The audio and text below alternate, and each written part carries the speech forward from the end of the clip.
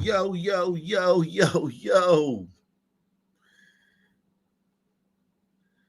What's cracking?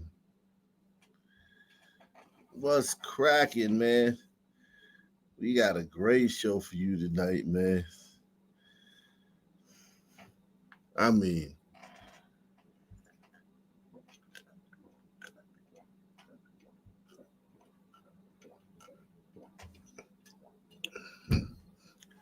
we got a great show for you tonight.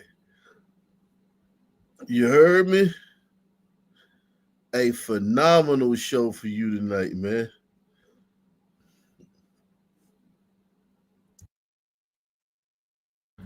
Yeah, we are in the building. You heard? Um, it's cracking. Okay, Ock Nation is cracking tonight. Everybody hit that like button, man. Everybody hit that like button, man. We got so much updates on stories, things that been going on. Plus, we got a brand new weekend of let's just say um get your coffee, okay? Get your coffee. Get your coffee ready. Oh yeah, you can show.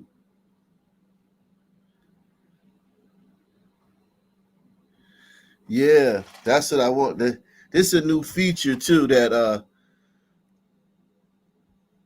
is a new feature that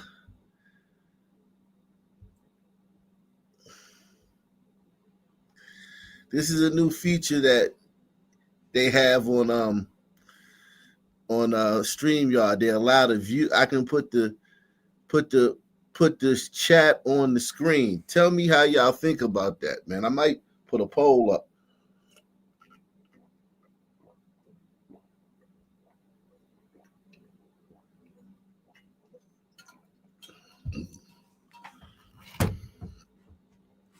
I might put a poll up for that. I just might do that. Yeah, I might put a poll up for y'all to hop on. Um, no, yeah, I don't know what's up with Rumble. I'm sorry. Rumble is no longer. Rumble is no longer.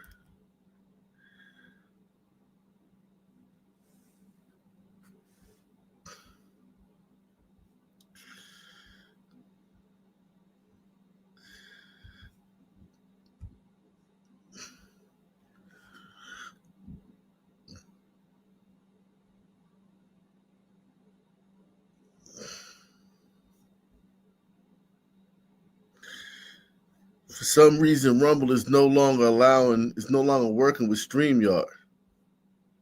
And Streamyard is my streaming platform. So I guess I'm just SOL.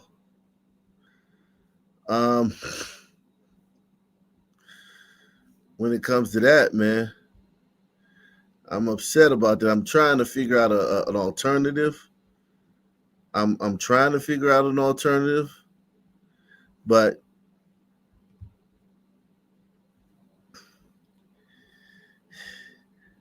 haven't yet been able to think of a great way. Oh man, sorry. Oops, I put the wrong god darn.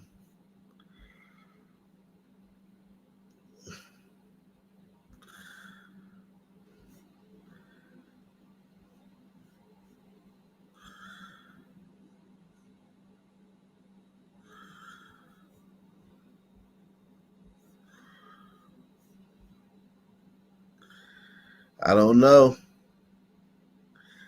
what happened to Rumble. I don't know what happened to Rumble.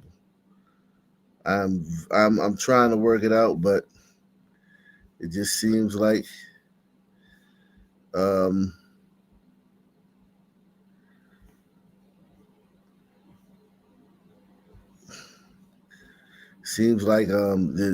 looked online, other creators are having a problem with it too.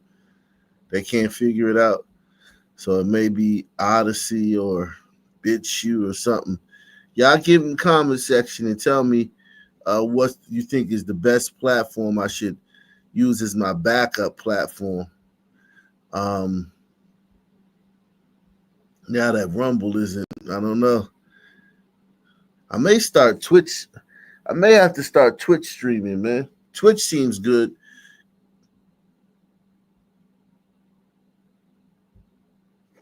I don't know if my computer supports Twitch, but I've been trying to go Twitch, but for some reason I can't. For some reason I haven't been able to get on there. I have to figure that out too. I have a Twitch account. I get up to the point where you wanna I gotta spend a day, just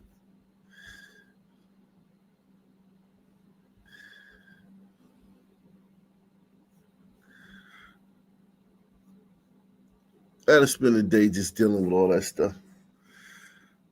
So Kick, yeah, I gotta spend a day.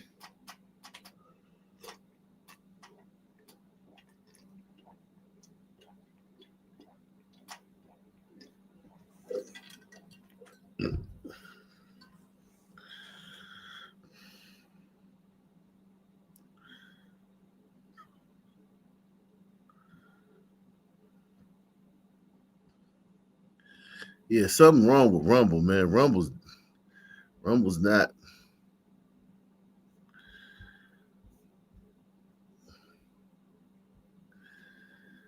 Uh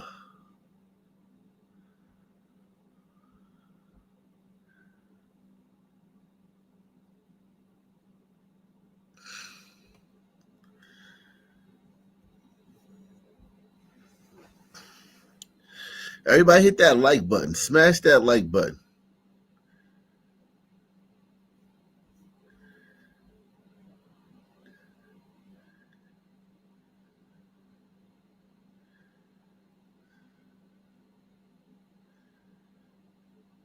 Smash the like button.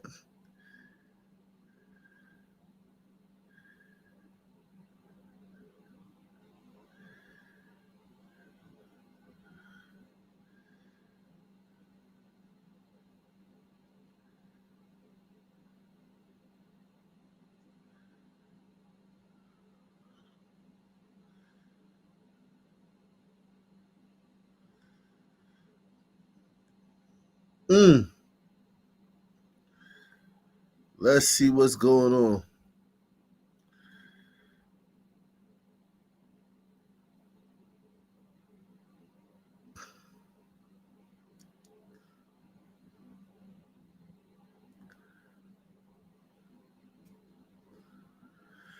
Let's see what's going on.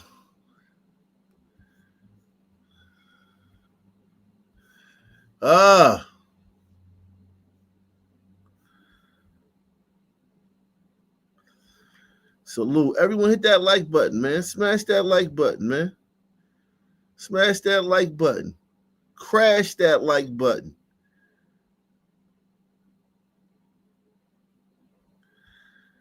Smash that like button for me, man.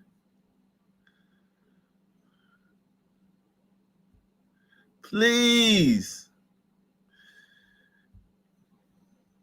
Well, first at 5, Seattle police arrested 3 people they say are responsible for a trio of murders outside of a nightclub.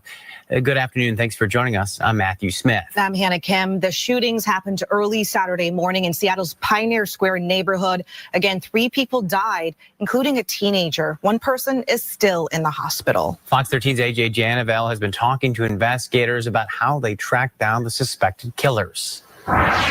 Investigators tell me a SWAT unit moved in Thursday night and arrested all 3 suspects at the same apartment in South Seattle. This was a brutal murder that occurred. For days, investigators searched for killers in the community, while the families of August Lestrap, Breon Dinesh, and 19-year-old Kaylani Harris. Okay, you got two sons, and this one is a Hispanic. She's an hombrita. We saw her family the other day in Seattle. Seattle's 7% black. 7% black. Who do you think did this, guys? Because you can't make no assumptions, because Seattle's only 7% black. So you can't rush to judgment. You can't rush to judgment, man. Don't rush to judgment, guys. You never know.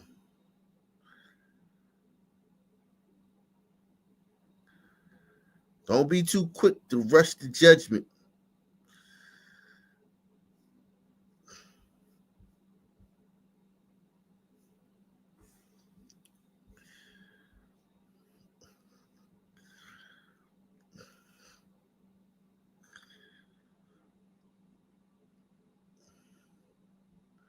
All right, let's see, man.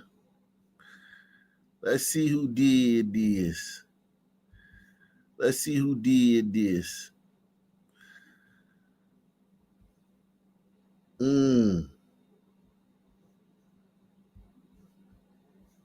For my daughter to have been killed in this way, it's not fair. Waited for answers. On Thursday night, Seattle police say they found those answers. I know that our SWAT team took him into custody and they made 3 exceptional arrests. Detective Eric Munoz with Seattle police tells me investigators discovered all 3 suspects hiding out at this apartment complex in South Seattle. In the home, investigators reported they found 7 guns. In court on Friday, neither of the suspects appeared for their hearings. Court documents break down the violence that happened early that morning. Probable cause report says the suspects waited outside of Nightclub in Pioneer Square, then ambushed the victims, firing dozens of rounds, hitting 4 people and killing 3 of them. The probable cause documents say surveillance video captured the suspects, not just during the shooting, but leaving the scene and at a convenience store earlier that night. Oh my God, whoever this is cooked. Whoever did this is cooked. I'm talking about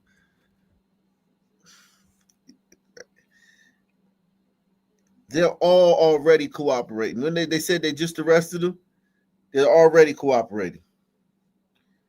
Somebody's already snitched. There's no way out of this one. Investigators said one of the accused shooters claimed he was in Oregon the day of the murders, but changed his story when he saw himself in the surveillance footage. It's not fair. No one should be able to roam the streets that wants to pretend to be God and take the life of someone else. Shooters claimed he was in Oregon the day of the murders, but changed his story when he saw himself in the surveillance footage. Wow. It's not fair. No one should be able to roam the streets that wants to pretend to be God and take the life of someone else. Hey, if that's the case, if she calls that pretending to be God, maybe the 5%ers was right. Maybe black dudes is the gods. Maybe black men are the gods of the earth. Because we the only ones roaming the streets, shooting people in broad daylight. I know you're going to say, well, Hispanics numbers pale in comparison. Now, if you go to Mexico or Venezuela, yeah. But in America, their numbers pale in comparison to ours. Police officials say they arrested 3 suspects in connection to these murders, but only 2 of them had hearings in court behind me. Officials with the prosecutor's office tell us they are still waiting for those charges to be filed. Salute to everybody watching on Ock Nation Gold. We got Ock Nation Gold in the building, man. All the people over there watching on Ock Nation Gold. I salute you, man. I set up that channel, you know. That's another channel where you can watch me on. Salute to everybody over there. We're simulcasting All the comments are in the chat, though. All the comments are in this chat.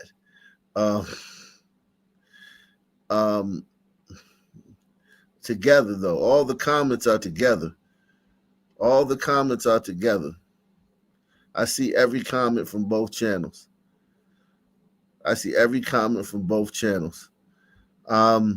Sad situation in Seattle. Sad situation. And look, they actually hit the like button over there on Ock Nation Gold. We got 16 people watching, and we got 15 likes on Ock Nation Gold. Let me see what the deal is on Ock Nation TV, man. I mean on Ock Nation News. Let's see what the deal is on Ock Nation News.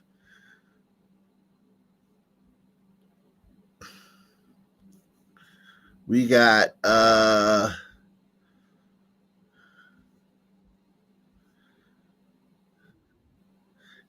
85 watching and 72 like. Oh, that's pretty good. That's pretty good. I got to tip my cap to you guys. 85 watching and 72 likes. So that's not bad, man. I got to tip my cap to you guys, man. Salute.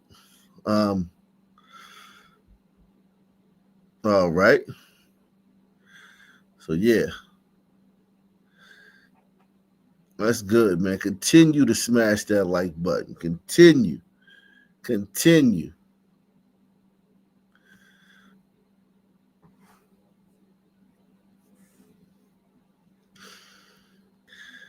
Make sure, Shiloh's up to 786, 72. Okay. 786, 72. It's slowed down. She probably made $6,000 this last week.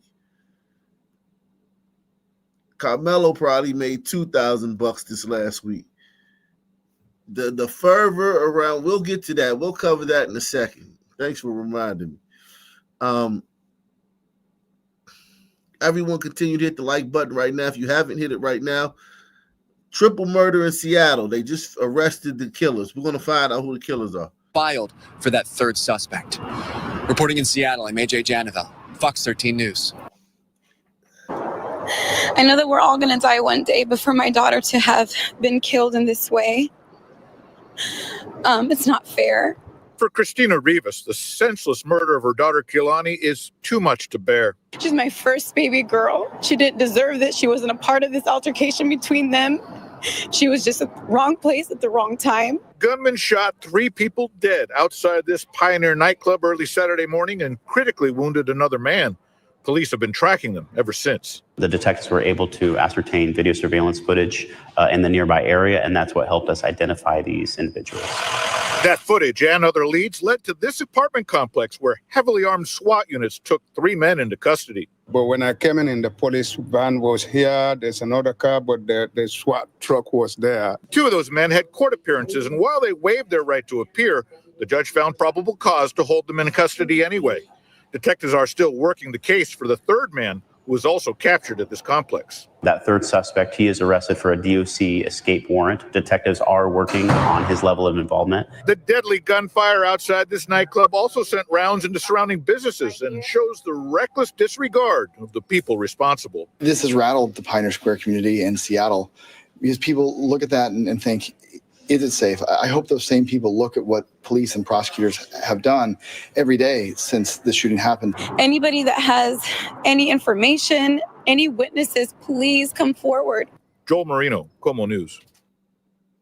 5 days after what police describe as a brutal killing in Pioneer Square, a SWAT team took 3 adults into custody at a South Seattle apartment complex. I believe. 2 men waived their first appearance Friday and are being held for investigation of second-degree murder and second-degree assault. What's the state requesting regarding probable cause? Police say a third person yet to go before a judge is booked on a Department of Corrections escape warrant. 19-year-old Kehlani Harris was one of 3 people killed outside a nightclub. Her mom says they were in touch all night. She says her daughter was walking back to the car after a night out with friends. She didn't even want to be there. You know, unfortunately, some of her friends kind of persuade her to go, and she didn't want to even be there. He admits to law enforcement. Prosecutors say surveillance video from the nightclub and Occidental Square helped police. The department previously asked the public's help to locate a black Tesla that could help investigators. When I spoke with the detectives this morning, I didn't get any details regarding that involvement. I know that there was other video surveillance that allowed us to locate and identify these people. Sounds like the In court, a judge said one of the defendants has a warrant out of Oregon. The other defendant told investigators the group was in that state at the time of the shooting. He then changed his story and admitted to being in Seattle when he was captured in surveillance video. And it's important that the judge acknowledge that. That's a key detail that I'm sure will also come up in the case as it moves forward. A search warrant allowed officers to recover firearms from the apartment. Detectives are working to find out if they're the same guns used in the shooting. There's ballistic testing, there's forensic testing. If they determine that there needs to be fingerprint testing, that'll all determine on the investigation and what the detectives decide. Police say the case is still under investigation. Harborview Hospital says a fourth shooting victim. As we told you at the top of this newscast, victims who were viciously attacked by a Northeast Ohio man are demanding justice tonight. They say he Okay, so before we get to that, man, they didn't show the pictures of the Seattle shooting suspects that was arrested. They didn't show them.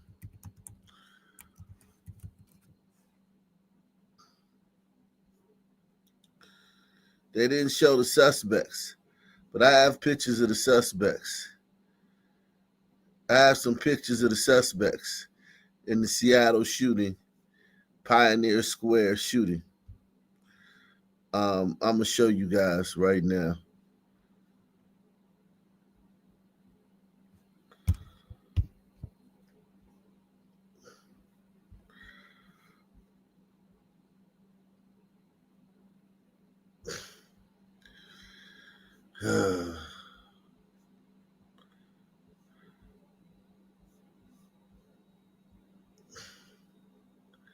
That's one.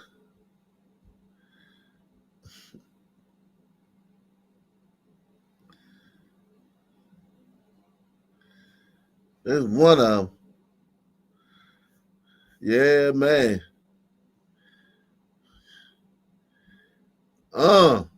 Yeah. That's one of them. Woo.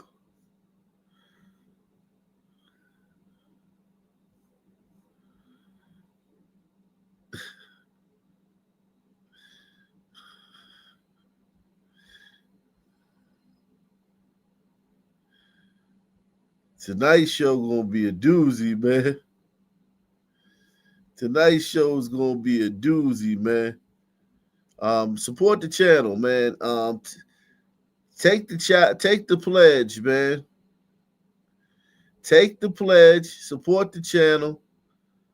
PayPal, Cash App, Super Chat.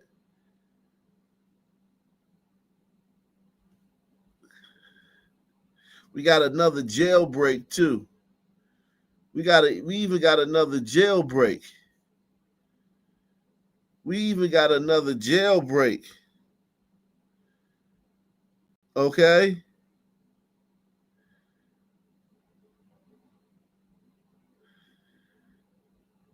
We got another jailbreak. We got a lot going on tonight, man. Tonight is going to be an epic episode of Rock Nation. We are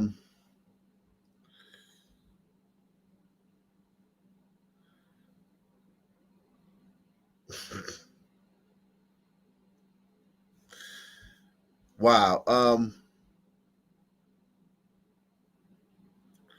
Continue to smash that like button. Shout out to everybody that's in the building. So it was a Sun man that shot up those people in Seattle.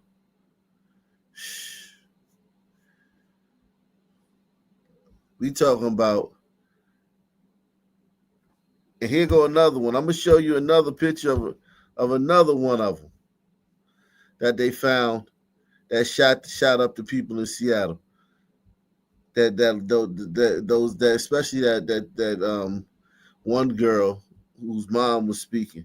Here go another suspect. Here they go right here. These are shooters in the Seattle triple shooting. 7% black city.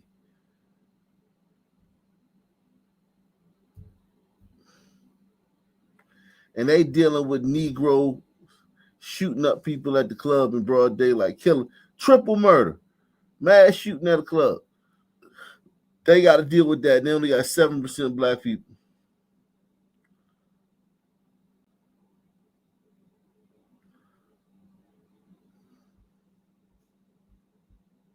Unbelievable. Shout out to Bobby Digital. You know, that was one of my favorite albums. Bobby Digital is one of the most underrated albums of all time. Press one. Press one. Bobby Digital is one of the most underrated albums of all time.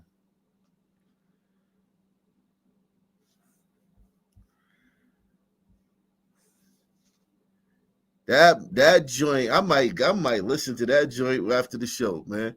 I haven't thought about that album since the 90s, man. I might literally go listen to that, even not after the show or tomorrow.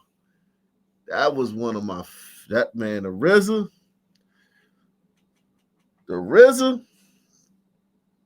solo. That joint, man. What? Bobby Digital. That was my shit.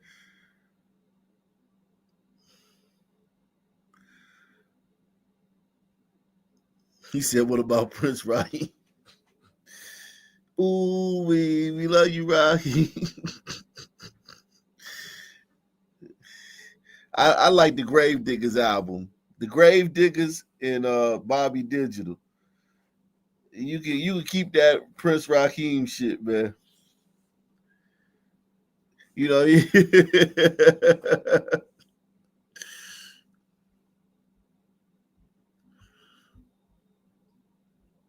can keep that Prince Raheem shit, man.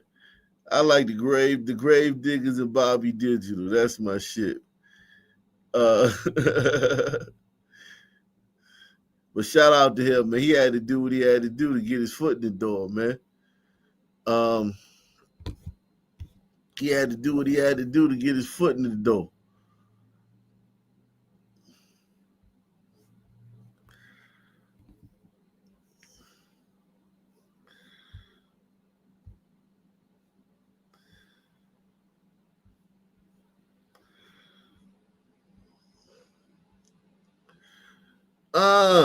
As we told you at the top of this newscast, victims who were viciously attacked by a Northeast Ohio man are demanding justice tonight. They say he showed no remorse, yet the judge released him. 19 investigator Mike Mason broke this story and now has the latest. This man, Cyrus Walters, was in court here earlier this week, pleading guilty to brutally assaulting 3 men, all within the same month. However, the judge let him walk, and now his victims are outraged, and they want justice. I'm ready to get in this cop car and face my time. Listen, this is body cam footage of officers arresting Cyrus Walters last year for assault. Earlier this week. Look at that nigga, man. Just look at that. Look at that primitive cave dwelling relic from a different time, man. Just smiling and shit after viciously assaulting 3 people for no reason. Randomly, too. I remember we did this story when it happened. This dude, wait till you hear what this dude did, man. I'm going to just let it play. I'm gonna try not to stop this one. This video is better if you just hear it straight through. As we told you at the top of this newscast, victims who were viciously attacked by a Northeast Ohio man are demanding justice tonight. They say he showed no remorse, yet the judge released him. 19 investigator Mike Mason broke this story and now has the latest. This man, Cyrus Walters, was in court here earlier this week, pleading guilty to brutally assaulting 3 men, all within the same month. However, the judge let him walk, and now his victims are outraged, and they want justice. I'm ready to get in this cop car and face my time. Listen, this is body cam footage of officers arresting Cyrus Walters last year for assault. Earlier this week, Walters was released from jail after he admitted to brutally assaulting 3 men. I was fairly certain he was trying to kill me. Walters viciously attacked David Dudley last year in downtown Cleveland.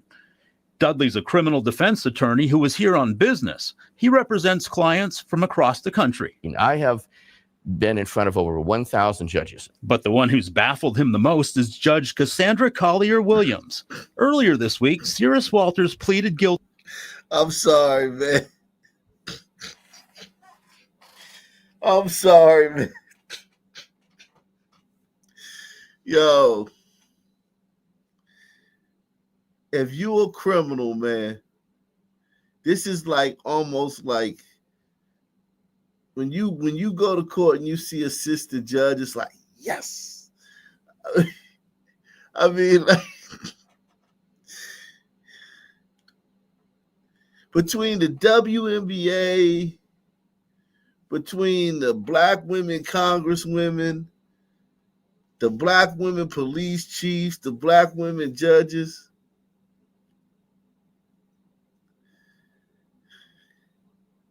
yo, man. Yo, I know listen. Golly, man. It can't just be a coincidence, man. I know coincidences. I'm aware of coincidences. You know, I'm not a conspiracy theory. I believe shit just happens. There could be coincidences, but it's hard for them to be that bad at so many different things, man. And even when they're not bad, it's their bias. Even when they're not bad, they're biased. They're either bad or biased. Press 1. Sisters are either bad or biased.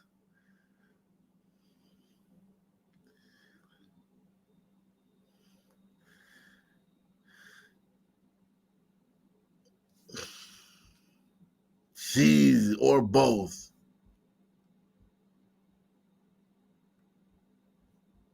He was trying to kill me. Walters viciously attacked David Dudley last year in downtown Cleveland.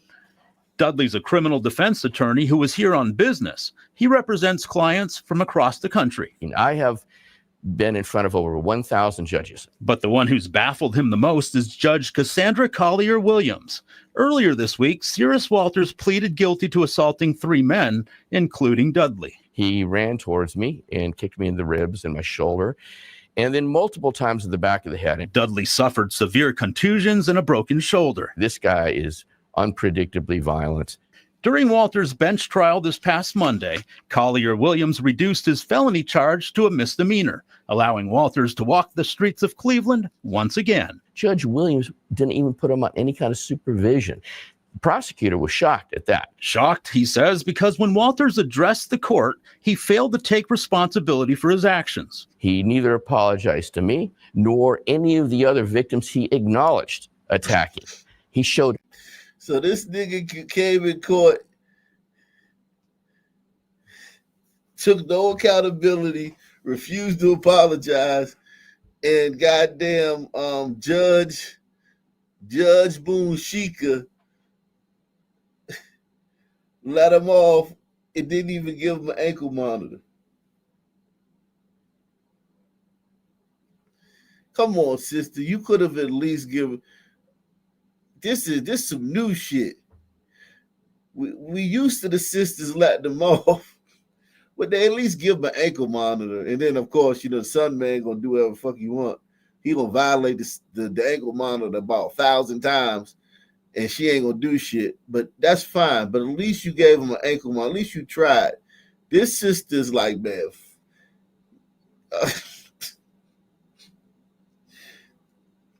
They stretching the game out. They etching your name out. Put Boone Shika on top. let criminals out nonstop. It's the hard knock life. Jesus. Walk the streets of Cleveland once again. Judge Williams didn't even put him on any kind of supervision. The prosecutor was shocked at that. Shocked, he says, because when Walters addressed the court, he failed to take responsibility for his actions. He neither apologized to me nor any of the other victims he acknowledged attacking. He showed no remorse, not one shred of remorse. I feel the judge let us down. We'll call this man Tony. Surveillance video captured Walters beating on him in Tower City. Broke my glasses, and also I had a few knots on the back of my head. I had a ring around my eye. Tony says he's devastated by the judge's ruling. She's just getting time served, which is, I think, ridiculous because I feel he's a menace to society. After assaulting Tony, Walters was arrested and released the next day to attack once again. This time, he injured a man near Whiskey Island so severely, he required stitches. I ain't do no crime, bro. We've been walking this whole time. Once again. So this guy, think about it, man. He's begging, as the liberals would call it. He's begging for help. You know, a lot of liberals would say he's begging for help. They won't even help him. They won't even help him. He's begging for help. Shout out to my man TCT, man. He said, here's for another good show. Salute to you, man. TCT, Op Nation Hall of Famer.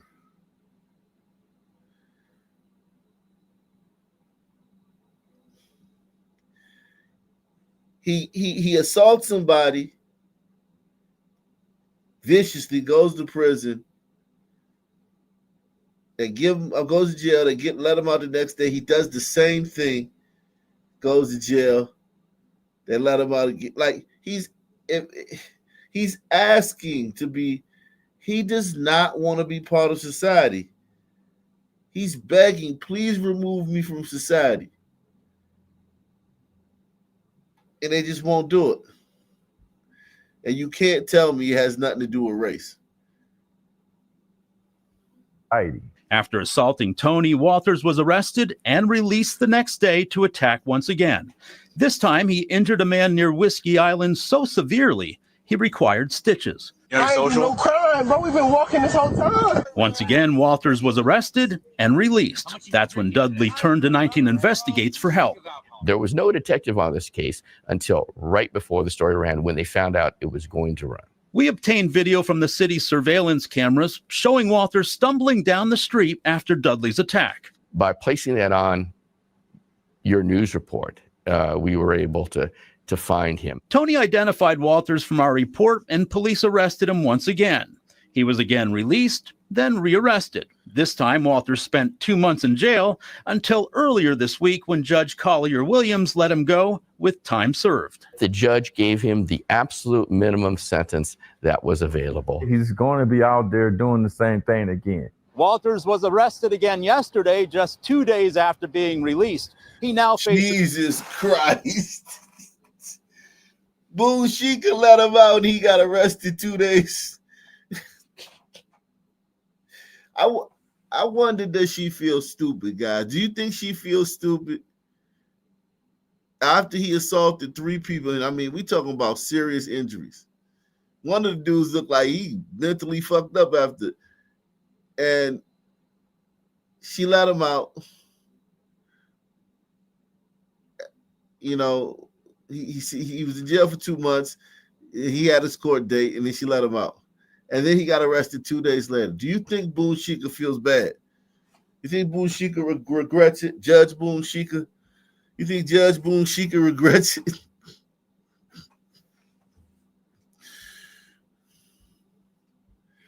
Come on, Judge Boone Shika.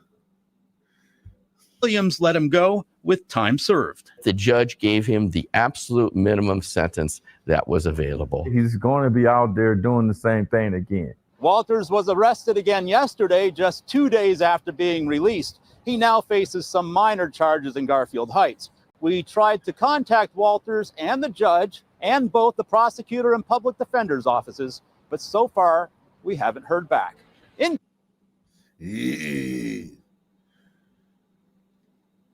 Everybody, right now, wherever you are, smash the like button. I don't care if you're in Jersey. I don't care if you're in Hawaii. I don't care if you're in Timbuktu. Smash the like button right now if you have not. Share this video on social media. Share this video on social media, man.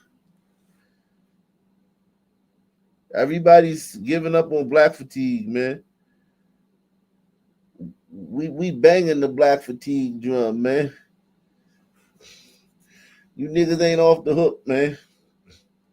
Give me 3 Z's, man, if you ain't ready to let these niggas off the hook. Give me 3 Z's if you ain't ready to let these niggas off the hook with black fatigue, man. Even though everybody else has moved on, man. I ain't ready to let you niggas off the hook, man.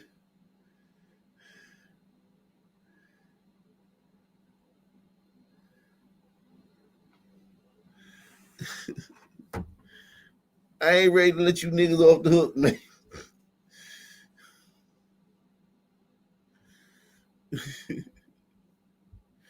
In Cleveland, Mike Mason, 19 News. Time and time again, parties at short-term rentals, they sometimes end in violence. What should be a celebration turns into a crime scene. This is something that we have seen far too often across our city. If she was honest, she would have said time and time again, short-term rentals involving black people end in violence. Because listen, of 100 Airbnb parties that end in gun violence, 98 of them are black people and 2 are Hispanic. And we've been covering this for years, which is the reason why black people discriminate, black hosts, Airbnb hosts discriminate just as much as white Airbnb hosts discriminate on names. They look at the name, and if you got a black sounding name, they're less likely to allow you to rent their property. Short-term rental. We did the videos on it. And that was black fatigue. This study, the Harvard study was done probably in 2020 or something like that. Or 2021, something like that. That's the old black fatigue. Time and time again, parties at short-term rentals, they sometimes end in violence. What should be a celebration turns into a crime scene. This is something that we have seen far too often across our city. Well, tonight, Airbnb is cracking down, trying to stop disruptive parties before they ever start. And they're using AI now to do it. And this is a story you heard first right here on Fox 13 News at 10 last night. Fox 13 Sierra Jordan spoke with a mother who lost her son at a birthday party held at one of these rentals. These changes to security may be welcomed by some, but for one mother I spoke to, it was a little too late. Her 21-year-old son was shot and killed at a birthday party at a short-term rental property back in February, and now she's hoping these changes will make a difference. Shooting after shooting, underage drinking, and even robberies. Short-term rental properties have now become places to have parties. Fox 13 has reported on how these parties can turn violent and even deadly. Just went to show this young lady some love to support her for her 21st birthday. They're all getting ready to be 21, so it's a celebration. And he never returned home. Nakia Brown told Fox 13 her 21-year-old son, Darion, was shot and killed at a short-term rental on North Michelle Street back in February. The word Airbnb is triggering to me. Like, I would never go to one. With Memorial Day and the summer season just around the corner, Airbnb is cracking down on parties. Last year, it blocked 51,000 rentals, and that may have turned into parties. And they are using AI to make those changes. In Memphis, thanks to this technology, last year, approximately 160 people were deterred from booking an entire home listing on Airbnb over the Memorial Day and 4th of July holidays. Jessica McGraw is a communications manager for Airbnb. She explains the system looks at a range of factors. This includes how many people are staying, they cannot book 1 to 2 days, how far the guest. Is their name goddamn Connor, Ian, or is it DeMarquavius and Deshaun? Or goddamn fucking, you can't even fucking think of no black name. This new generation of black names is going so far off the charts, you can't even fucking like make them up. I don't know how these sisters make these names up, but yeah, that's what they're looking for. Those names. Look at her and her.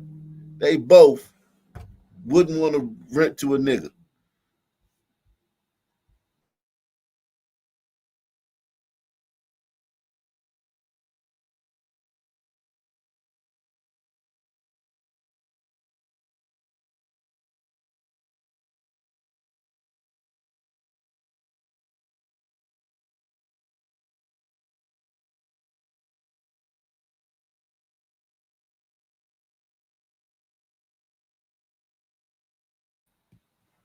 Shout out to my man Baby King, man. Jaquante. She said Jaquante. Baby King in the building, man.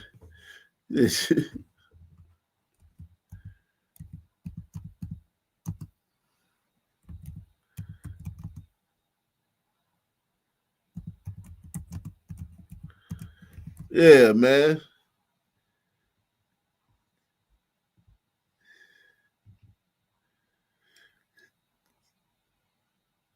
Is this it? Here it is. I'm gonna show y'all this.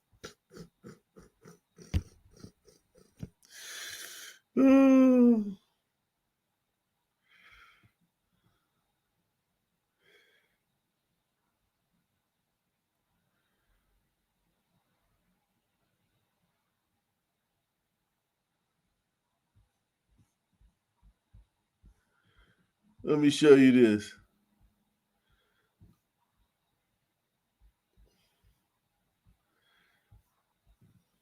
Researchers inquired about rooms using names that sounded white or African American. This is how those hosts responded. When it was a white guest,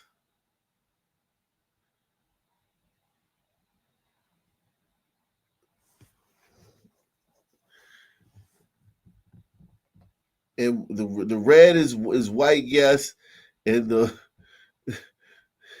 the black is white guest, and the red is the red. For some reason, the red is African American guest, and the black is white guest.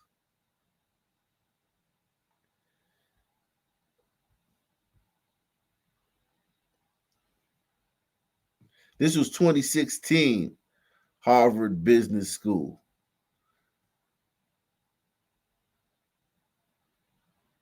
That equally don't want black people in their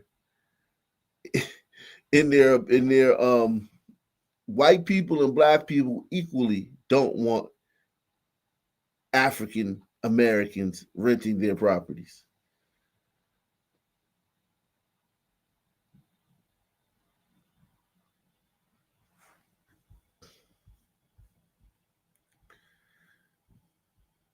And listen, I'm somebody, as y'all know, I have to get Airbnbs all the time.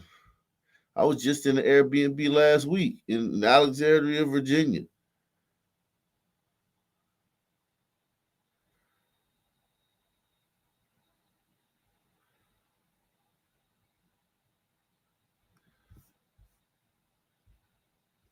I had an Airbnb in Alexandria, Virginia, and I had to get this. I had to. My wife, she do that shit though. She does all that stuff, but she got a black sounding name too. But we got a good score on the Airbnb site. All the hosts leave us good reviews. We've been doing it for a while. But yeah, nobody likes niggas in their Airbnb. Nobody.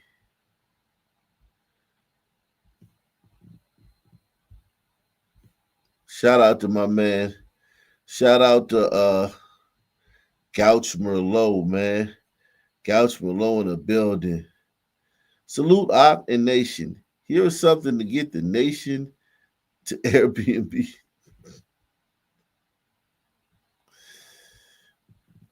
Listen, man. And it's just as many black people that have black fatigue as whites. But I do wish that the black fatigue could have been a white movement.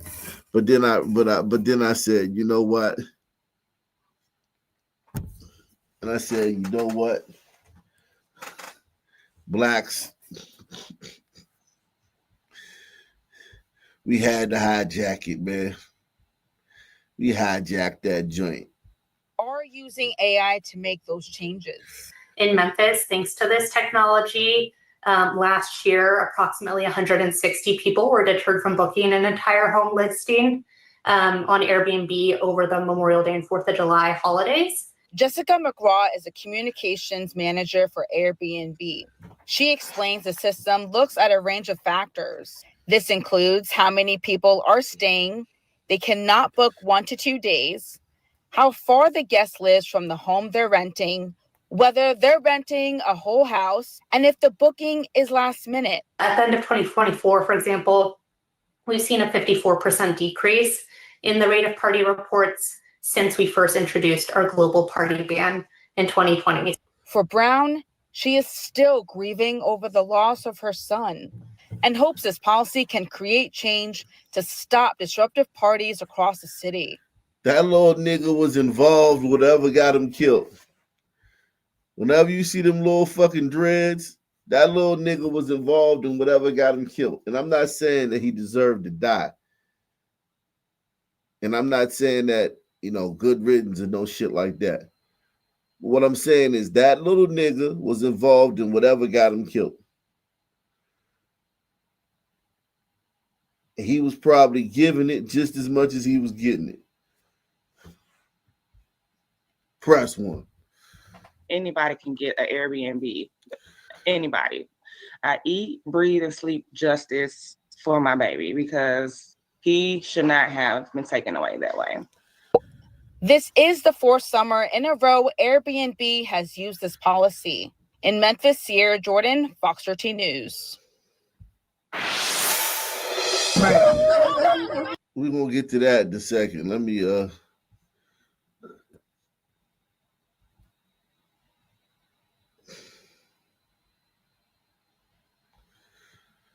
y'all an update on that.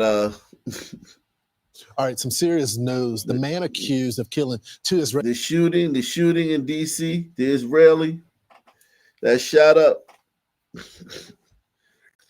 I mean, the Hispanic, the hombrito that shot those 2 Israelis near the embassy in D.C. the other day. We got an update on that right quick. Then we're going to get into the main event. Everybody hit the like button if you're watching right now anywhere. I don't care where it is. Smash the like button right now. Right this second. I don't care where you are. Smash it right now. All right, some serious news. The man accused of killing 2 Israeli embassy staffers in Washington, D.C. could face the death penalty for what the Justice Department is calling an act of terrorism. Mm-hmm. Madeline Rivera joins us now from outside the Capitol Jewish Museum with the latest. Madeline. Good morning, guys. Investigators say the charges they brought against the suspect yesterday are only the beginning, and there could be more coming depending on the evidence. This is a horrific crime, and these crimes are not going to be tolerated by me and by this office. Anti-Semitism will not be tolerated, especially in the nation's capital. Now, we're going to continue to investigate this as a hate crime and a crime of terrorism. So for now, 31-year-old Elias Rodriguez is facing 2 counts of first-degree murder along with firearm charges. Court papers present the shooting as calculated. Authorities say Rodriguez flew to D.C. from Chicago on May 20th with a gun. He told police he had bought a ticket for the event at the Capitol Jewish Museum 3 hours before it began on Wednesday. Surveillance video showed Rodriguez shooting the victims, 26-year-old Sarah Milgram and 30-year-old Yaron Lashinsky, both staffers for the Israeli embassy. As Milgram tried to crawl away, Rodriguez approached her and fired at her again, emptying out more than 20 rounds in total in the attack. He allegedly told police, "I did it for Palestine, I did it for Gaza, I am unarmed." Rodriguez was holding a red scarf identified by one witness as a keffiyeh, and as officers were escorting Rodriguez from the museum, he shouted, "Free Palestine." Moving forward, police will be speaking to the people who knew Rodriguez, trying to learn more about him. They'll be combing through his social media accounts and going through writings that are believed to have been published by him.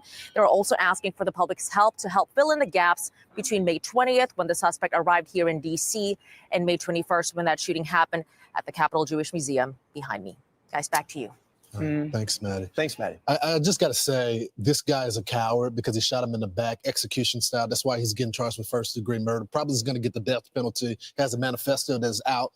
But he targeted people that were directly trying to get aid to Gaza. So, I mean, if you have been condemning the Israeli government and you don't like the way that they're conducting or what you don't like about the foreign aid, this group, these diplomats were trying to get aid there, and you executed them. Well, it's also, you know, with all this condemnation towards Israel, what is the appropriate response to a 9/11 type attack, which is what Israel suffered? What is the appropriate response? I mean, you look at just the first 6 months after 9/11 here, we dropped 1,228 cluster bombs with 248,000 bomblets on Afghanistan. You saw a huge displacement of people as a result. So what is the appropriate response when you have your women killed, when you have your children killed, when you have your people taken hostage? Like, what is the appropriate response for the people condemning Israel? Yeah, and not just Israel's response to Hamas, but Americans' response here, or some are Americans, a lot aren't, to what Israel is doing has turned into all these pro-Palestinian, which are now pro-Hamas protests on universities where they're literally almost physically attacking Jewish students. Well, Trump administration says no more. Secretary no more is that universities need to get your act together. And the Trump administration has terminated Harvard's student visas. Yeah, we're talking about, according to the data that they have, 27% of their population. I want to know why they're having 27% of international students when it's so competitive to get in this school. A lot of Americans want to go there. But all they've asked Harvard to do is turn over the video camera of all these protests and what was going on. Treat the Jewish population as you would treat any other population. Stop the blocking of the Jews from going to the class. And Harvard does not want to buckle. And this is just another way to hit their bottom line, Lisa. Well, it's also, you know, I just love common sense, right? And if you're a country that wants to do harm to the United States, would you not use our universities as a way to try to do harm to the country? And look, over the past 4 years under the Biden administration, we talked a lot about illegal immigration, and clearly everyone's seeing the impact, and also that playing out a role in the election, with immigration being the second most important issue to voters. But now we need to have a conversation about legal immigration and who are we letting into this country, and what does that vetting process look like for some of these visas to allow some of these individuals to come to the United States who, by the way, hate us, hate our values, hate what we believe here. And why are we letting them into the United States, Joey? Yeah, I don't think the Trump administration is going to tolerate it much anymore. These are some of the things that they're doing to put universities in check so that they actually care about this country. They've revoked the authorization to enroll international students. They've suspended $2.7 billion worth of grants and $1 billion for research partners, launched at least 8 investigations, asked the IRS to revoke the university's tax-exempt status. Now, understand that most of these universities, especially the Ivy League, I went to Georgetown. They have a multi-billion-dollar trust. It's not like these endowment. It's not like these universities are going to be bankrupt and can't provide scholarships. They said they're going to have to be more diligent in who they provide scholarships to, and they're going to have to dig into some of that money that's just actually, ironically, working in a capitalist system to earn more money for them, which is what they're doing with those endowments as opposed to taxpayer dollars. The message is very simple. It's coming from the president. It's coming from the DHS secretary. Get your act together. Here's the secretary. Harvard brought these consequences upon themselves. They have promoted and allowed violent activity on campus. They have allowed anti-Semitism, participation with CCP and Chinese infiltration and influence on their campus, and they haven't protected their students. This should be a warning to every other university to get your act together. Get your act together, because we are coming to make sure that these programs that you are facilitating an environment where students can learn, where they're safe, and that they're not discriminated against based on their race or their religion. Well, and when we hear these chants on college campuses, and by the way, we've seen it throughout the country, not From the just river on to the sea, free globalize the Palestine. Intifada. Right. This is what they they're have asking. meaning. Lawrence, this is precisely what happened in Washington, D.C. the other day. This is what they were asking for. That's right. I'm Steve Doocy. I'm Brian Kilmeade. And I'm Ainsley Earhart. And click here to subscribe to the Fox News YouTube page to catch our hottest interviews and most compelling analysis. News. We are now monitoring two different jailbreaks in Southeast Louisiana, with the latest one happening yesterday in Amite. One inmate is seen on camera escaping from the Tangipahoa Parish Jail. And get this, it's the second time this inmate has escaped over the past year. Meanwhile, 5 inmates remain on the run from the Orleans Justice Center a week after that breakout happened. Thank you for joining us, everyone. I'm Sharice Gibson, and tonight we have learned another person has been charged for allegedly helping the Orleans inmates escape. Trevon Williams is already an inmate in the Orleans Justice Center. Investigators say he helped with the initial jailbreak. And a woman who allegedly helped 3 of the escaped inmates is sitting in jail on a $1 million bond. And today, NOPD arrested Casey Smith, who's on your screen, after they say she helped them drive around once they broke out. Alyssa Curtis was inside of the courtroom when the judge set Smith's bond. Alyssa, how exactly are they alleging she helped? Well, Sharice, according to the Attorney General's office, Casey Smith admitted to driving some of the escaped inmates around days after they broke out of jail. There's been some inconsistencies with the number of inmates she helped, but today in court they said 3. Her lawyer, though, says that is not entirely true. According to the judge, the warrant says Smith was a co-conspirator with someone who received a phone call from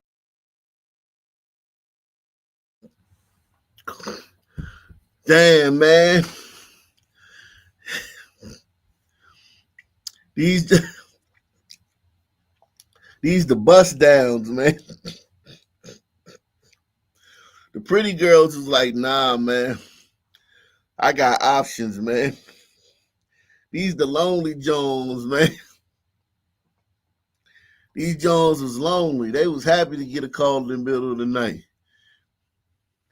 Baby, who is this? It's Traviante.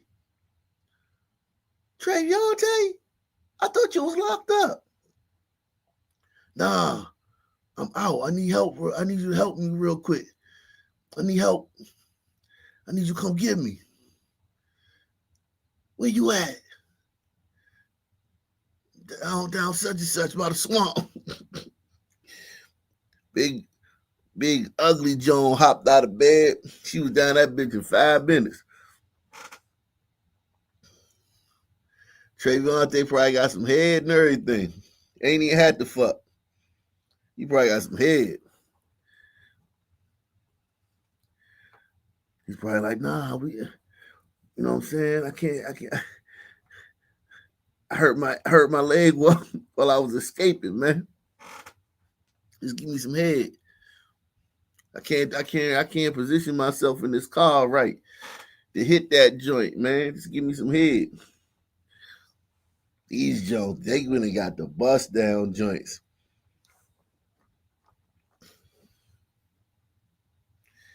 That's crazy. This what when them brothers be shooting people and they be on the run. This usually where they be at, a joint that look like this house. Lonely Jones, man. You don't be lonely. Is Courtney Harris, and the two are allegedly cousins. The Attorney General's office says Smith confessed to helping the inmates yesterday, days after their escape last week. But Smith's lawyer says the person responsible is Courtney Harris, not Casey Smith. Her lawyer says Smith was simply in the car with her cousin, who got a call and later gave a few men a ride. Smith's lawyer says she didn't know who the men were, but the Attorney General's office says that is not possible as these men's faces were plastered all over national news. Again, the AG's office says Smith confessed to allegations that happened yesterday. I do want to point out that Courtney Harris was arrested Wednesday. The judge again set her bond at $1 million. Sharice. All right, Alyssa, thank you so much. So every minute counts, Matt, as this massive manhunt continues for these five. They gave them broads a $1 million bond. Do you know a $1 million bond in New Orleans? You could shoot up a club and kill like 5 people, and you might get a $250,000 bond. They gave them a $1 million bond for helping these niggas. These broads are in a lot of trouble, Jack. They are in a lot of trouble. I hope it was worth it, man. I hope it was worth it, man. I hope they at least hit it, man. Hope they at least let you get a nut. So every minute counts, Matt, as this massive manhunt continues for these 5 fugitives. Derek Groves, he's 27 years old, and he's accused in 4 killings and convicted on 2 counts of murder and 2 counts of manslaughter. Linton Van Buren, he's 26. He's accused of second-degree murder. And then there's Leo Tate, 31 years old and facing multiple gun and drug charges, plus burglary. Jermaine Donald, who is 42, he's the oldest of the group. He is awaiting trial for second-degree murder and now a jailmate. Hold up, man. I'm tripping. I had a Ock Nation, my bad. I know y'all usually rely on my insight, man. I'm sorry. Niggas who been in jail, they'll fuck each other.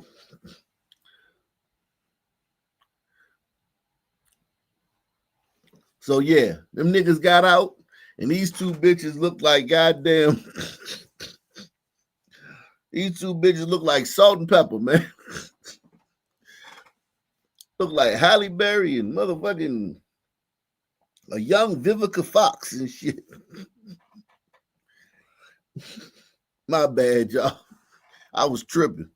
Them dudes been in jail, man, for a long time, man.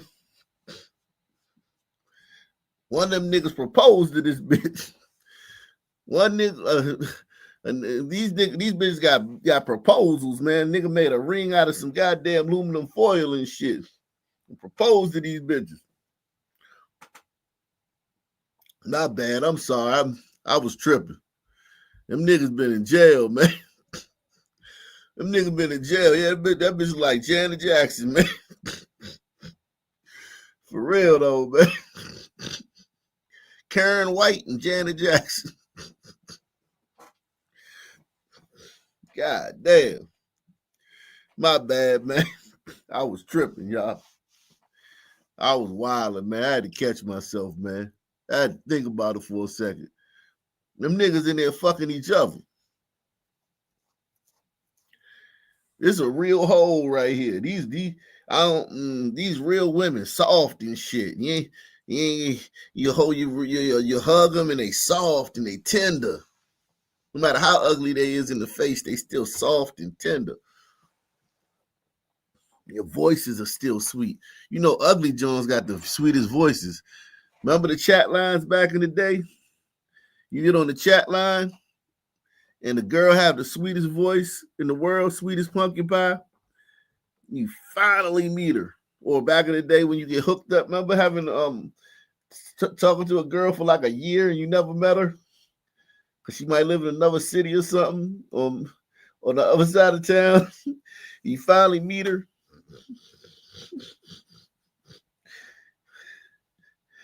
And you're like, oh, Lord. The ugly Jones always got the sweetest voices, man. Yeah, one of them niggas was fighting over these broads, man. What am I talking about, man?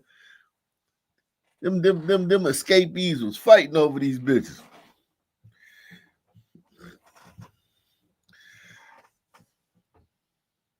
Both these bitches got marriage proposals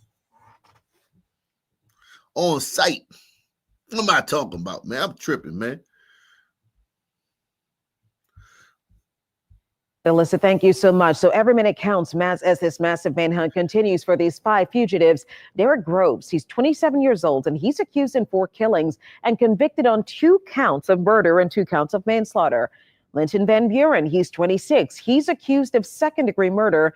And then there's Leo Tate, 31 years old and facing multiple gun and drug charges, plus burglary. Jermaine Donald, who is 42, he's the oldest of the group. He is awaiting trial for second-degree murder. And now a jail maintenance worker is charged with helping them get out. That is Sterling Williams. He's 33 and admitted to assisting the inmates. And he told investigators he was threatened by a stabbing by Antoine Massey, who was also one.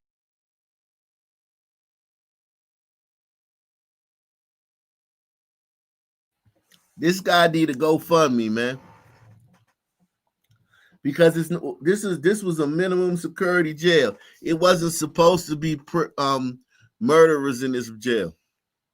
The dude who threatened to stab this guy was a psychopath, a known killer on the streets of New Orleans, a legendary killer on the streets of New Orleans. He wasn't supposed to be in this jail. He's supposed to be in Angola, man.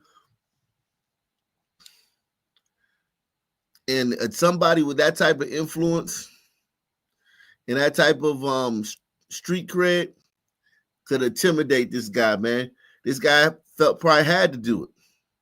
He was being threatened with a knife by a psychopath, by a real street legend.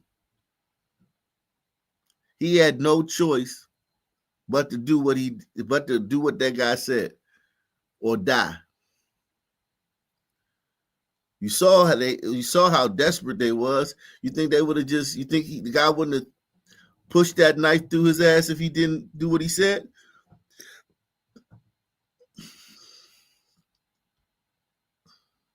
Huh? Of course he would have. This guy had no choice, man. This guy need to GoFundMe, man. This guy right here is innocent, man. I hate the fact that this guy's being charged with this shit when he had no choice. He had no choice. It's not even like he's a CO where he got a duty. He's just a maintenance worker. And them niggas escaped like they made him do that shit. This is completely unfair for this guy, man. I feel bad for this guy, man. Salute the Cool Cat, man. He says, much love and respect, Ak, in the nation. Shout out to Cool Cat. Baby King once again. My man, Baby King in the building. He says, with all due respect, your background, boo-boo.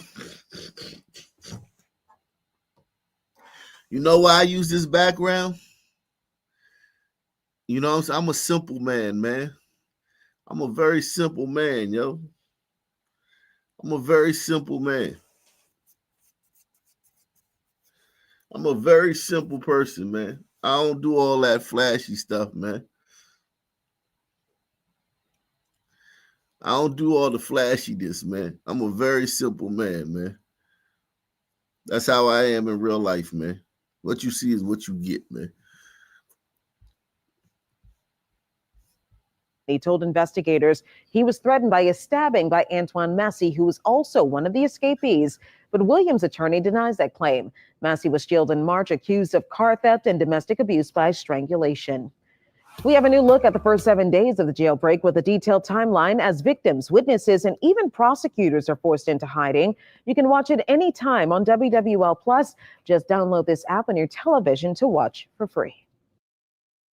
So some new video shows an inmate at the Tangipahoa Parish Jail climbing over a razor wire fence. Take a look at this. And then he makes it over and he made a run for it. And this evening, that inmate still has not been captured. This is the second time that inmate has escaped in a year, and he's facing a murder charge. And last night, it took 6 hours for Tangipahoa jail staff to even realize he was missing. Rachel Hanley joining us now live from outside the jail. Rachel, any sign he'll be captured soon? Well, what we do know is that there have been at least a couple of leads as to where he is. A few hours ago, we heard from Sheriff Gerald Sticker, and he says overnight around 3 a.m., they had gotten a tip that somebody who matched this inmate's description was seen in the Baptist area. He says that his deputies, surrounding sheriff's office deputies, canine units, drones were all sent out there to try and find him, but they could not. They said last he had heard that a person was seen running into the woods, and they don't know for sure that it was him, but it was somebody matching his description. And then during that press conference earlier this afternoon, Sheriff Sticker said they had gotten another tip that they were actively looking into at that time, and that was around 2 o'clock this afternoon. So we know that there have been a couple of leads, but as you said, at this point, he is still out. And whatever we heard from him today, Sheriff Sticker also laid out a timeline of this escape, and he explained the multiple security failures at this jail that allowed it to happen. A Tangipahoa Parish inmate is on the run again. Sheriff Gerald Sticker says the escape started in the dorms. They stopped up a shower and flooded it. As a result, a deputy was dispatched to the back. During the chaos that followed, Sticker says jail employees left doors to the dorm and the outside open at the same time. 2 inmates, Trayvon Johnson and Trevon Wallace, ran out. Wallace was found on jail property. A routine count a couple hours later showed no one was missing. Then that night, someone anonymously called to ask if Johnson was still locked up. So at that time, jail staff went back to the dorm where he was assigned. He was not there. That's when the sheriff's office looked back at security video and saw this. Wallace had helped Johnson over the razor wire fence. Sticker says he used a towel or a blanket to protect his hands at the top. Then he made a run for it. Some of that razor wire was put in place after Johnson himself and 3 others escaped from the jail a year ago. It's ridiculous. People who live by the jail told us they're in disbelief that the same person was able to get out twice. Back in the day when I was going to jail, and it wasn't like that. You couldn't get out of them jail. And now, to me, you just walking out the door. Sticker says he's tried to get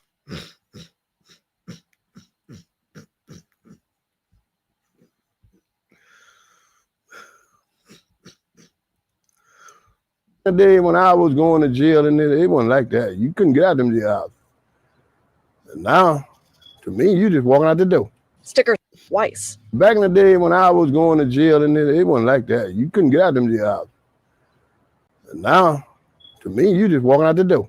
Sticker says he's tried to get Johnson transferred out of jail before because of the previous escape and how serious his charges are. He was arrested after a home invasion in 2022 that left a man dead and his 12-year-old daughter with multiple gunshot wounds. Sticker says since the first escape, he's also been trying to make improvements to the jail. I took over a jail, quite frankly, that was... There wasn't no chirp. You a motherfucking lie, man. Person was able to get out twice. Back in the day when I was going to jail, and it wasn't like that. You couldn't get out of them jail. And now, to me, you just walking out the door. Those are birds, man. We outside, man. Those are birds, man. Those are birds chirping, man. Charges are. Shout out to Deluxe 247, aka Cal Ripken, aka the real MVP, coming through once again, man. Those birds chirping, man. Y'all crazy. Shout out to David DeHart, man. He says they just tried to pass a bill to make it a crime to say anything anti-Semitic. The news never talks about the 100,000 dead in Gaza genocide.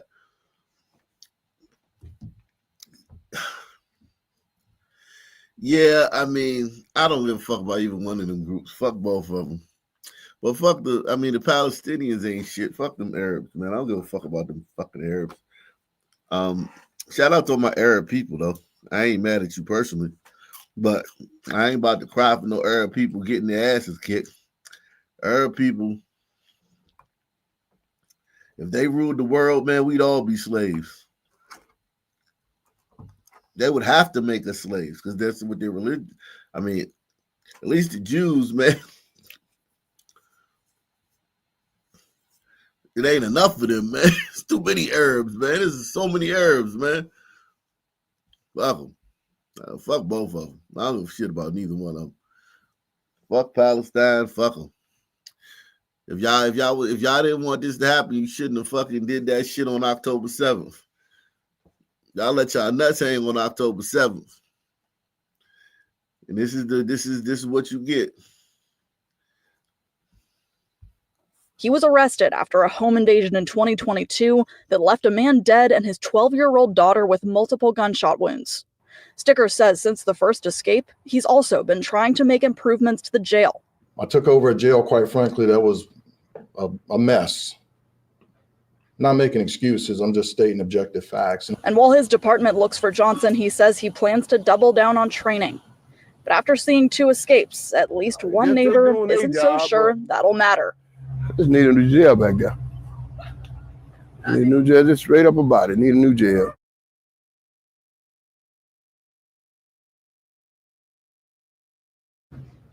Sheriff Sticker says at this point, 4 employees from the jail are on administrative leave while they investigate this escape. In Amy, Rachel Handley, WWL, Louisiana. All over the public remaining vigilant. Thank you so much. Police say an argument escalated between 2 adults at a 5th grade graduation. One of them ended up stabbing the other. Fox 4's Deion Anglin is on scene. Okay, so this who do you think this is? I don't know. I haven't watched none of these videos today, but who do y'all think this is, man? Who did this, man? Who did this, man? What parents are stabbing each other at a 5th grade graduation, man?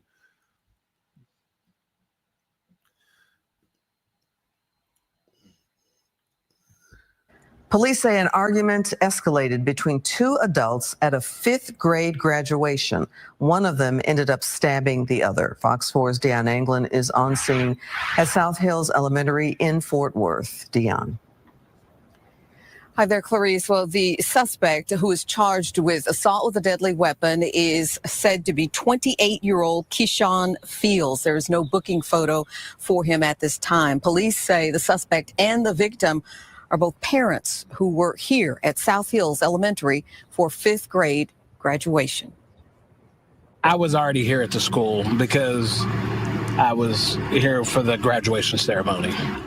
I was trying to figure out what was going on, who needed help at that point. Just trying to, I gave my shirt away. This is not even my shirt. Tim Russell says he was that close to the victim who was stabbed. He describes trying to help the man while also making sure students were out of harm's way, his own family included.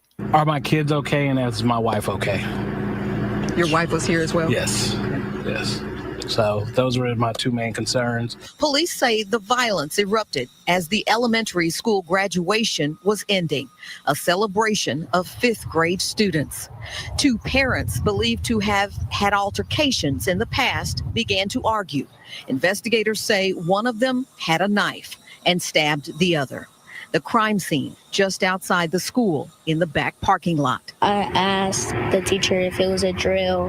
Kason Lopez spoke to us with his grandmother's permission. He describes how those in his classroom reacted. We went into lockdown and several people were crying, saying that, oh, like someone got stabbed. Police say the suspect took off on foot, but with a description from witnesses, officers located the man several blocks away and took him into custody.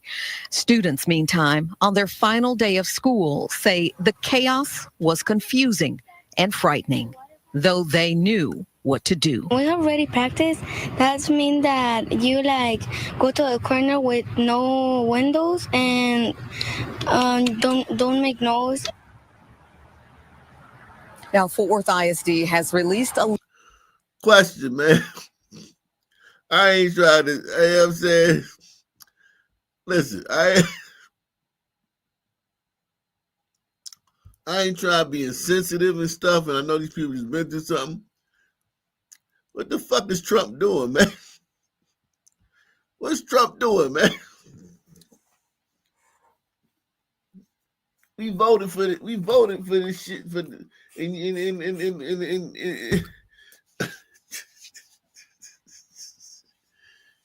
this ain't what I voted for, man.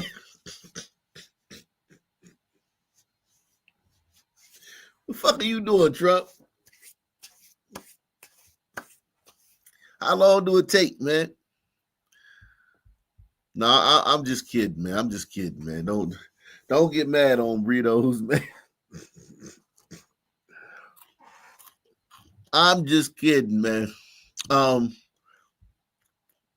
So they got black parents there too. I don't know, man. I don't know who did this, man. Ain't nobody. I can't decipher. They didn't give us enough information, man. Knows.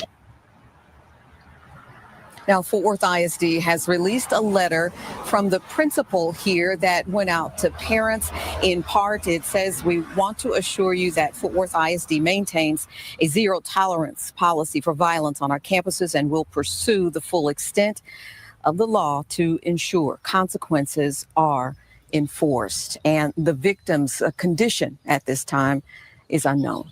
That's the very latest live here in Fort Worth. Clarice, back to you. Dion, thank you. The NYPD has made an arrest in connection with a brutal attack on a 44-year-old woman on Randall's Island. She was viciously assaulted. Head up, shoulders back, no shame. No shame. Yo, if you was marginalized, you would act completely different in this, man. If there was a whole system holding you back and racists were around every corner, you wouldn't act like this. There's no evidence in the history of the world that a group facing that acts the way niggas act in America. The NYPD has made an arrest in connection with a brutal attack on a 44-year-old woman on Randall's Island. She was viciously assaulted as she biked home from work last Friday and remains in a coma. We have now learned that the suspect in custody was out on parole after serving 12 years for rape. Eyewitness News reporter Lauren Glassberg has the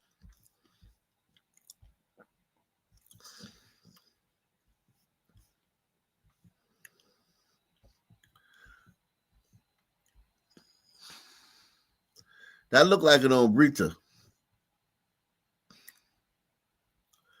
That looked like an ombrita, especially how little she is.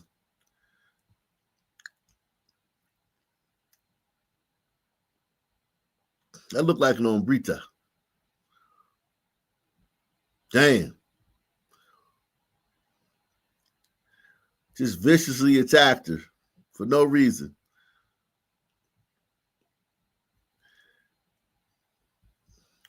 This shit ain't right, man. This shit ain't right, man. Yo, this shit is fucked up, man. This should have never happened. You know who I blame for this? You know who I really blame for this attack on this homebreeder? Do you guys know who I blame? I blame Tom Holman, because if he had deported her, she would have never been in that park, and that some man would have never had a chance to kick her ass. This one's on you, Tom.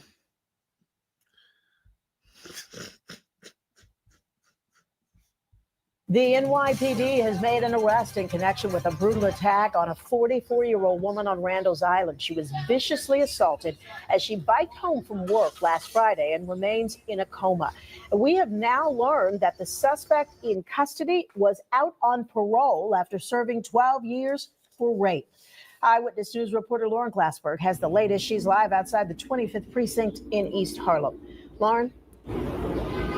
Yeah, Sandra, just a really horrible incident. This attack happened a week ago when the victim was riding an e-bike from her job on the Upper East Side to her home in Queens. She was cutting through Randall's Island like she always does when she was brutally attacked. Now, overnight, detectives picked up 30-year-old Miguel Haraud, who you will see right outside the 25th precinct. In this video, police say that he'd been living in a men's shelter on Randall's Island and was wearing an ankle monitor. He'd served 12 years in prison for a rape in the Bronx and was out on parole. That ankle monitor helped police place him at the scene.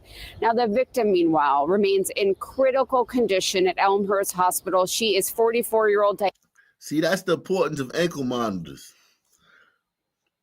The ankle monitor placed him on the scene.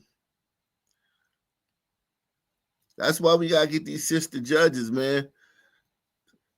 When y'all let these son men out, when you release these son savages onto the public sisters, at least give them an ankle monitor so we can know where they are when they commit their next crime. Press 1. You had to be here earlier in the show to understand that. Island and was wearing an ankle monitor. He'd served 12 years in prison for a rape in the Bronx and was out on parole. That ankle monitor helped police place him at the scene. Now, the victim, meanwhile, remains in critical condition at Elmhurst Hospital. She is 44-year-old Diana Agudelo. She was so badly injured, she was put in a medically induced coma. And while that attack happened last Friday before midnight, she was not found until 5 in the morning. She's a mother and works at the Museum of the City of New York on the Upper East Side. Police found her sneakers in a trash can near the scene, and they were able to pull forensic evidence off her e-bike once it was retrieved from the river. Police also posted signs throughout Randall's Island asking for help, and the police commissioner spoke briefly about this incident this morning. Earlier this week, we had a horrific assault on a woman on Randall's Island. She received immediate medical attention and is currently in the hospital fighting for her life. We had a very aggressive investigation, and we have identified a person that we believe to be responsible for that assault.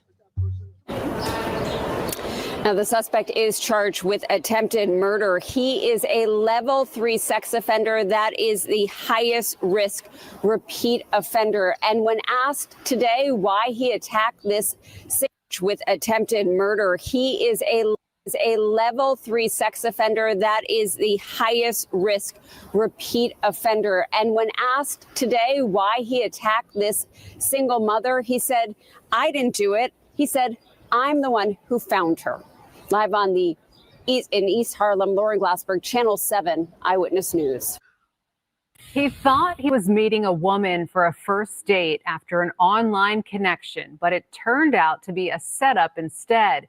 He was ambushed, shot at, and robbed. That's when the victim fled and the attackers stole his car and his cash. Rick Chambers is live in MacArthur Park with details on the dating app ambush and the suspects. Police are...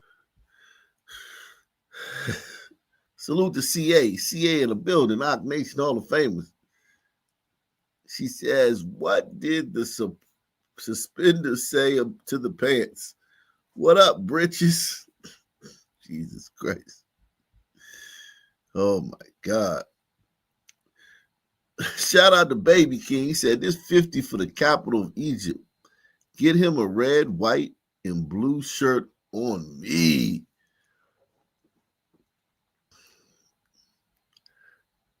What happened to the capital of Egypt? Oh, Cairo. Shout out. I'm slow. Shout out. Yeah, salute, man. I gotta show y'all another picture of my son. He about to start talking soon, man. That's all he said. He trying. He's gonna be talking very soon. I'm gonna have him on here, man. Yeah, I gotta show y'all a picture soon, man. Let's give y'all another update, man.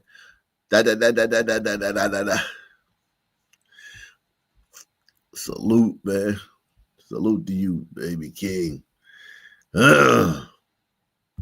He thought he was meeting a woman for a first date after an online connection, but it turned. Yo, not for nothing though. She got some big old titties. I see why he fell for that. He fell for that. He was probably like, oh damn. He already imagined himself sucking on them joints. He was like, oh shit, yeah. He was blinded by them big old titties. God damn it. Blinded his ass. He couldn't see the obvious setup. He thought he was meeting a woman for a first date after an online connection, but it turned out to be a setup instead.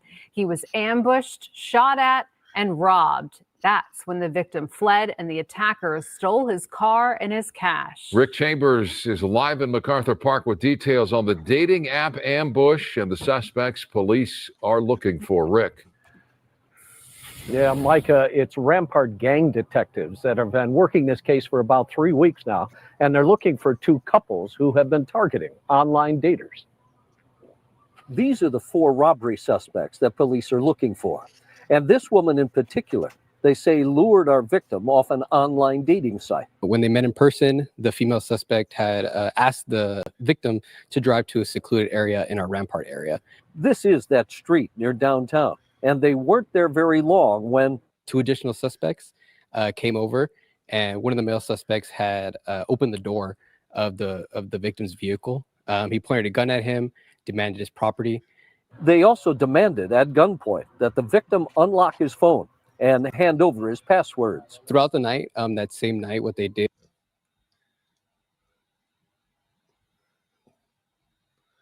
The Black and Brown Coalition, man. It's good to see us working together, man. It was they actually made various transfers. They bought many things that totaled about $20,000. It gives me the goosebumps. Actually, they spent $20,000. Oh, this dude had $20,000 in his account. Jesus Christ, man! Hit the Cash App, man. Hit the PayPal. Hit the PayPal right now, man. This nigga had $20,000 in his goddamn account. Shit. I'm trying to help y'all stay alive, man. I'm trying to help y'all stay safe, man. And this bozo out here chasing these big ebony titties. They got his ass. God damn. Woo. Fun bags, man. He probably was like, yo, she's like, no, not right here. Let's go over to Rampart Street. I'll let you suck these all night when we get over there. And it was like, give me directions. Tell me where to go.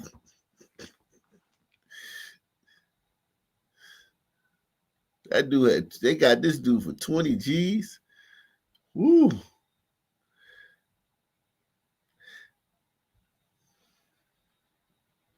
What was you doing messing with this ghetto filth? If you got that much money in the bank, you doing messing with this ghetto filth.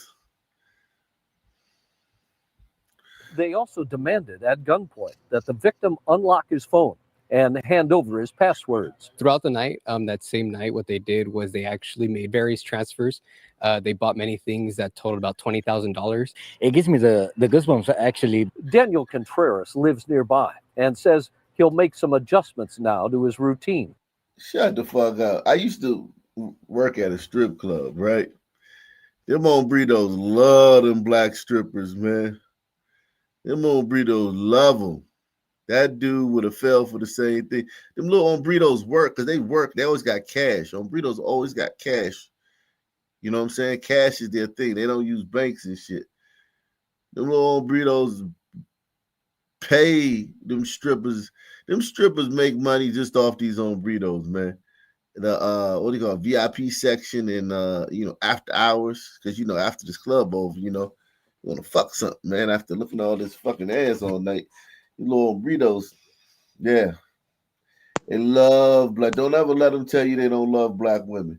Don't ever let them on Burrito tell you they don't love black women. They love black women. I will give you sisters that. I'll give you sisters that. Things that totaled about $20,000. It gives me the goosebumps, actually. Daniel Contreras lives nearby and says he'll make some adjustments now to his routine. Maybe just aware on the online situation, and well, yeah, to be more aware and to look out. And detectives say that the robbery at gunpoint wasn't the end to our victim's nightmare. The male suspects actually shot towards the victim who was seated in his vehicle.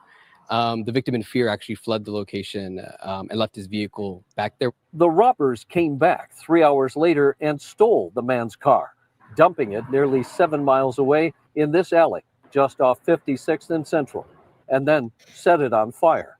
At this point, police have these photos to work with, but no arrest yet. As is often the case in these types of crimes, police are asking anyone with information to come forward, and especially if you've been a victim to this type of crime. In MacArthur Park, I'm Rick Chambers. Guys, I'll throw it back to you in Hollywood. Wow, Rick, thank you so much.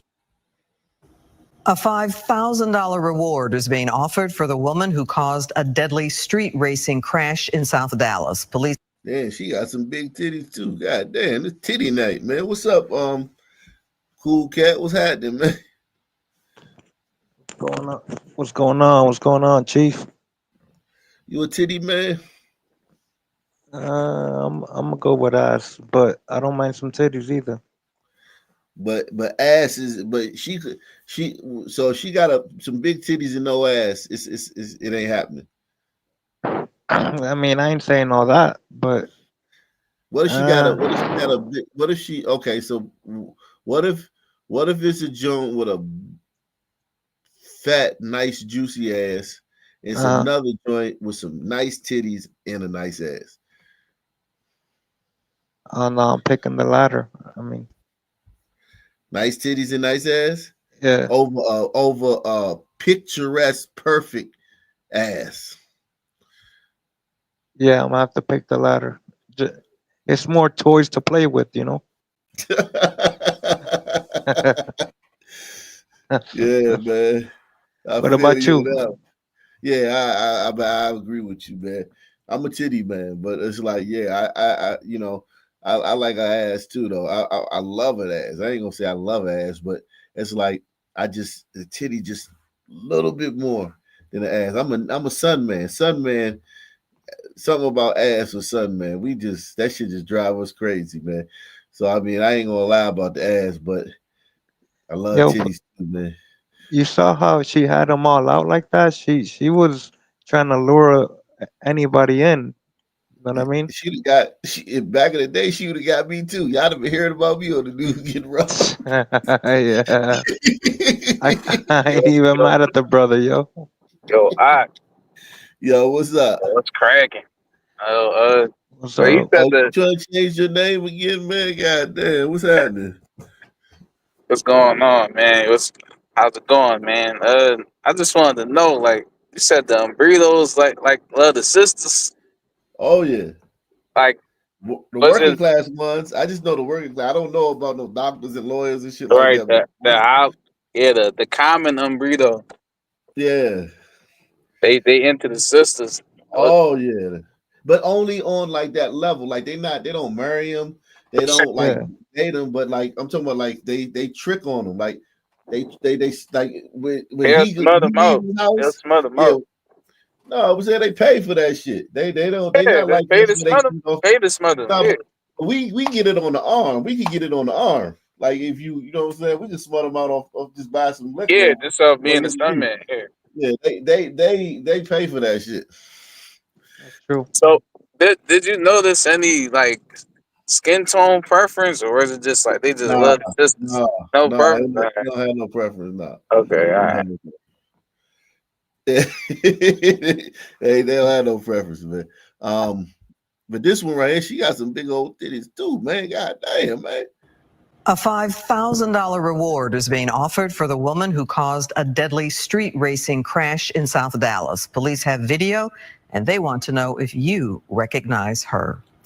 Good evening, I'm Clarice Tinsley. That deadly crash happened on Mother's Day. Another woman who was street racing is already charged in the crime. Fox 4 Sean Rabb has video of the driver detectives are looking for. We are in South Dallas on 2nd Avenue at Garden Lane. This is Detective Sammy Shaw, Dallas Police Vehicular Crimes Unit. And Detective, if you would, sir, tell me what happened here on May the 11th, on Mother's Day, at about 7:40 in the evening. Mr. Medina was driving his Nissan Frontier. That's Jose Medina. He was going home from work? Yes, coming home from work. What happened, sir? You have a Ford Fusion heading northbound, 5000 block of 2nd Avenue, racing a black 2006 Cadillac. They collided with each other, and the Ford Fusion went into the southbound lanes, and that's where Mr. Medina hit head-on with the Ford Fusion. And he Yo, Damn. God, man. What a fucking tragedy, man. For real. That's Jesus Christ, man.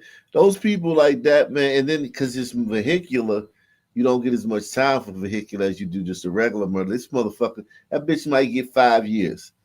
And she's a woman, so she'll get less time than a guy. Yeah. We gotta change that vehicular shit. Like, I know accidents happen, but when it's egregious like this, they gotta treat it like a regular murder and not like For a real. vehicular manslaughter, man. This was so negligent, so selfish. Definitely. 1000 block of 2nd Avenue, racing a black 2006 Cadillac. They collided with each other, and the Ford Fusion went into the southbound lanes, and that's where Mr. Medina hit head-on with the Ford Fusion, and he died from the accident. Now, you have the driver of that Ford Fusion, Khadijah Jackson. Yes. She's in jail. Yes, Khadijah Jackson, she's in jail. Fucking Khadijah. God damn, fucking. Yo, where do they come up with these fucking names? I mean, for real. A lot of these names have like Islamic roots. Believe it or Yeah, not. Khadijah. Yeah, definitely. I used to wonder the same thing. Like, are niggas just literally pulling fucking syllables out of thin air and just combining them? Because that's kind of how it seems like with niggas. But it is some sort of logic to some of these names, at least some of them. Yeah. Not Latain Keisha, not that bullshit. I'm talking about like Kareem and Abdul. Like if you ever knew, You like from knowing the Philly, niggas so like yeah, that. Philly. The Philly names definitely got the Islamic roots. Oh They yeah, well damn, that is true. But yeah, well, I guess I'm gonna run into it way more because where I'm at. I thought all fucking cities was like that, but I guess really got like Well, when I was we're a kind of kid, skewed Muslim a little bit. when I was a kid, it was a lot of Rashads, Hakeems, a lot of Muhammad. I'm like trouble Muhammad. I said it was some Muhammad, but it wasn't that many Muhammads. It was like Rashad, Kareem. Kareem was another big one. You know, shit like that. Those Muslim names was very popular when I was coming up. Bilal, Yusuf. Yusuf was another one. Oh yeah, I know. Yep, I had to use up that I went to school with too. Yeah. Yeah, and but yeah, Muhammad wasn't that big in DC. I really see it wasn't that big, but like we got off of that like in like the 90s and started using the new style of nigga names. You know what I'm saying? But Latrell, like yeah, tarot, yeah, those type shits. Yeah, definitely. You know what I'm saying? Dion and motherfucking Davian, Dante, all that shit. Yeah, this Philly, y'all kept it. Y'all because y'all culture, y'all just rocked out with it. Because y'all got that culture up there that's different. Shout out to Baby King, man. Go ahead. Yo, isn't your name like a Muslim name? Cause like that's Yeah, what my they. name, but I'm from like my tribe, the tribe that my father is from, where I'm from. That's the Yoruba tribe. They were colonized by the Muslims a long time ago, and they took on the Muslim thing. So it's like, yeah, but they still kept like the African shit, but yeah, they got a lot of Muslim influence. So that's why Ak in Tunde, you know, Ak and that shit is like the Muslim influence. So are you Muslim, if you don't mind me asking? Nah, we Christians. No, Oh, no, they got colonized by England, and oh, then okay.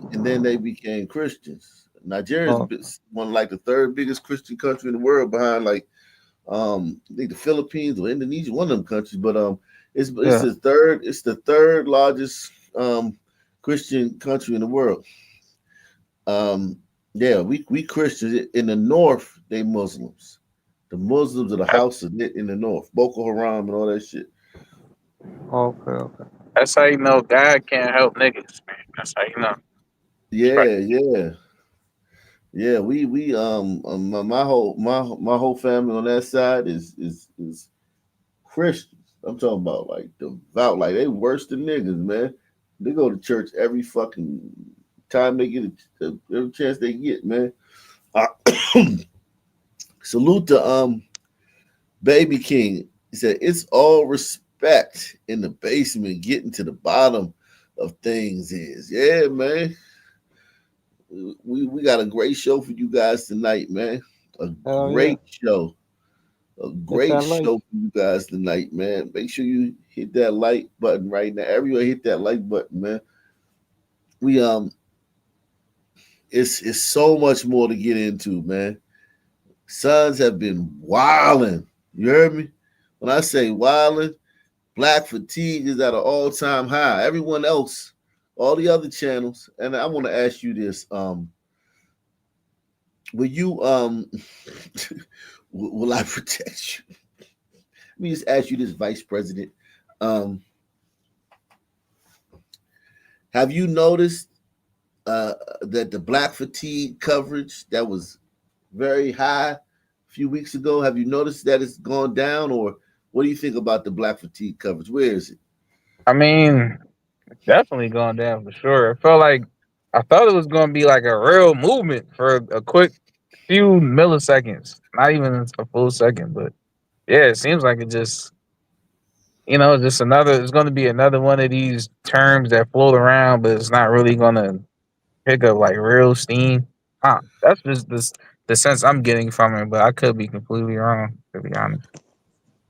But let me tell you, here in Miami She had Beach, we hate some men because they ruined spring break because they started coming down, all these sun men, and it just started fucking like going to restaurants and not paying and jumping people and just doing a bunch Tired of of stupid that.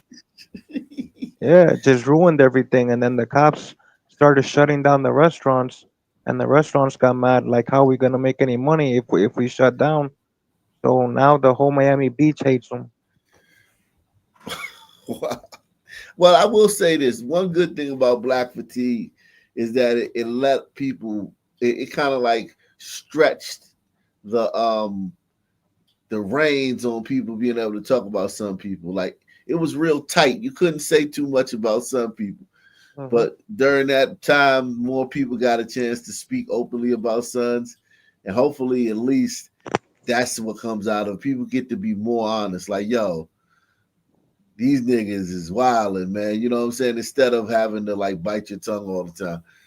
Yo, as was charged with 6 felony offenses. The black Cadillac continued driving north and turned left on Gold Spear, and you see all the occupants in the vehicle get out and run back towards the scene, we believe. But they don't stop to try to help. Holy shit. Damn. All these fucking these little gotta be strippers or something, man. Fucking yo, what the fuck? They're racing down a regular street. Hit a guy gets hit head on by the other car. It's definitely not this car. If you look at this car, it wasn't this car. It was the other car. Yeah. And they just keep going. And listen, of course they're gonna keep going. Let's stop acting like they're gonna go give him CPR or some shit. Of course they're gonna keep going. Yeah, you ain't. Once you this deep into it, you just try and get away. Back towards the scene, we believe. But they don't stop to try to help. Correct. You need somebody to help you. Yes, sir. You know people know who was driving that car. Yes, there's people that know that. In this neighborhood. Yes. And they know where she is right now. Yes, they do. What do you want those folk to do? I want them to call me or text me. You know, my phone number is 214-608-7813. My email is sammy.shaw@dallaspolice.gov. All right, it's an 06 black CTS with damage to the left rear. That's right. There was a woman racing. So you had two women racing on Mother's Day, and they caused the death of an innocent man. Know the car, you know where it is, at a body shop or in somebody's garage. You know where these brothers is. This is what black moms is doing on Mother's Day. God damn it. Yo, that's true.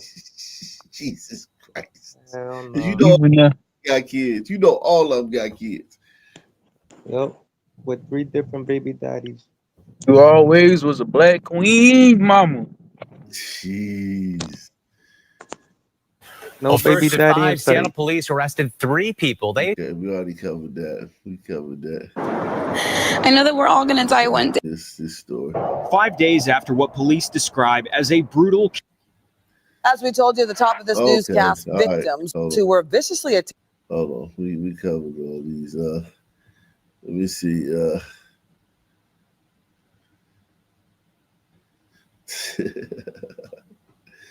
Okay. Yeah, you do right here.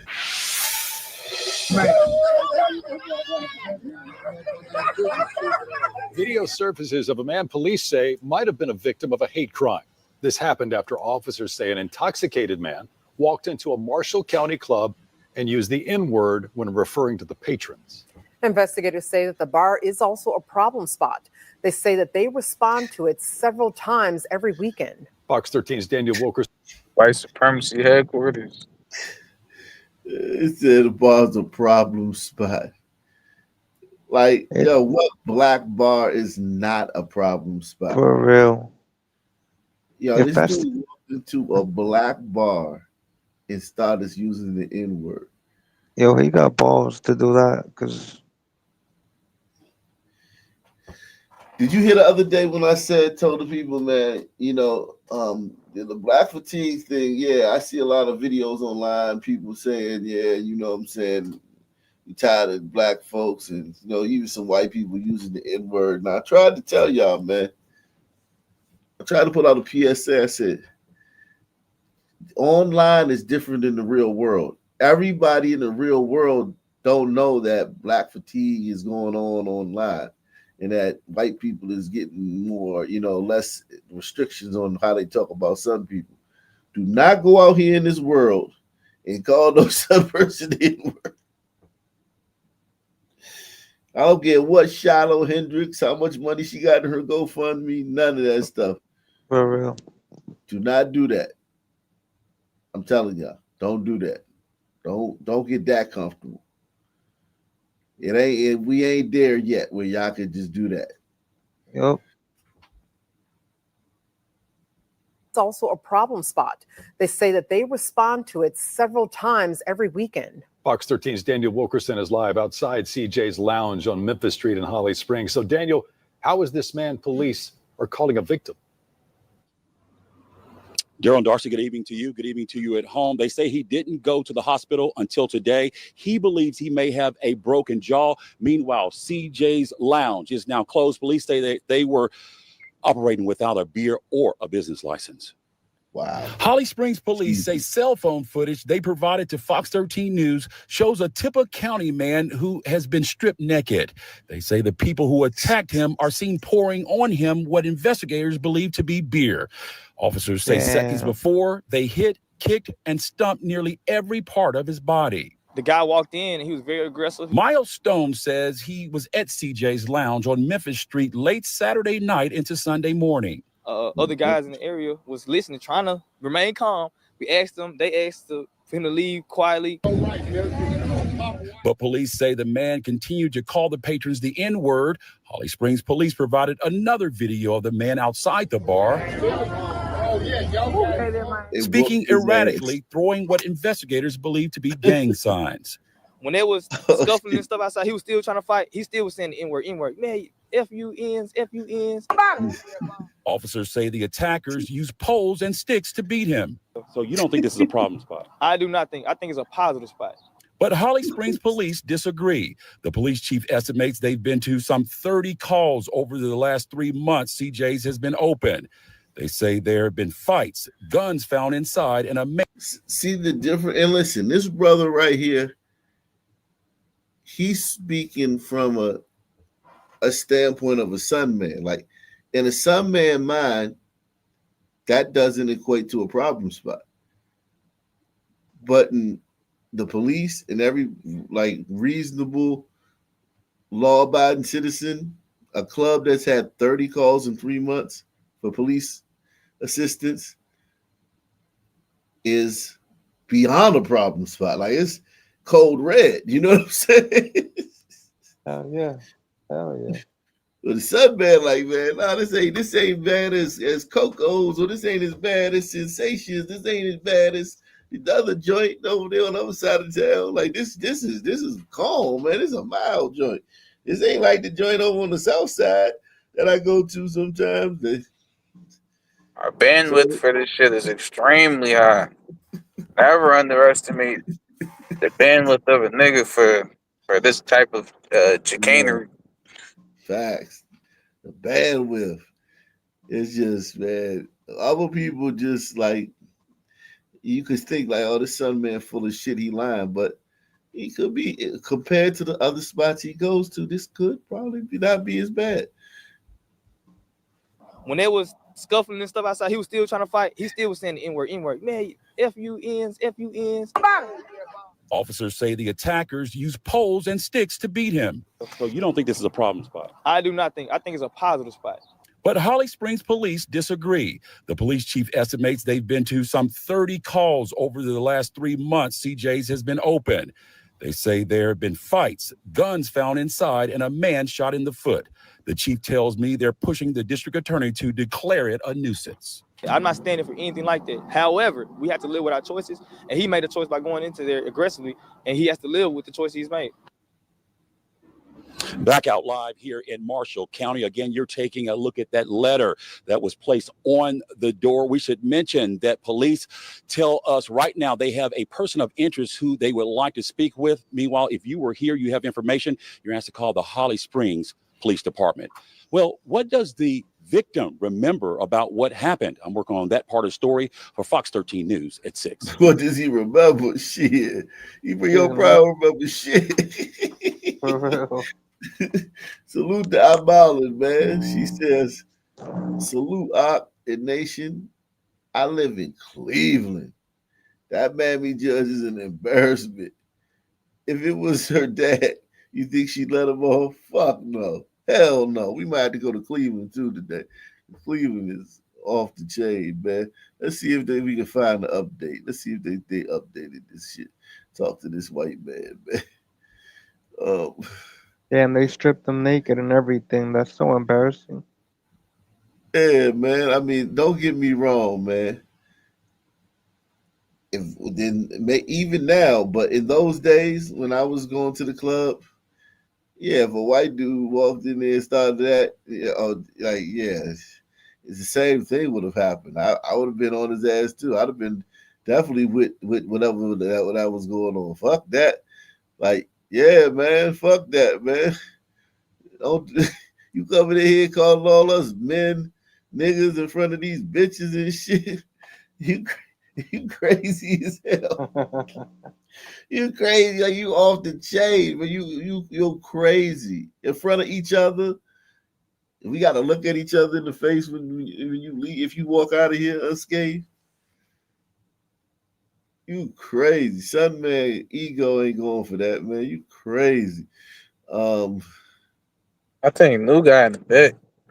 I brought him up. Oh, all right.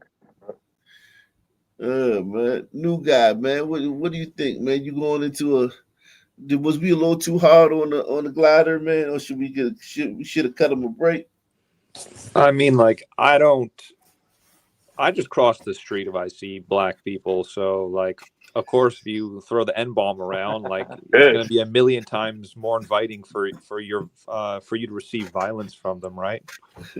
So, just like, look, like, if you don't work with them, then you have no excuse to be around them.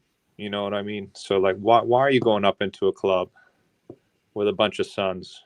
He trying to get him. He trying to smother him out the little chocolate queen, bro. Yeah, I guess, right? I don't know. I guess. Yo, but some men hate when you pull a cute little sister. Yeah, for Like sure they do. they'll be saying slick shit like, "Oh, why you with that Chico? You should be with me." And I'll be like, "Well, cause she don't like you. That's why." Like, yeah, you know what though? I see a lot of fine sisters in DC. Somebody Mike is awful, but I see a lot of fine sisters in DC, and they'll be with they not hood joints though. See, they kind of like the sophisticated joints. They'll be with a white dude or Arab dude or Spanish guy, and niggas ain't gonna say nothing. It's like a hood rat, the little hood rat joints, like the cute ones from around the hood. That if you if she pop up with a white boy, yeah, because they kind of like got ownership over her because she from the hood. But if you a sophisticated black chick and you ain't involved in none of that, niggas ain't gonna say nothing to you. How many glider dudes are pulling the fine hood chick though? Like I don't. I What I'm don't think talking I ever about is seen like it. what I'm talking about is like if she like get a good job or something, or she's a nurse or something, you know how they be got the scrubs. I don't know if you're in Philly, but a lot of hood Jones be like dental hygienists. Oh Or yeah, they for sure. like Yeah, for sure. RNs and you know what I'm saying, registered nurses and shit.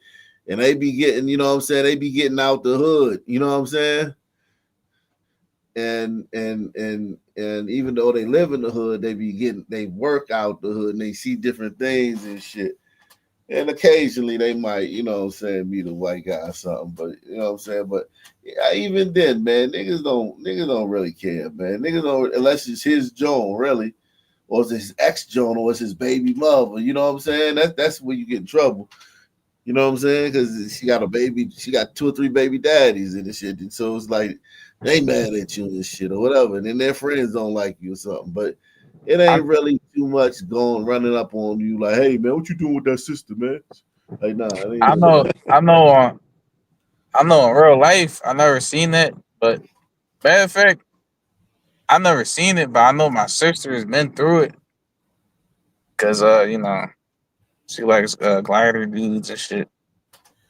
But yeah, they tested her, bro, in front of her dude, and shit got real. Like, but but also I wanted to say what was I about to say? What oh yeah, in real life I never see it, but online I see it Oh yeah. sometimes. Yeah, like Oh, Dr. Umar type niggas, they'll go ham on sisters for dating a glider dude. oh yeah, online. Yeah, definitely online. But like it's like this, like you been to some little towns in PA outside of Philly, right? Yeah, yeah. Them little like I'm not talking about like Chester or nothing. I'm talking about like further No. out. You know what I'm saying? Mm-hmm. Huh? Yeah. Where you know some men be dating the shit out them white girls in the open in them towns. You Oh know, man, yeah, sure. Yeah, it definitely. ain't nothing. It ain't nothing. Now it be the other way. It's more rare because sisters like some men, we their top choice. Whereas like when it's variety, sisters is probably our last choice. When it's variety with sisters, they still choose us They first. still, yeah. All So things being considered, a sister want a son man here. yeah, All things sister considered. she want a son man. I'm trust me, I'm a son man, man. They we their top choice. So it's like Man, that's 90% of the time the interracial dating, even probably more, is going to be the son man with a white man. woman. Yeah, So for it's sure. so it's rare. It's just so odd to see in public, you know what I'm saying, a sister with a white dude, that it probably is like, you know what I'm saying, like it gets less blowback because it's seen less. Yeah. People see it less. So I guess that goes into the talking point that I hear where it's like black women only pick the other races because they're tired of these ain't shit ass niggas. So I Yeah. guess they get a pass for that shit. But whenever we see niggas, we pretty much know, like, yeah, he got a couple niggas to rub together, and we see what the fuck he want, bro. Like, cause we see it repeatedly over and over and over again. Like, Yeah. soon as niggas get options, they get money, they get whatever, they obtain the ability to not have to get a sister. I mean, Yeah. we see what, like, we don't, it's like, I don't even, if someone showed me a study, I wouldn't believe it, bro. Like, we've seen it so many different times, dog. Yeah. All And these listen, famous niggas, you know? don't get me wrong. A lot of educated sisters, like sisters that are career women that move up the ladder, corporate ladder, or professors, or women with high power jobs, they're married to white men. A lot of them are married to white men too. But just the I mean, it makes average, sense because they're yeah, probably around, like, damn near 99% non Sunman. yeah, yeah, That just makes, to me that makes sense. You know, I could be yeah, thinking about it the wrong way. yeah. That's true. That's true. That's true. Their dating pool is going to be saturated with gliders and shit. Salute to Barry B in the building.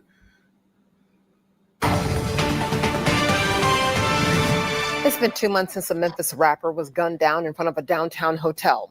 27-year-old Latorian Hunt, better known as Say So P, was shot and killed outside of the Westin Hotel. And tonight, only on Fox 13, the mother of Say So P breaks her silence and shares her grief and pain after this tragedy. Let's go to Fox 13, Sierra Jordan live in downtown. Sierra, you spoke with Say So P's mom. What did she have to say? You can imagine, Darcy, it hasn't been easy for Say So P's mom for the past couple of months. She told me her son came back to his hometown here in Memphis to visit family and friends, but he never made it back to his mom in Miami. We don't say goodbye. A beloved son, a brother, and best friend. That's how Latoya Red Wing Buckmaster describes her son, Latorian Hunt, or better known as rapper Say So P. Buckmaster says her 27-year-old son grew up in Raleigh. But after losing a close friend to gun violence at the age of 17, she said She looked like she might be a glider or a mulatto, but you can tell the dad is black, some kind of black. Mm-hmm. You can tell the dad black. Yeah. Grew up in Raleigh. But after losing a close friend to gun violence at the age of 17, she says Say So was eager to leave the Bluff City. It was him that kept telling me, we got to get out of Memphis. This ain't where we want to be. This ain't where I want to be. That is when Buckmaster says they moved to Miami. She explained to Fox 13 Say So had big dreams and wanted to make it as a rapper and build something of his own. He would tell me all the time, I jumped off the porch and chased my dreams. And I'm going to keep chasing them, Mom. Buckmaster says her world shattered in March. Say So returned to Memphis to visit alongside fellow. Yeah, man, that was a big mistake, bro. And he was flashing all types of money and shit. If you was eager to get out of there, you know, at 17, man, you should have came back. And I'm not blaming him because you should be able to do whatever you want. But if you got out of there because of the violence, you know what I'm saying? When you came back, you should have came back not flashing money, not, you know, like, did you see the videos when he was in Memphis? No. That shit is Go ahead. I thought I saw the video of the shooting incident. Yeah, but I'm talking about like what he was doing because they was Nah, I didn't see that. wilding for like a few days before he had actually got killed. Wild and how, like balling out of control, like Yeah, like out of control. Like okay. they was what's the word? And the killer got killed. One of the killers got killed in Houston. They found him dead in Houston. Because they saw them on video camera in getting out of the car. So they seen all their faces and they found one of the killers dead in Houston a week later. Okay. Oh, they got some get back. Okay. Yeah. But yeah, he was when I say they was balling out of control. How old was this dude? He gotta be in his early 20s, man. He don't look that old to me, man. I never heard of this dude, like ever. Yeah, I never heard of him either. I had never heard of him either, Jack. But I know Sauce Walker. Yeah, I heard the song. I think I heard one song from him, but I mainly know him for other shit. Like I don't even listen to it. I know Sauce Walker from just being a fucking what I'm saying figure in the rap game for a long time. I don't listen to him and shit like that, but I know who he is and shit. I know where he's but yeah, I'm trying to find a video of them in Memphis. Is this it? Let me see something. Big mistake though to let here it sons is. know that you have any money. That's a big mistake. Yeah, make sure y'all support the channel. Hit the PayPal, Cash App, or the Super Chat, man. And also hit the like button. We trying to get at least the 300 viewers, man. They be fucking my views up big time. Yeah, what's up? What's up, AK? What's happening? The Sunman flashing jewelry ain't a mistake. It shows status. Yeah, exactly. I know what's going on, man. TSL Memphis. Where we at though? And we in Memphis with you right now, in the M right now. You know where these don't come to. But South gonna be here, man. Sleep here, stay here, man. You know, so as long as we want to, man. You think what I'm saying? Certified, man. It's a normal day in the South Side, man. Yeah, normal day in the South Side, P. Go yards everywhere, diamonds everywhere, just bankrolls everywhere, money everywhere, just whatever, everything everywhere. Well, man, I know what's going on, man. TSL Memphis. Where we at though? And we That's one video. I've never heard GP say anything good about any point. Let me see another one. But yeah, he had a lot of videos like they with cash money, big wads of cash. He's walking around with all that stuff, man. That's such a big mistake, especially Memphis, the murder capital of the fucking USA. Is Memphis still the murder capital? I gonna get robbed doing that. I don't know if Memphis. I don't know what the murder capital is now. Yeah, what is the murder capital? It might be, but it might be.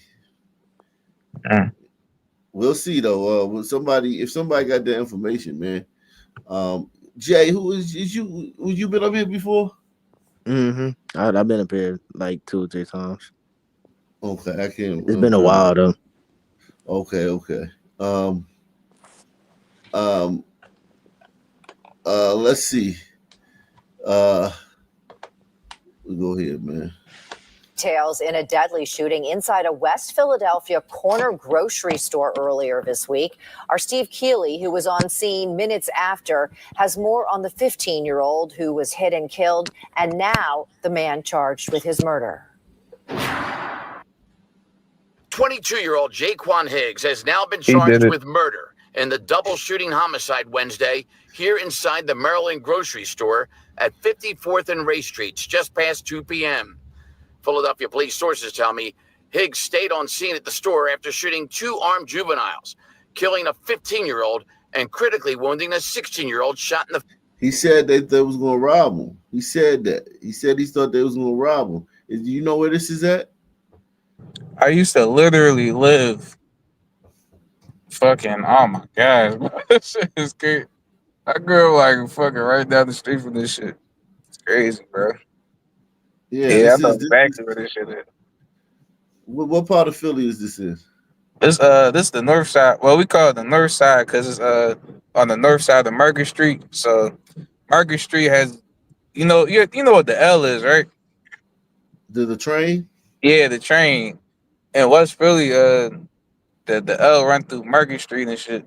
So on the north side, which is like Arch Street and all that shit, Arch Street, Haverford, fucking Brown, all that shit. That we call that the north side of West Philly. But yeah, it's all West Philly at the end of the day.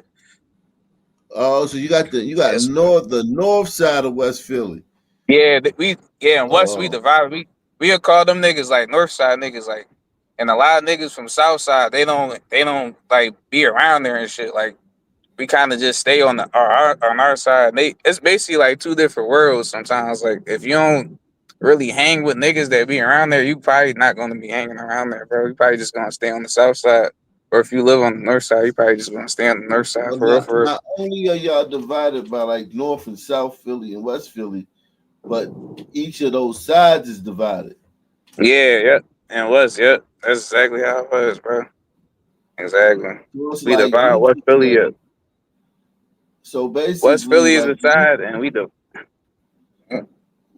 when you What you talk say? about you I, from West Philly, no, I'm saying when you say you from West Philly, right? That don't Mhm. get you. A person from Philly gonna ask you what side you from. Yeah, especially if you from West. Yeah, you probably like what side of West? Maybe other sides of Philly might not ask you that because they might not care like that if they don't really be around there. But if you from West, you might fuck around and be like, yeah, like what side of West Philly you from? You from or you a North side of nigga, you a South side of nigga. But it's bullshit at the end of Which the is day. the But that's just hardest? how it is. Which is Right? the hardest? Which the clean think they're the hardest, or which people say is the hardest? I'll probably say the North side for real, for real. To be honest, probably more active. It's a lot more different neighborhoods and shit up on the North side too. But I mean, it's hard, bro. It's hard. It's hard. Cause it's definitely some real active hoods on the South side, but on the South side we got fucking it really start after like the 50s, like say like after like 50th for Market, it start kind of getting active, but anything below that, it's like a lot of white people and hippies and it's near like University City. So a major part of the south side of West Philly ain't really like that for real, for real. Kind of. So that's probably why I give North Side the edge because it's just more, it's way more fucking land that they occupy in West Philly. Yeah, it's wow. At 54th and Ray Streets, just past 2 p.m. Philadelphia police sources tell me Higgs stayed on scene at the store after shooting 2 armed juveniles, killing a 15-year-old and critically wounding a 16-year-old shot in the face. Philadelphia police sources identify the 15-year-old as Seth Marshall, who was shot and killed while armed with this semi-automatic gun with an extended magazine. Witnesses inside the store picked it up and put it under a car across the street to keep it from being used as they ran out of the store. Police found it and took it in. One of 3 guns recovered. Police say the 16-year-old also had a gun that was found inside the store. Police sources tell me that Higgs has a permit to legally carry a concealed weapon. Police took his gun that day too. As he told detectives, he fired at the 2 teenagers in self-defense. Sources say So you think that all the Carmelo Anthony black people will support this guy in his self-defense claim?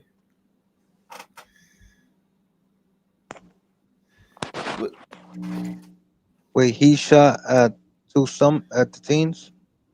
Yeah, 2 son teens that was armed, and they was trying to rob. They was trying to rob him. He shot him. Man, you to know, some Man, sisters it's are not gonna about be to get like, no attention, bro. yeah, some sisters are gonna be like, man, they was just kids. Yeah, definitely. But this is self-defense to me. I mean, like Hell yeah. those son teens, people just don't understand how dangerous young people. people try to like equate youth. Youth means nothing with blacks. Bingo. That's so true. It Like means- but like by the time I was in middle school, like the sons that I met, they may as well have already been in high school. Yeah. Like they were like ahead. They were like already like knew how to do stuff with girls and stuff. Like they were like so far ahead already. Advanced, yeah, exactly. Manipulative mind games and all that shit. I think that's biology. I think that it was some biology that had to do with the Sunmen already knowing, you know, Yep. shit with women and like not women but little girls and shit. You think that's some sort of biology shit, where it's like they get started a little early? Yeah, definitely start early. Definitely. Without a doubt. Son babies walk faster, talk faster than other babies. They, we event, but we plateau at 14. Yeah. That's when we plateau. But like physically or mentally? Oh, mentally, yeah, definitely not Oh, physically. mentally, okay. Yeah, like as far as like when I say plateau, I'm not saying like you. I'm talking about like as far as it levels off. Like you stop. You basically stuck at 14. As far as mentally. Now you might learn some shit. You probably teach your son man some shit. You know what I'm saying? But he basically a 14. He or she is a 14-year-old. They stop. That's when they stop developing. Yeah. I definitely agree with that. Especially it was like impossible to not notice. Like once the like high school started, like the sons could not do math anymore. Like they couldn't do it. Damn. Like it was over. Like the schools could push them through like the middle school math, right, with all the other kids, and they could like kind of hang around and like kind of get pushed through it. But like once high school came, like the math classes were like de facto segregated. Literally. No, I remember that too. Literally. Yeah, because as you learn, as you go further and progress deeper and deeper into math, is the concepts become more abstract. It's not just like it's not what's physical 10 anymore. divided by 2, and you could just pull your fingers out or some shit. Sort of quick heuristic to get to like a shortcut answer. It starts to become way more thought based. Like you have to, way more abstract, way more conceptual. Yeah, because if you're using your fingers, right, like your physical fingers to help you do math, that's really not math. That's just memorizing tricks. That's not actually like really you doing got math. your little heuristic for how to just, you don't really have to think about it. Yeah. Wait, so then how do we have black doctors and stuff like that? I mean, bro, Man, dude, they apply the themselves. exception proves the rule. It Yeah, bell doesn't curve. disprove it. Yeah, nobody said that like there's no black. And then plus, come on, 77% of the 77% of the black doctors come from Nigeria. So they're coming from a place where there's a gazillion blacks. So they're coming from a big pool, and the families over there that produce those blacks, they are so strict when it comes to education.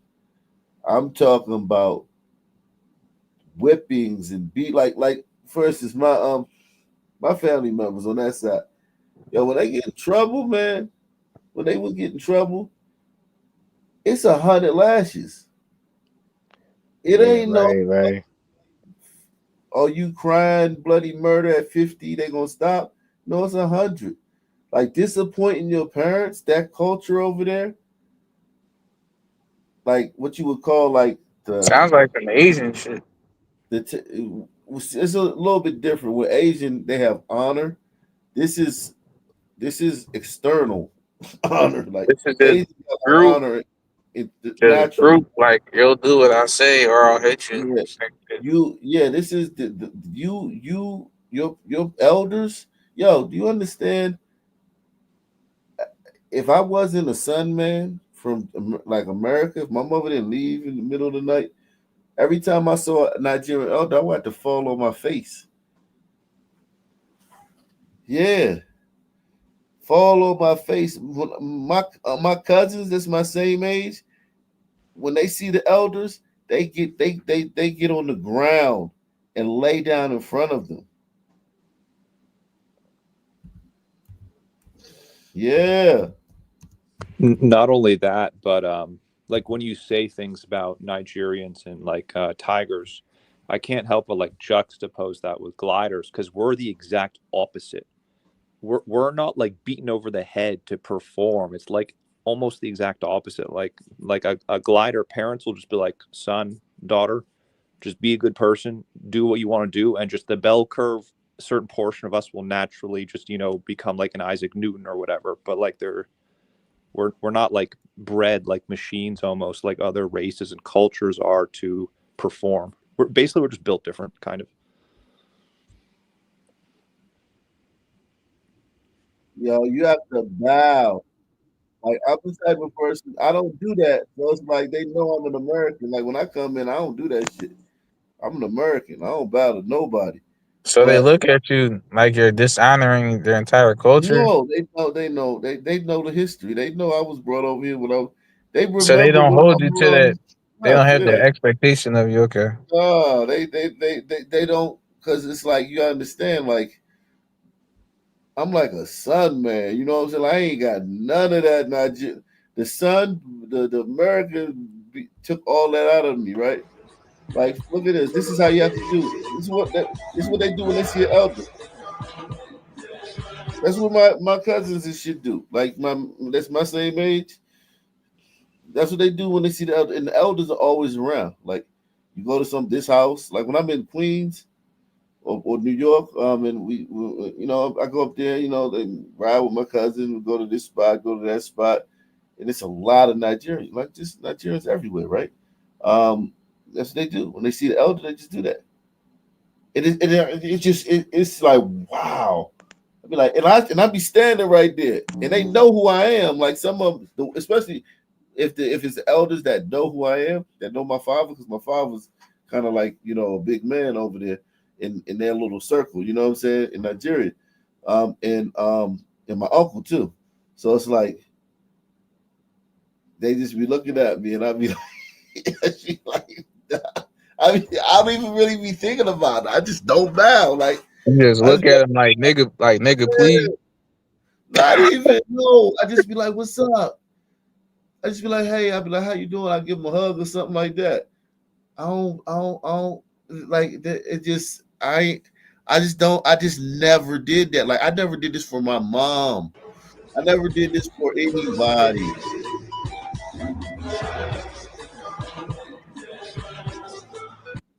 You know what I'm saying? And you have to do that for elders. That's just what they do. But I think it's good though. This type of shit. I think these sons need this type of structure. I don't think it would be a bad thing if American sons had this type of structure and reverence for their elders. Just a structure. Sons need structure. If not, Yeah, they be running exactly. wild. Exactly. And this is the structure that the Nigerian doctors come from. I mean, the 77% of the doctors in America that qualify as so-called black, they come from this type of culture, the Igbo or the Yoruba.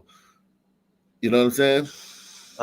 This also shows that like this culture could never have innovated on their own. This is another reason why. Like the whole IQ thing aside. Yeah. Yeah. I mean, we'll explain that a little bit. Like if this is basically just like Chinese emperor worship, basically. Mm-hmm. So, I mean, yeah, if the white man has already discovered medicine and wrote a medical textbook, then I think some Nigerians that are externally motivated very hard with this type of like family structure, I think could memorize that medical textbook and do well in medical school. But for that same reason, they never could have come up with that medical knowledge on their own. Yeah, exactly, yeah, no doubt. I And definitely Indians and Chinese, they're the same. Despite having higher IQ, they're the same. It's the same shit. Yeah. No, I agree with that. You're talking about the like you said, innovation, the thirst for knowledge, the thirst to discovery. That's the one thing that the white man guy they like discovering things and shit. Yeah, like if you like if you're so like if you're so externally motivated, it kind of strips all natural like originality or curiosity you might have out of you, right? And it's just not natural for gliders to do that type of stuff. It's just not how any glider I really knew. You know, I heard a theory that the reason gliders be able to like think ahead is because they grew up in cold environments, so they had to think like, okay, winter's coming up, I gotta build this, I gotta do this. But suns in Africa, since it's always hot, they don't gotta worry about like in a few months it's gonna be freezing cold. They could just like live for the moment type shit. That's why gliders will be thinking ahead and they'll build stuff and save firewood and all that. But suns, they just gotta go get a mango and they good. Like Yeah, that's a theory people throw around. Like it's no doubt probably a combination of things, right? Nobody really will ever fully know, but I mean, I'm sure it makes sense to me. Same in like Hawaii, right? The native Hawaiians, they weren't fucking doing anything because yeah, they didn't need to. yeah. It's a piece of the puzzle. I agree that's a piece of the puzzle, but I don't think that's the whole story because we didn't mate with Neanderthals, and we made it with another hominid, or what does it call it, right? And they can't figure out. I think they call it Denisovians. You ever heard that? Yeah, you're like 20% that, I think. Yeah, so it's like that has a lot to do with it. Like if they made it, if the gliders and the Asians made it with The a certain Neanderthals, other yeah. type of person, and we didn't mate with that person and made it with a whole other type of person, I think that's a huge piece of the puzzle too. Right. Yeah, that's like a whole different dating show there. You know what I'm saying? Yeah. Like That's matchmaker on a global scale. yeah. So it's like we're fundamentally different. Yeah, like quite literally different. Yeah. And you know what I'm saying? And that other hominid, they don't know shit about the Neanderthals, but they don't know a fucking thing about that other hominid that we, you know what I'm saying? I mean, it wasn't even talked about, the Denisovan thingy, up until recently. So they don't know what that thing was. It was a fucking, because you could pretty much look at us and tell it was what it might have been, but they can't. They don't even know about what they made it with the Neanderthal. They know very little about the Neanderthals.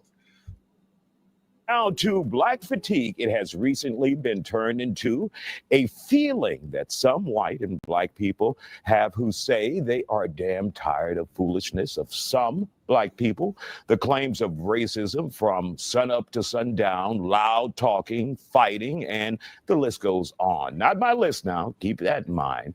But some people are tired of the complaints and don't give a damn.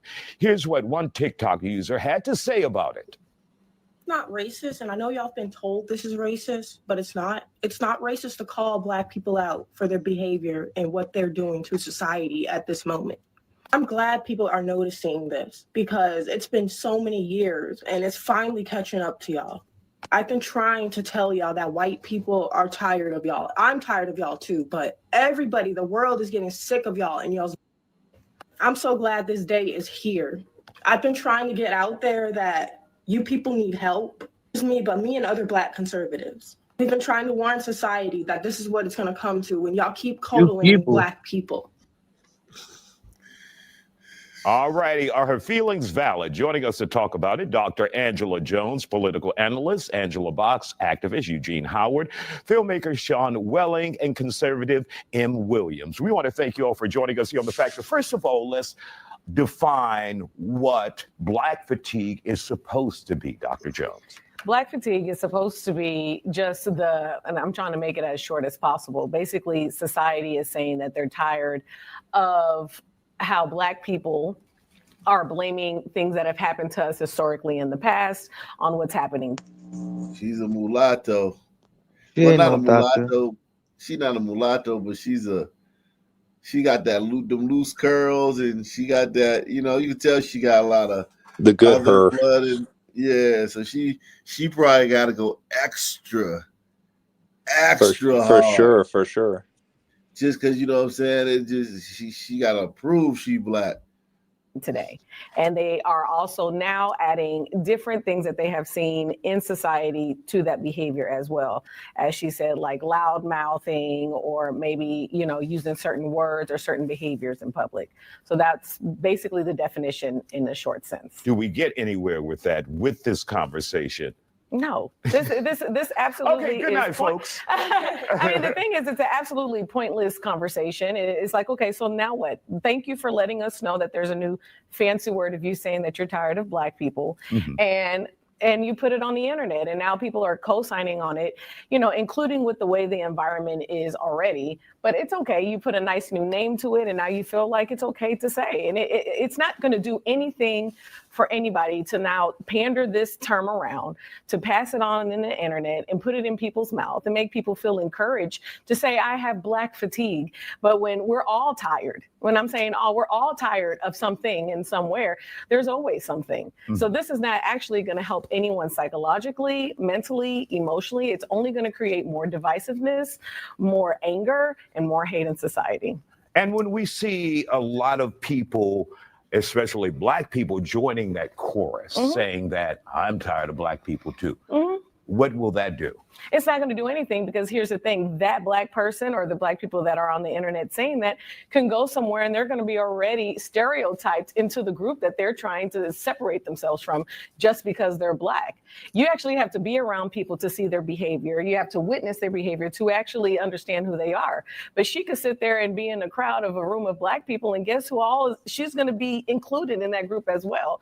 She's not doing anything that is going to help her or her race at this time. All right, Angela, let's hear from you. Your thoughts about this Angela. Black fatigue. Well, with all due respect to Angela, number one, I really disagree with this. It is a completely behavior-based issue.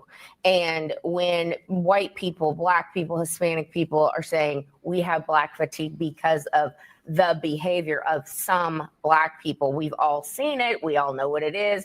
It's everywhere. And, the issue is way more insidious than people realize. And I talk about how a lot of these things come back to what the Democrat Party has done to the Black community purposefully, starting with the Great Society of Lyndon B. Johnson, who he famously said, I'm going to have these N-words voting Democrat for the next 200 years. When Democrats said you don't need fathers in the home, you can be on welfare and have as many babies as you want. And oh, by the way, we're going to destroy public schools, and we're going to make sure that behavior standards are seen as racist. So the out of control behavior that we've seen in the classrooms, in society, all over, is part and parcel of what the Democrat Party has done to the Black community. All right, Eugene, let's hear from you before we have to take a break.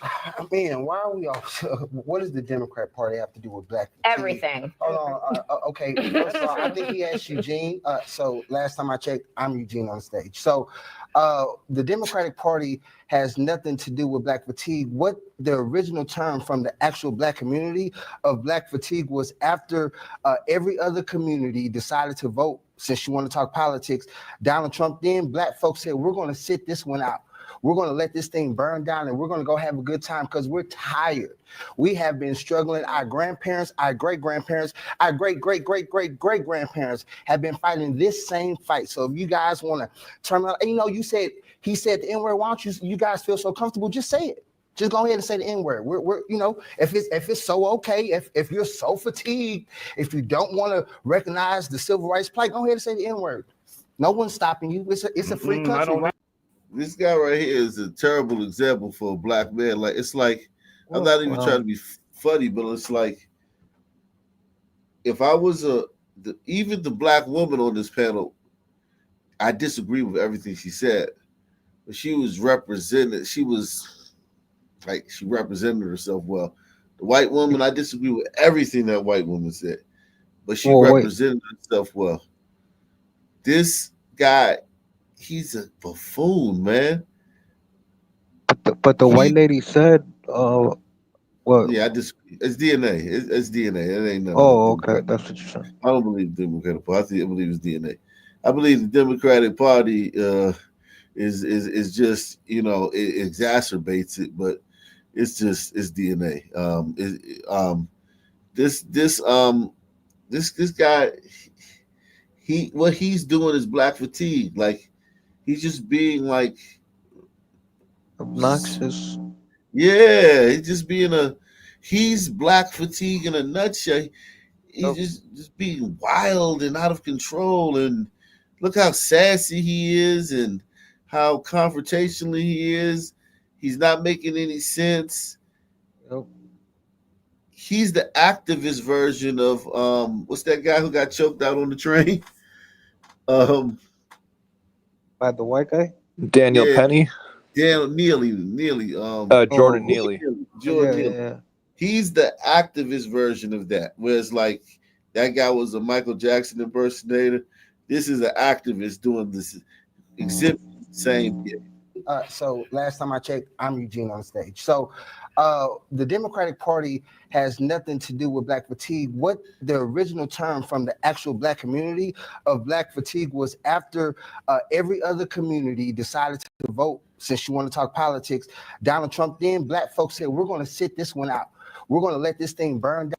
What the fuck? The fuck is he talking about? The new definition. We're not talking about the old definition. Yeah, but he can't help it though. Like just the childlike mind. Like you said, plateau at 14 years old. So like he. Yo, but 95% of black women voted for Kamala. So what's he talking about that they sat out? Yeah, I don't know. Well, black people always like to say that type of shit. Oh, we're gonna sit this one out. Meanwhile, they're the ones who are always causing problems. So, like, you just can't take them seriously. You can't. Down and we're going to go have a good time because we're tired. We have been struggling. Our grandparents, our great-grandparents, our great-great-great-great-great-grandparents have been fighting this same fight. So if you guys want to turn around, he said the N-word. Why don't you guys feel so comfortable? Just say it. Just go ahead and say the N-word. We're if it's so okay, if you're so fatigued, if you don't want to recognize the civil rights plight, go ahead and say the N-word. No one's stopping you. It's a free country, I don't right? need to show you, Gene. I mean, I'm just. Right, like why you instigating problem? Don't want none of these white people on here want to use the N-word. They said black fatigue. They've said what they wanted to say. He's escalating it to try to cause a irreversible situation or to try to cause chaos. They already said black fatigue. Why not deal with that? Why now? Yeah. No, say the N-word.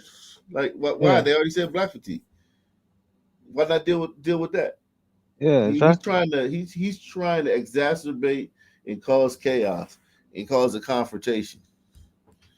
I'm just saying. To lose me my show.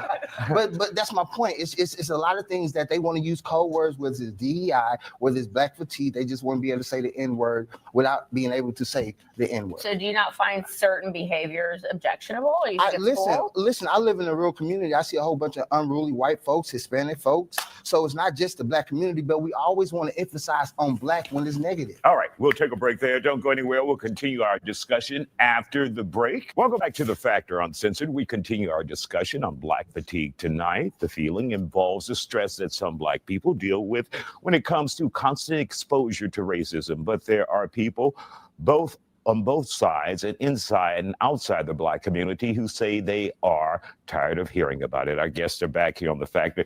Eminderlin, He said constant exposure to racism as if that's a fact. That's a fucking lie. Black people are not dealing with constant exposure to racism. Black people are dealing with Black people are living their best lives, man. Black people have it wonderful in America. There's no constant exposure to racism. I mean, they're the if anything, they're the perpetrators of racism and antisocial behaviorhood.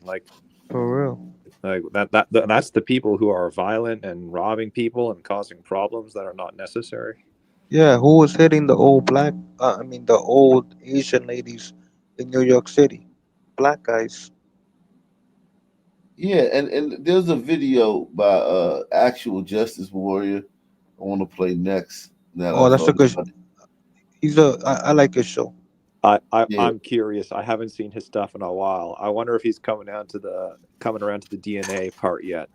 I'll play it next. Tonight, the feeling involves the stress that some Black people deal with Nick when it Tow's in the comes to back. constant exposure to racism. But there are people on both sides and inside and outside the Black community who say they are tired of hearing about it. Our guests are back here on the fact that, Emenderlin, let's begin with you. As a conservative, your thoughts about Black fatigue. Well, whether you like Black fatigue as a name or not, it's the truth. Like, we're tired of the victimhood mentality, the trauma identification, the need for external, agreement. That's ridiculous. That's terrible for the Black community right now. That's terrible for the children growing up. I mean, there's so many broken homes, and I think that's the core foundation. Number one, I believe the core foundation is that the parents fail to not only unify the home, but also fail to put true identity in God in the children. So if you don't have identity in God, you don't have identity at all. That's number one. Do you at all see the Black community as a lost cause or just Absolutely some not. individuals? What? I don't believe the Black community is a lost cause at all. I just believe that we need to stop as a whole with all of this complaining. We need to move past the past and become better. As an American, my parents were actually Nigerian. They came here in the 80s and they grew up here. They had me and my brothers, and we're all successful and not one complaint through our entire childhood. They said, work for what you need, work for what you're gonna. See what I'm saying? The difference between someone from that culture, new guy. Yeah, it's. I mean, we understand. It's like the whole filtering effect and all that kind of stuff. But like my analysis here is, let's say at very most, maybe we could get 10% of Black people on the Black fatigue train. But the problem is, of that 10%, only 10% of that 10% would ascribe it to DNA. Not even exactly. So Yeah. So in other words, it's not like true Black fatigue. Of all the biggest YouTubers, name one. The biggest conservative YouTubers, name one that subscribes to DNA. Hawk Nation. I just named one. I'm not big. Okay. I'm talking about the ones with 600, 500 million. Which one of them? Yeah. So Anthony Bryan, that's a fail. Yeah. Black conservative, or the Hodge twins. They talk about DNA Yeah, now. they do. But do they subscribe to it? APL is still conservative. I don't know. Yeah, Anthony Bryan Logan is a conservative Black guy, and he's your standard. It's culture. Yeah. I'm just going off his recent tweets. It sounds like he's on the anti-white shit too, man. Yeah, it doesn't surprise me because he might be following in the steps of like the amazing Lucas. Nah, Anthony Bryan Logan ain't go that far. Amazing Lucas dropped. Amazing Lucas. I remember when he did it. He made one video like just all ultra conservative clowning blacks.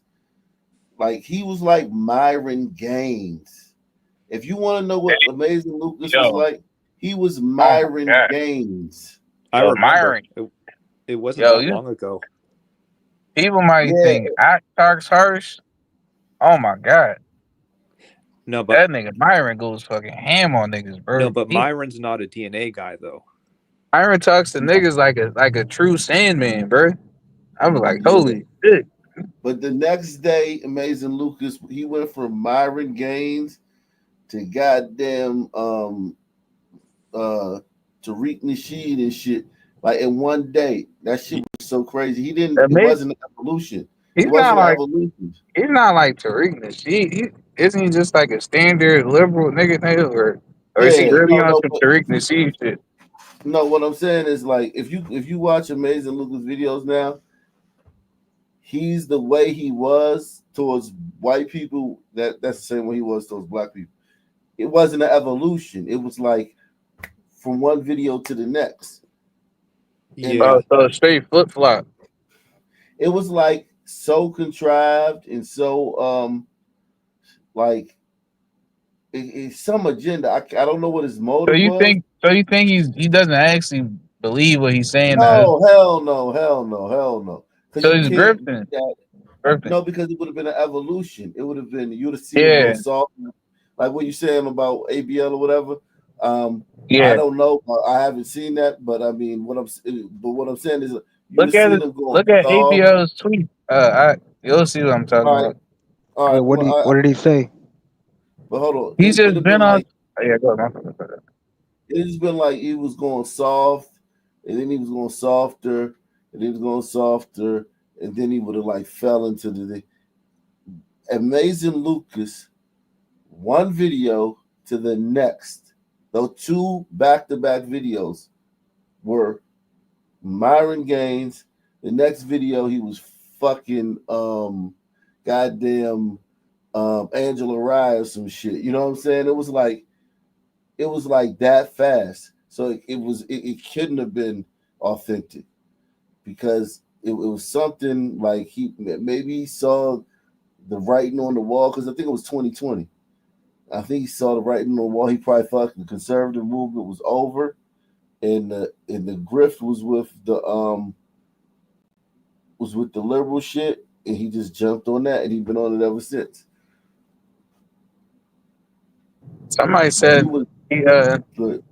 he changed after that. Did you see that debate he had with Tatum? It was about if he catches some dude trying to do something to his daughter in the bathroom, are you justified in just straight up deleting them? Did you see that debate they had? Nah, I Yo, didn't see that. I think your mic is cracking up. I think that's what they're talking about. Mine? After that conversation, he turned into a bleeding heart progressive. Okay. I'm not sure though, so I was just asking. Well, I didn't see that, but yeah. Let me move on. Get, and you will get it. God placed talent in all of us, black, white, whatever you may call yourself, but God placed all of these great things within us. Why should I now say, oh well, a white person thinks this of me, or there's racism here and there? I don't think about that. I don't wake up every morning and have racism and all of these negative things on my mind. I move forward and I move past that. All right, Sean, let's hear from you. Your thoughts about this conversation and the term that we now hear. And again, I was so taken by your speech. The term we're talking about is black. What was it again? Fatigue. Okay. So on black fatigue, come from somebody, and I think I agree with her tremendously, having a school for 3 decades, was the first hip hop dance school in the country. It's a cancer to tell a young kid that they're oppressed, that they're less than, and the world's against them. Right from the beginning, you're setting a standard by which they have to overcome something when really you need to put God in them and tell them how great things are for them. You hear So this I was shit, never man? around black people to complain. All the actors Right. and dancers I was around, they had a sense of purpose. They were dynamic and they never complained. So to me, it's really what I get is in social media is a lot of white people complaining and creating this problem, saying, look, watch out, these people are in trouble. I'm like, back off. Let them create their own destiny. Absolutely. So I don't see that as being the black issue. I see more of a liberal white situation when they're not even in a position to complain or talk about it. Black people don't want to create their own destiny, bro. Dr. Jones? The conversation that we're having here is whether black fatigue is a real thing. But the problem is that the reason this topic has come back up is because of the viral video that recently came out of the woman that called a 5-year-old autistic kid the N-word. And then she raised $700,000 by a Christian organization, and I am Christian as well, so I just want to put that out there as well. And she raised $300,000 from another organization. I don't know if she actually got that money, but then this video from the person who originally started putting this on TikTok came out in reference to that. Yeah. Now, I am a first-generation American as well, and I was taught a certain way as well, but what we cannot ignore is the things that have set us back as a community. The reason we are not where we're supposed to be is because we are still only a couple of decades away from what we have been oppressed from and the things that we have gone Constantly from. looking at the past. My Let Dr. Jones talk. Okay. And so my grandmother, who just passed away last week, was there for the civil rights, was there for everything like that. And I was there to see all of those things as well.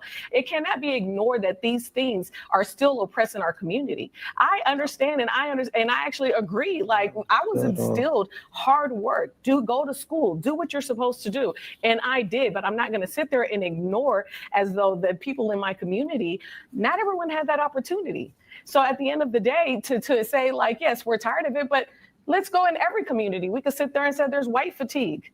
There's Who Hispanic doesn't have fatigue. the opportunity? There's Asian bro? fatigue. What? There's fatigue in everywhere. But the problem is that they're always emphasizing the Black community as the pitch. It's the behavior in every The behavior is the problem. Now, here's what's disgusting. We're coming up on the 5-year And we got anniversary 30 seconds, of guys. the St. George, Florida fentanyl dying. And every white liberal, and excuse me, every white liberal on planet Earth said that George Floyd is the epitome of Black people, and we had billions and billions of dollars that didn't cause his death. That wasn't murdered. That's off topic. Millions and millions of dollars. Jesus Christ.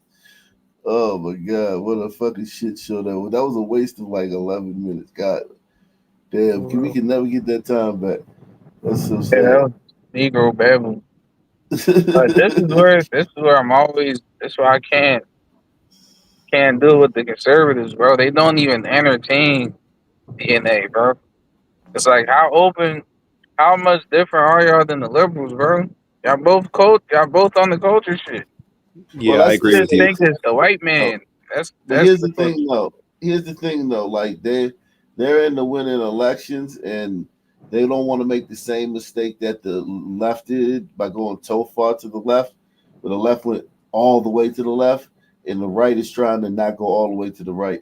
So I think that is a good strategy. I think yeah, you can policy like it's DNA without saying it's DNA. You don't have to say it's DNA. You can that's a good point. Because that's the far right, and the far right won't win you no elections. Just like the far left won't win you no elections. Well, I think what Nightclub is saying though is he kind of resents calling that DNA position as right in of itself. It's just orthogonal to the left-right paradigm. It's not really a right position to have. It's just racism is the domain of the right. That's the way the country is framed. Anytime a cop kills somebody, whether it's a Democrat president or Democrat governor or Democrat mayor, they always blame racism on the right. You know what I mean? Anytime there's something racist, the right gets blamed for it. True. A Federal Hill couple is recovering after police say they were assaulted by a group of juveniles. Investigators say one juvenile was armed with a 2x4 with nails. Hi, Mary. Baltimore police confirm no arrests have been made in this case. We did obtain the 911 dispatch audio, which indicates one of these suspects may have been as young as 8 years old. Take a listen. The Fesco Street. Female on open line states that a large group vandalized her home, then attacked her. Weapon involved 2x4 with nails, bricks. 5 to 6 number one males. One of them very young, possibly 8 years old, in a blue hoodie. And we're going to have a number 2 male with it's going to be minor puncture wounds to his torso. Imagine for a moment that there was a neighborhood in a United States city that was 87% black. Now, this neighborhood was known for actually having very low crime compared to the surrounding city. However, there seems to be a series of incidents, a lot of them, but not all of them, involving juveniles that happen to be white, coming into the area and just committing disgusting acts of violence against the people who lived in this particular area to the point where they feel like they need to be driven away. Again, even though they represent the majority of the population of this particular area, even though they've built a community over the course of generations, even though compared to the rest of the city, when you look at the different buildings in this particular neighborhood, they look absolutely fantastic. They've decided that they need to pack up and leave, and this is a growing sentiment due to the fact that the youths, a minority of youths in this hypothetical white youths, are coming in and attacking them, throwing rocks, hitting them with 2x4s, and causing all sorts of chaos. Well, unfortunately, this is the reality for the Federal Hill neighborhood of Baltimore. However, the races are reversed from how I presented it in the open.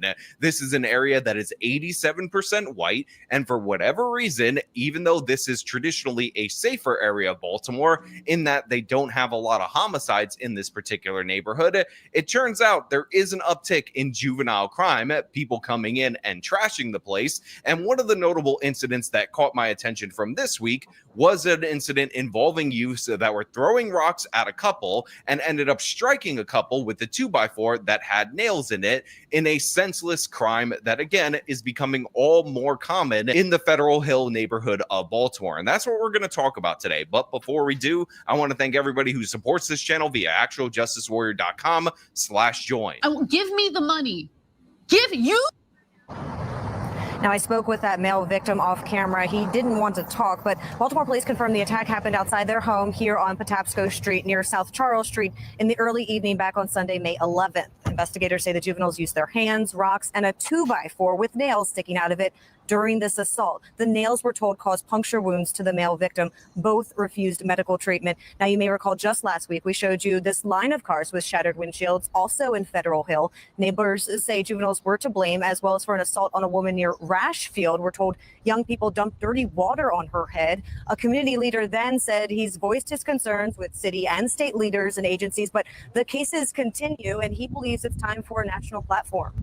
The police are doing everything that they can. I know that they are doing an exceptional job with technology, tracking down these individuals, identifying them, getting warrants, arresting them. But then when it goes to the next phase of the accountability part, DJS just lets them go. And they're back here on the street. I've spoken to every elected leader. I think the only way that something is going to change now is if it becomes a national issue and if the national media put it on TV. Now, look, the reason I presented this hypothetical to you guys in the beginning of this video in the way that I did is because obviously, had this been an issue of 87% of this neighborhood being a black neighborhood, it being a peaceful neighborhood where not a lot of crime goes down, however, the youth from a neighboring white area ends up coming in and tearing up the joint, attacking people at random, people would infer that there was some kind of racial motivation. If you heard from a bunch of different residents in this neighborhood about how they don't feel safe where they grew up, where their community is, and now they're considering leaving. This is becoming really dangerous, you know, and you don't want to be walking around the streets. It's scary. For Boyd, as the crimes continue coming in, her family is now considering moving out. We love our community and we don't want to leave. But when this type of thing happens, it's almost as if, you know, and I don't want to be at that point. This would be reported by the national media as of these people being driven out by the evil white racist youths that don't respect the peaceful black people. However, race is not even mentioned throughout the course of this segment, and I've gone down the rabbit hole on this Federal Hill area, and one of the things that I discovered is that they will wait to have a homicide as compared to the rest of Baltimore until like 6 or 7 months throughout the course of the year, because traditionally, this is a safe enclave. This is a separate area from Baltimore proper, even though it's in the city, due to the fact that the population just doesn't act in the way that they do in the rest of Baltimore. However, we do have an uptick in. He is right, though, that like this Federal Hill neighborhood is such a nice neighborhood, and it's being terrorized. It's different than PG County, where you have nice neighborhoods that are being terrorized by Sons. Nice black neighborhoods that would be being terrorized. This is a nice white neighborhood that's 100% being terrorized by teens and young people as young as 8 from another race. That is something that you would think during the Black fatigue time they would be able to get that as a national story. But no one cares. No one gives a shit. No one gives a shit. Yeah, because they white. Here goes Federal Hill. Here goes the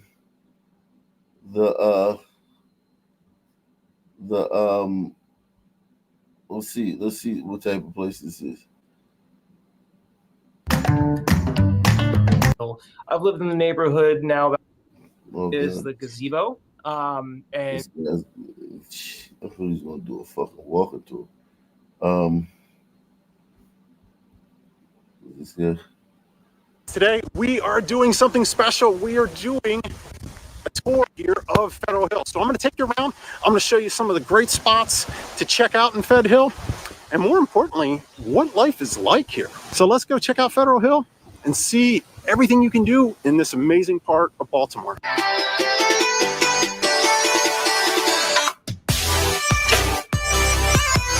This home group of eXp Realty. Hey, if this is your first time to our channel and you're looking to learn all about Maryland, great news, you're in the right spot. We do videos talking about living, but we need one thing from you.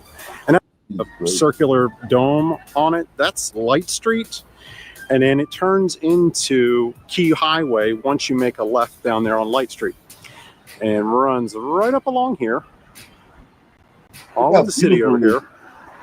Look how beautiful this is. This is by the harbor too. Until you get to the buildings, pretty much here on the other side. You're going to ride the water all the way down on the other side. It's sort of the boundaries of Federal Hill. So let's take a peek and sort of give you some landmarks to check out. So right here, these are the residences at Ritz-Carlton. Very, very nice facilities, homes rather, right on the water here in Baltimore. You've got the harbor right here. Then you've got Rusty Scuffer Restaurant, which is fantastic. It's a great spot to get seafood, and as you can see, you're overlooking the water. Now, the triangle-shaped building right behind it is the Baltimore National Aquarium. It's got that bridge in between it. It's a world-famous aquarium we absolutely love here in Baltimore.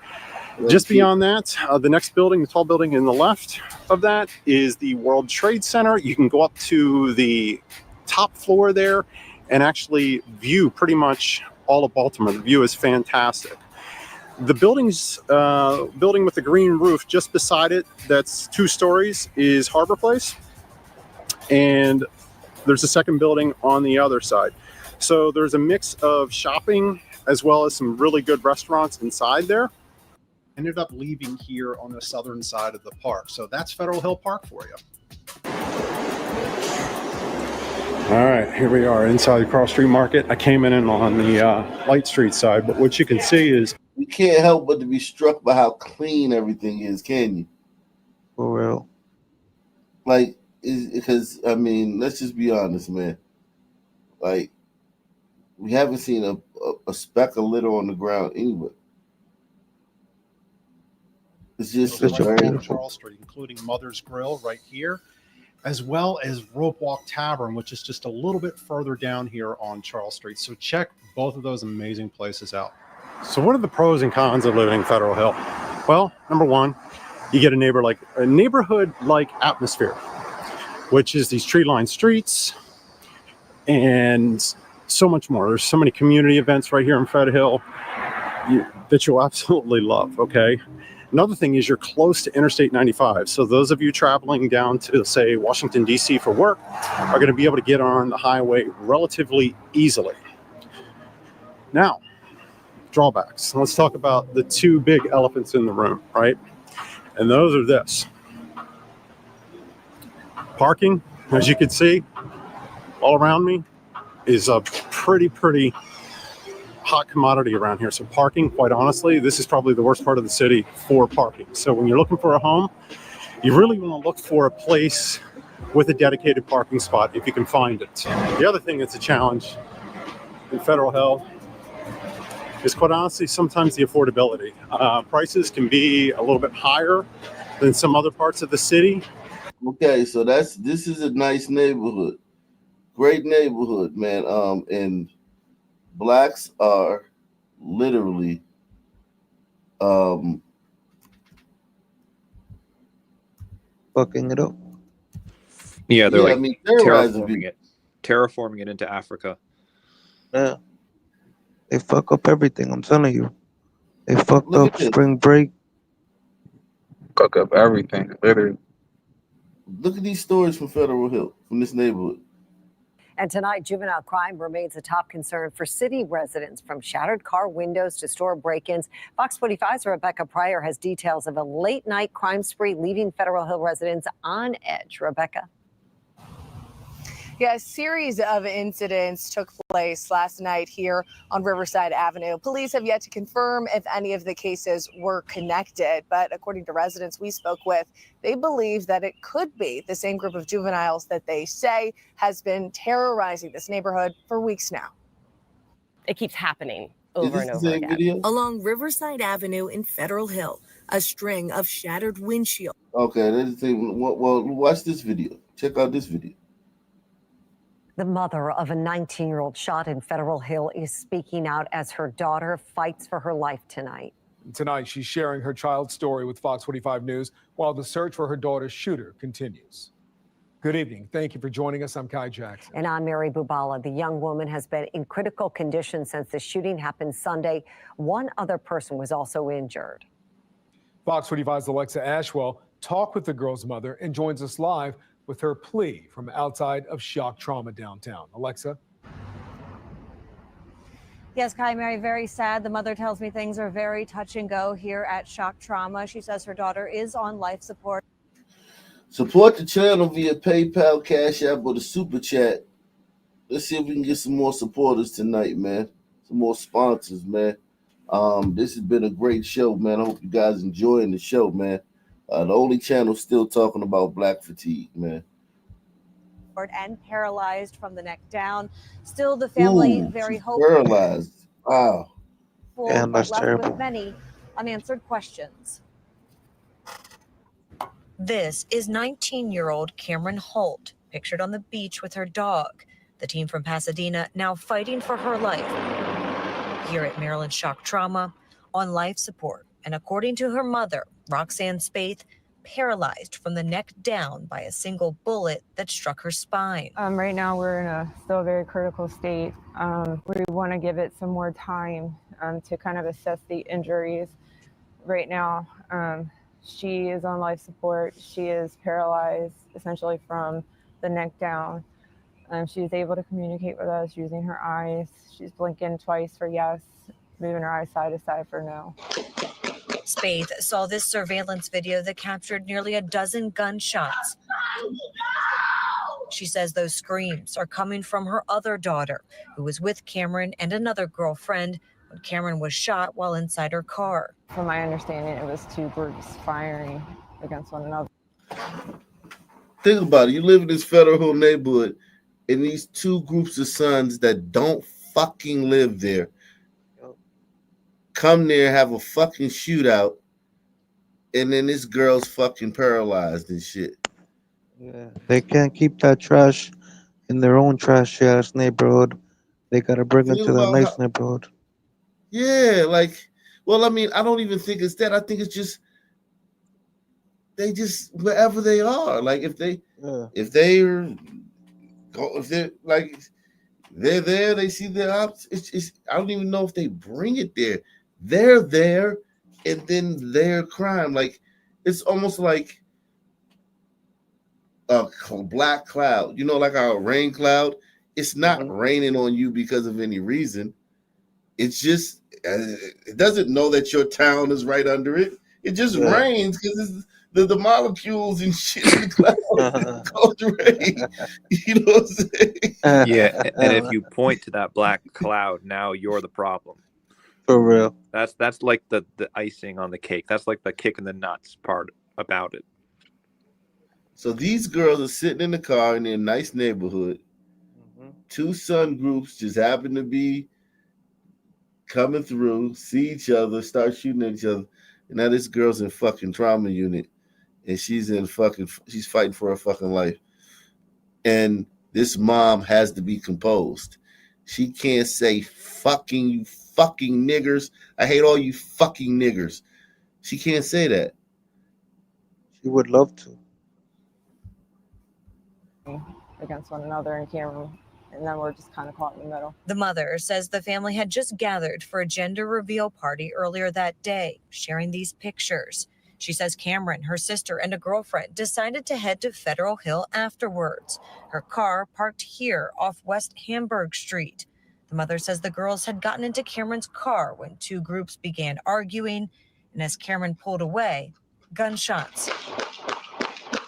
Cameron's mother recalling getting that phone call. I couldn't wrap my mind around it. I couldn't get here fast enough. I think I ran every red light to get here, as any mother would. You know, you just want to be there. You want to wrap your arms around your baby. You want to make sure they're okay.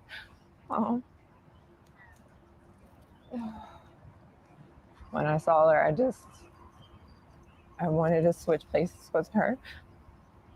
I just want answers. I want to know who did this. Baltimore police are remaining tight-lipped about the investigation. The department has confirmed a 28-year-old man was also shot, but hasn't said what they believe led up to the shooting, who was involved, and if they have any information. So he's not snitching. So they're not gonna find out what happened. Okay. Damn, that's some bullshit, yo. That girl was chilling in her whip. A Federal Hill couple is recovering after police say they were assaulted by a group of juveniles. Investigators say one juvenile was armed with a 2x4 with nails. Is this the one we saw? Fox 45's Alexa we saw Ashwell this. joins us live in Federal Hill. It's so much stuff going on down here that it's literally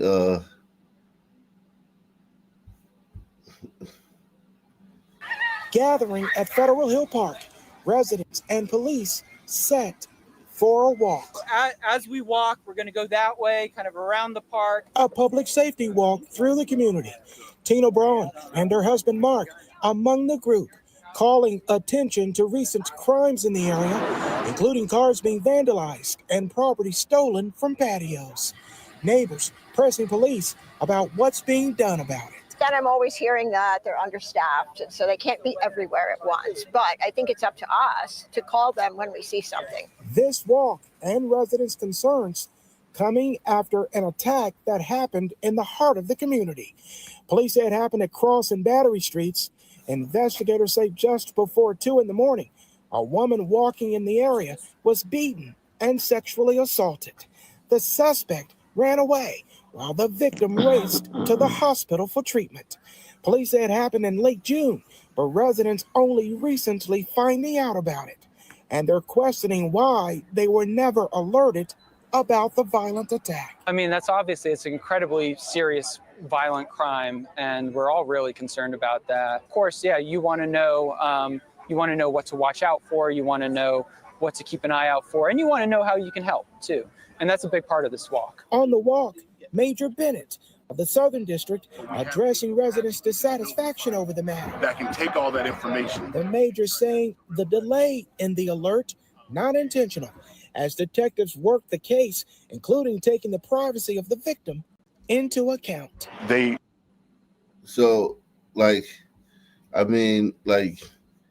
people are active in their community. They're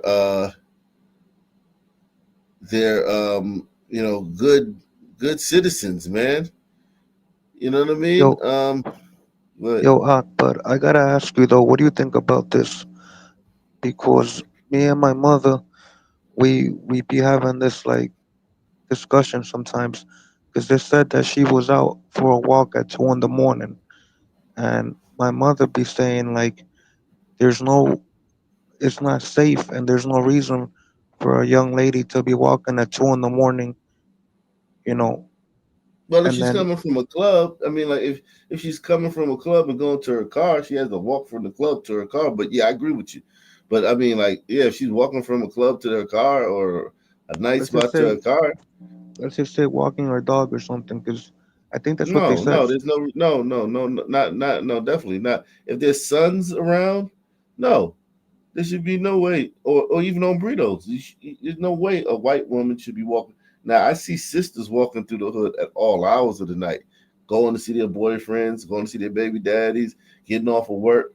it ain't nothing to see a sister walking at night. I mean, it's rare to see anybody really walking at night in Blackistan, but you see sisters coming from work all the time. Because I used to be out there, you know what I'm saying? So I would see sisters getting off the bus, they might work overnight or they might work late, or so they may be booty call or something like that.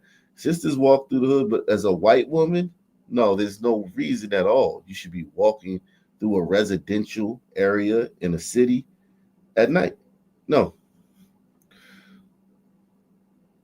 Absolutely, positively not. But you can walk towards like if you're down at the club district or the restaurant district, you know what I'm saying?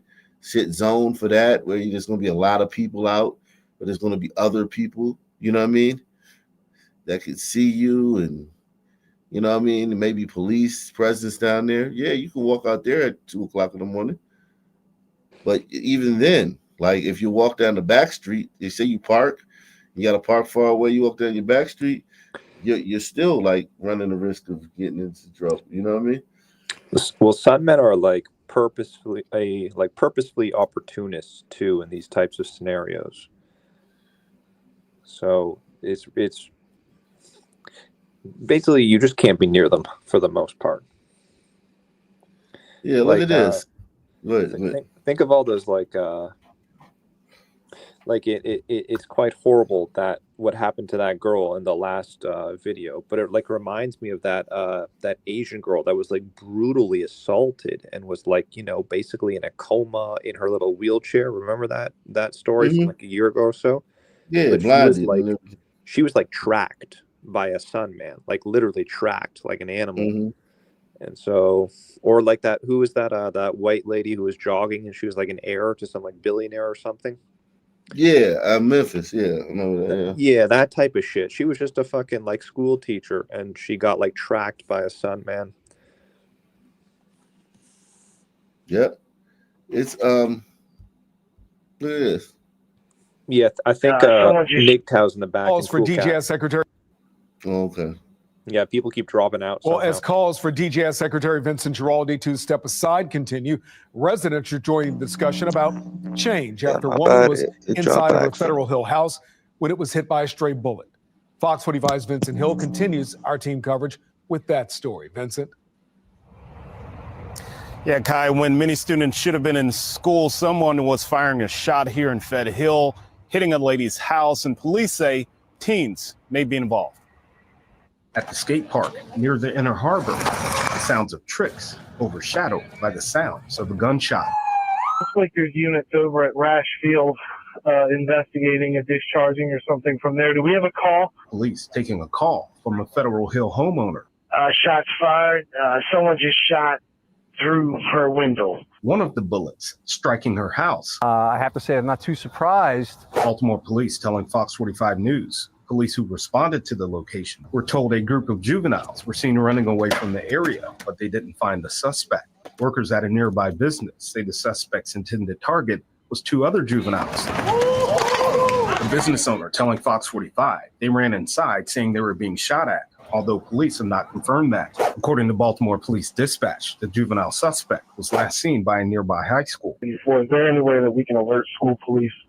More than likely, he's a high school student at Digital Harbor. City School says there was no reports of an armed juvenile being arrested inside that school. In this beautiful neighborhood, there seems to be a lot of not so great activity. Owen Lyons lives just a few houses away from where that private security that's paid for by the homeowners around here, but it still persists. It's even more alarming in the middle of the day. The shot, which could have injured his neighbor, a stark reminder of the juvenile crime crisis. I think these whites pay. He went to Cornell, so this is the type of neighborhood that these whites pay for private security. They come out the pocket for private security, and guess what? They're the tax base. This is the tax base. Mm-hmm. If anybody should get first dibs on whatever police officers are left after the blue flu and George Floyd, these motherfuckers should get it. Facts. There's no reason they should be told, hey, we don't have enough cops. Hey, we're doing the best we can. These motherfuckers that owe after when tax time come around, these people owe. Those niggas on the other side of town, where there's a cop on every fucking corner and still doesn't do a damn thing. Those niggas getting back $10,000 for their tax time. Yo, They that's so left true. $5,000. Huh. They going on trips. They on Carnival cruises, flying Spirit Airlines all over the fucking country. This fucking guy owes when tax time comes around, and he can't. And they got to pay for private security. Unfucking believable, man. High school. Before, is there any way that we can alert school police? More than likely, he's a high school student at Digital Harbor. City School says there was no reports of an armed juvenile being arrested inside that school. In this beautiful neighborhood, there seems to be a lot of not so great activity. Owen Lyons lives just a few houses away from where that bullet struck. We try to monitor it. The police try to monitor it with this private security that's paid for by the homeowners around here. But it still persists, which is even more alarming in the middle of the day. The shot, which could have injured his neighbor, a stark reminder of the juvenile crime crisis. I think that's true in the city now of a lot of things, whether it's stray bullets. We are kind of taking a lot more risk these days, it seems. And the calls from residents to do more about it. I don't know what the right blend is because they are kids, but clearly there seems to be not enough consequence for that kind of activity because it seems to be prevalent all over Baltimore. And BPD is investigating what led to that shot being fired here in Fed Hill. Again, that suspect was last seen near Digital Harbor High School. In Fed Hill, Vincent Hill, Fox 45 News. I'm Kai Jackson. Thank you for... I mean,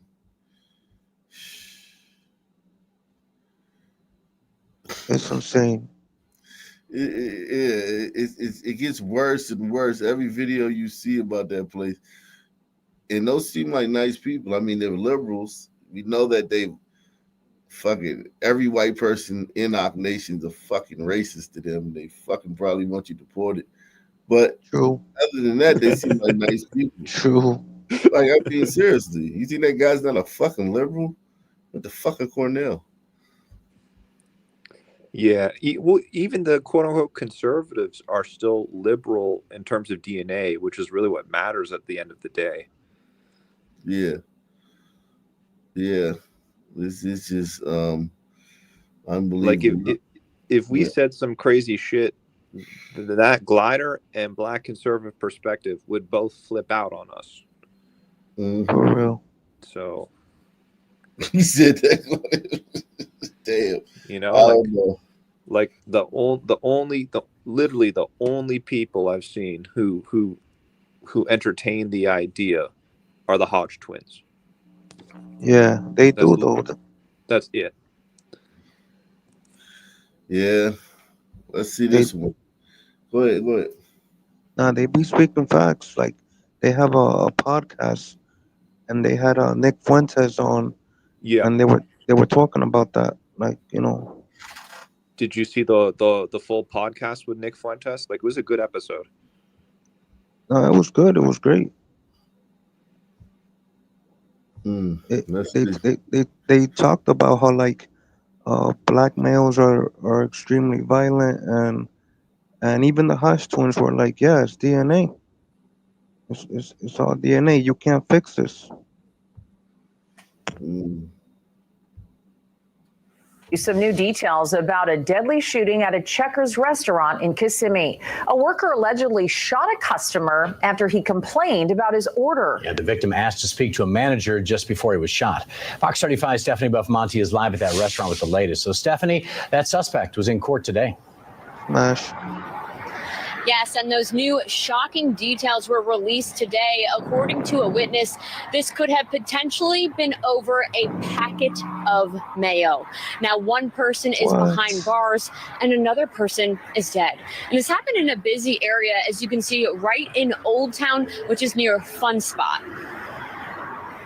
The defendant will be held pursuant to Arthur at no bond. 23-year-old Elijah Mackey in an orange jumpsuit and cuffs, making a first appearance in court Friday. He's charged with first-degree premeditated murder. Osceola County deputies say it was all over a fast food customer complaining about his meal. A witness said he was possibly asking for mayo packets.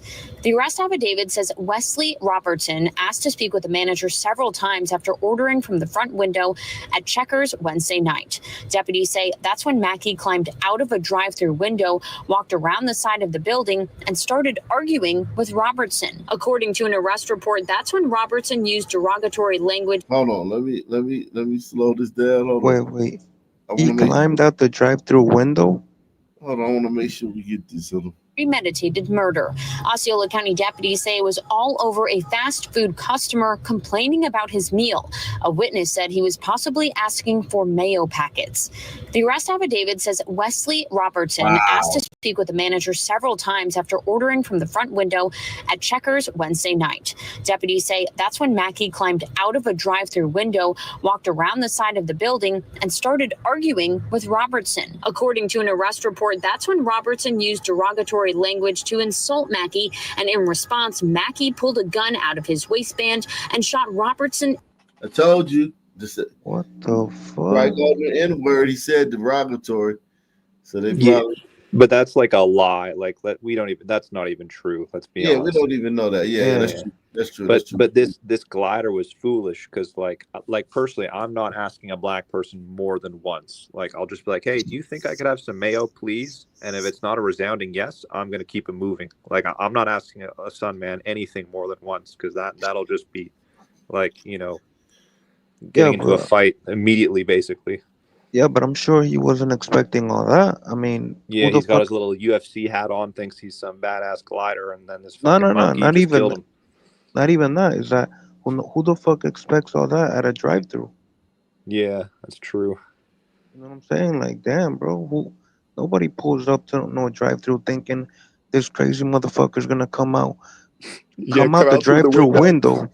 Yeah, who the fuck? Like a fucking chimp for real, and then pull out a gun and shoot him? Like, what the fuck? Yeah, man. No, that's why like you have to stereotype if you're going to be living in large population. Like if you're going to be bumping up with sons, like rubbing elbows with them because you live in a mixed community, like you just have to treat them differently because they just are. Yeah, they are. They definitely are. 100%. Yeah, I mean, like on the job, right? On his job, he shot the dude. Like it's just a total mind-boggling. It's kind of like every fucking trope. Like, well, you got to get these kids jobs. How many times you see some actors say, "We need to get these kids working, man"? Yeah, for real. We get them some jobs. They ain't got nothing to do. They ain't got nothing to, like this kid right here. He had a fucking job. Mm-hmm. He's already armed at work. Well, which is whatever. Florida, he might need an arm because he's a young man, young black man. He may be interacting with other young black men, so he might need a firearm. Then he uses it. And it's over mayonnaise. Like it's literally every low IQ monkey fucking trope you could possibly put into one. Yeah, it's not like the customer was robbing the joint. No, not at all. It was like, and then you can't say, well, the customer called me a derogatory word. Negro, you climbed out the window to go argue with me. Yo, what the fuck? Yeah, you can't explain that in any other way than DNA. Yeah. I don't care. Not even 1,000 years of slavery could explain this. For real. But you know who could explain it? Sisters. They'll say some shit like, "Oh, or I bet he made him feel threatened," and take his side. Yeah, definitely, without a doubt. You're not gonna find one sister that doesn't take his side. If you did a man on the street and just asked him, every single sister would take his side. in court Friday. He's charged with first-degree premeditated murder. Osceola County deputies say it was all over a fast food customer complaining about his meal. A witness said he was possibly asking for mayo packets. The arrest affidavit says Wesley Robertson asked to speak with the manager several times after ordering from the front window at Checkers Wednesday night. Deputies say that's when Mackey climbed out of a drive-through window, walked around the side of the building, and started arguing with Robertson. According to an arrest report, that's when Robertson used derogatory language to insult Mackey, and in response, Mackey pulled a gun out of his waistband and shot Robertson in the chest. He fell headfirst into the building. The employee ran toward the slingshot ride and then to Celebration Suites nearby. We spoke with people staying there. Can you imagine? You're just like, oh, let's go to Checkers. I want, a hamburger meal or whatever it is. And next thing you know, you're gone. I mean, how does that happen? It's sad. It's really sad. You don't know if you can ever voice your opinion, because somebody's going to pull a gun. Former Orlando Police Chief Orlando Rolone weighing in. Obviously, this individual will have their day in court, but based on the information that we have seen so far, it'll be very, very difficult for them to defend their actions. And it's unfortunate because it could have been avoided. He says it's important to talk to your kids about controlling their emotions and lead by example.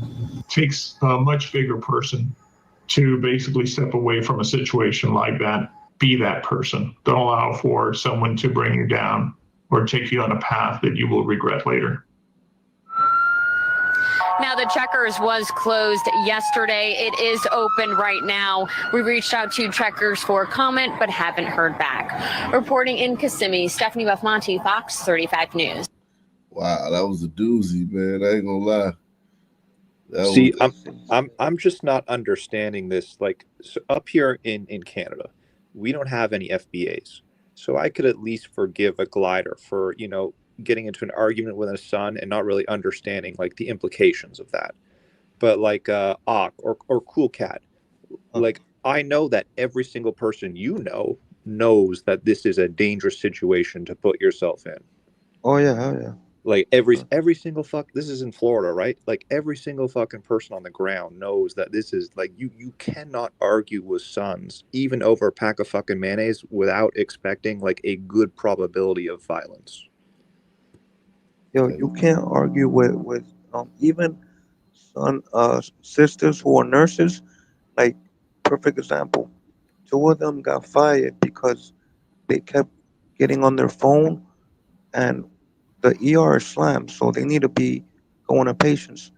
They kept getting on the phone, and I told them stuff, and they were like, "Yo, like mind your business, just go do this, whatever."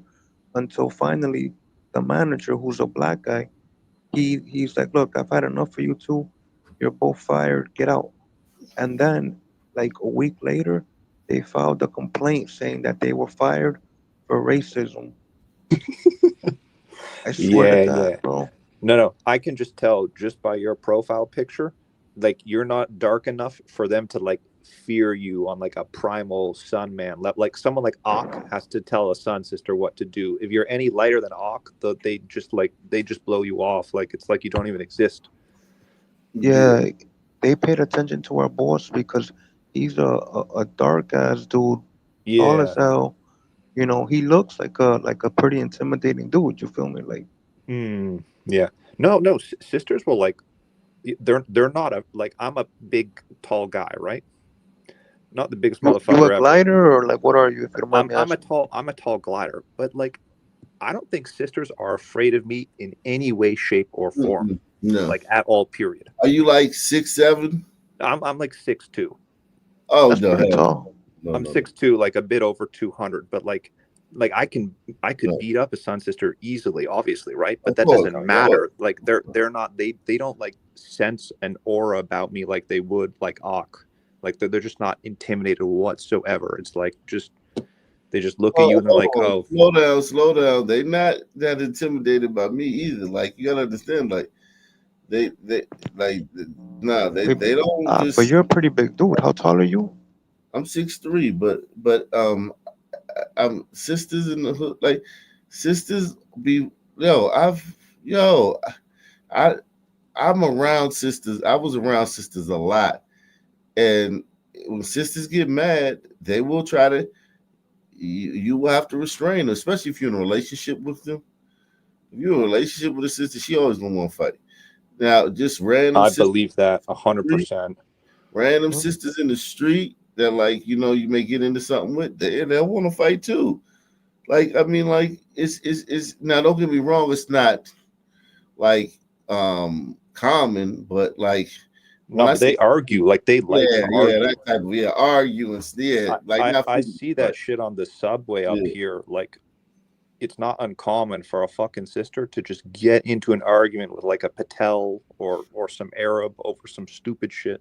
Like they are not intimidated by men at all. Yeah, no, they're not. They're not at all. We don't get too much. Some men don't get too much of a break from that shit.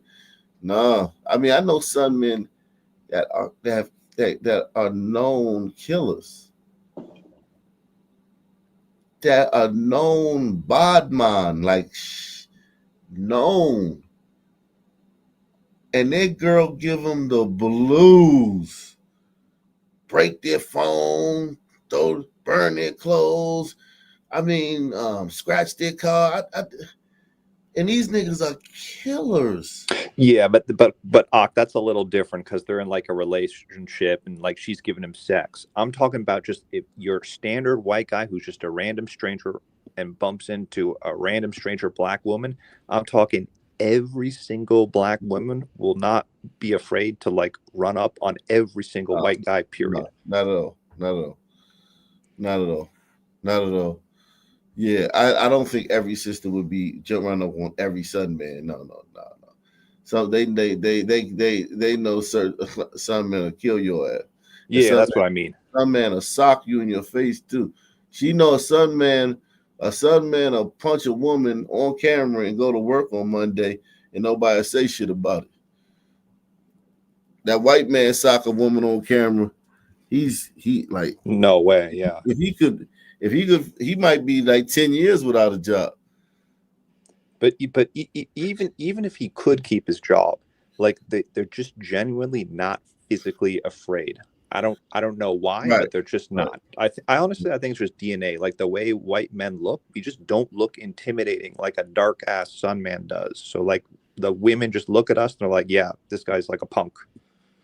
Well, it's also like they're Americans, right? So they know white people behave with restraint. That's true. White people behave with, white people think about the future. White people, you know what I'm saying?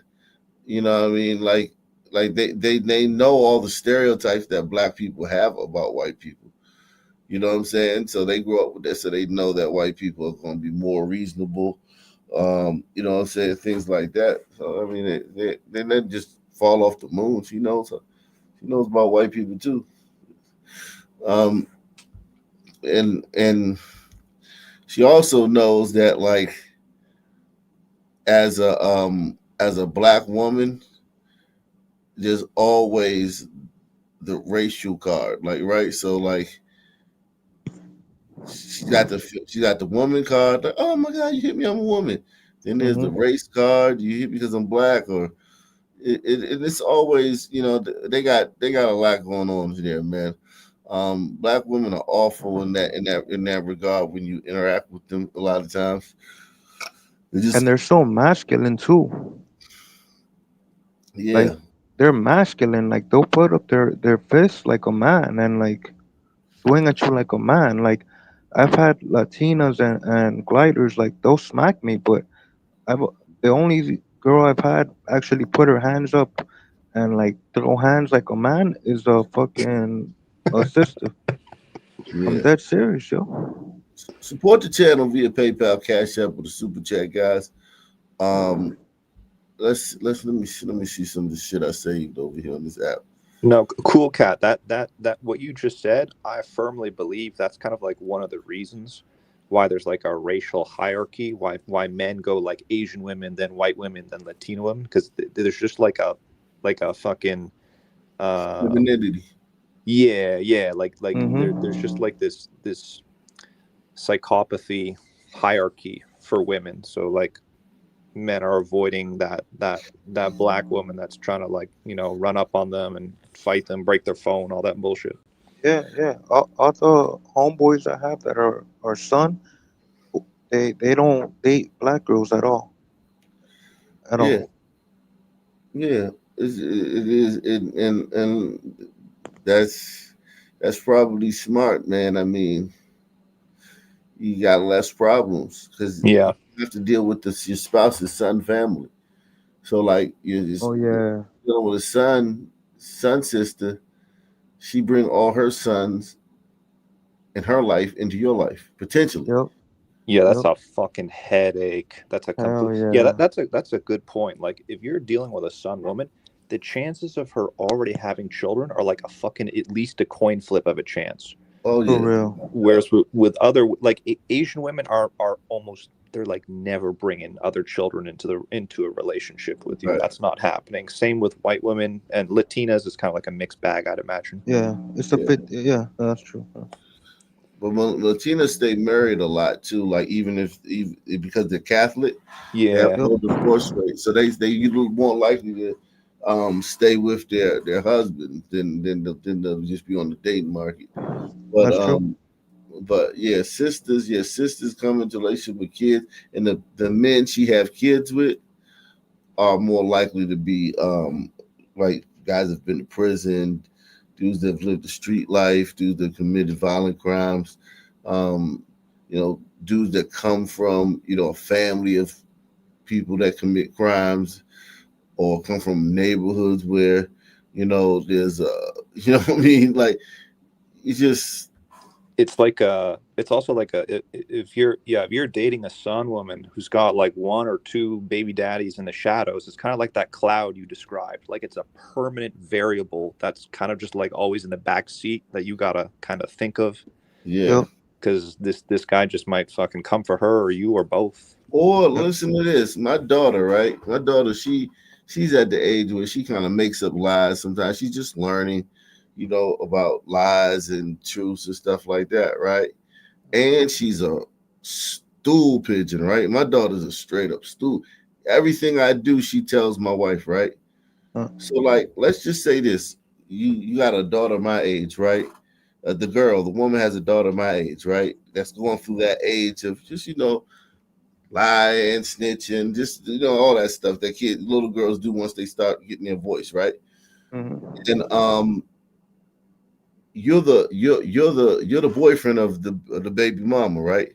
And you stay with her and her kid, and the kid, she has that kid with a psychopath, a son man like this, or a son man like in any of the son men in any of the stories tonight, right?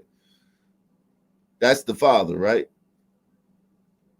And the daughter, now she goes over, now she gets a weekend with her dad. And the dad already don't like you, right? Because yeah, of course. He wants a reason. He's looking for the reason. And she says, "Daddy, I don't like mommy's new boyfriend." It's just talking. She might love you. You know what I'm saying? Yeah. But she's a kid. They just say random shit. You're just a kid talking, right? Yeah. And this fucker's now he's fucking looking. Now you got some psychopath son man looking to fucking kill you. Yeah, no, that's like suicide by parrot. And That's will awful. kill you. And will kill you. Like, will kill you. You know what I'm saying? So like it's a lot. October 2022, Terry McMillan went into a Home Depot store and pushed 80-year-old Gary Razor to the ground as he attempted to shoplift from the garden area. Razor died in the hospital from complications of the fall weeks later. His family today describing him as a loving, caring, and forgiving man. They say he never said a bad word about the man who pushed him to the floor. McMillan is now sentenced to a maximum of nearly 10 years in prison. October 2022, Terry McMillan went into a He killed that fucking guy, just pushed him over and he died. But let's read the story, okay? Here's the story. Terry McMillan was sentenced to 8 to 10 years for the 2022 death of Gary Resner, 82. Resner died a month after being shoved to the ground while confronting McMillan. He suffered multiple broken bones from the fall. McMillan pleaded guilty to voluntary manslaughter and common law robbery. The DA said Rasner's family was not seeking a life sentence. Our sincere hope and my father's would be that Mr. McMillan uses his time to rehabilitate so he can come out and be a productive citizen and re-engage with his family and be the father he wants to be. That's truly what we want, said Jeff Rasner, Gary's son. That's unbelievable. That's insane. That's unbelievable. It's shit like this where like maybe I think to myself, maybe if like Hispanics do become the super majority of the country, what will that look like? Will they like start locking these Sun people up and like actually like, you know, like putting them in where they really belong in prison? Like, because we don't like them. No, no. Nobody does. Yeah, trust me. When I was a kid, I never understood why my parents and the neighbors would be like, in Spanish, they would be like, "Oh, great, the black people are coming. Watch out! Like, come inside, come inside." I'm like, "Why?" I swear to God, they would be like, "Come inside, come inside," and I would look and I would see a group of Sunmen, and I'm like, "Oh, I never understood." I'm like, "Why, Dad?" And they're like, "No, just come inside," and we would leave. And now I get it. Yeah, see, like if it like that would never happen when I was a kid. Well, we didn't really have any sons, but it's just like the white guilt thing, and that's something that Hispanics don't have. So they're able to just be honest with, you know, racial stereotyping and the risks that Sun men pose. Exactly. Exactly. They don't have that baggage. And they're also different. They got a different makeup. They're more on the Sun spectrum. Like a lot of them have like you, Cool Cat, you have African DNA, but it's like, you know what I'm saying? Yeah. So it's like you have that in you, you know what I'm saying? It's like Blade the Vampire Hunter. Yeah, exactly. you know what you're up against because it's partly you within you. Yeah, I feel you. Yeah. Oh, great.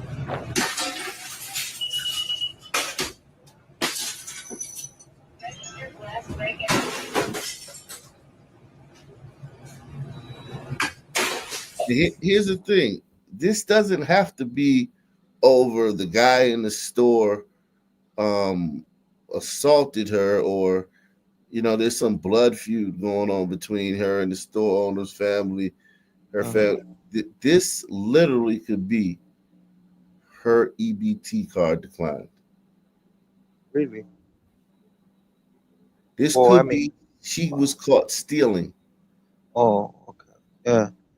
This does not have to be anything on the store side that was done. You know what I mean? Of course, it likely is not. Like that's a classic frontal lobe thing sons seem to do. It's like I can't help but notice when they fuck up and they get caught doing something, they'll throw like a childlike tantrum to try to like get out of it somehow. Yeah. Oh, okay. Yeah, that makes sense. They just tear up a store. Just go, man. Just come go. Can't get a pack of Newports. Hey, this is going crazy. Fuck. Oh. You.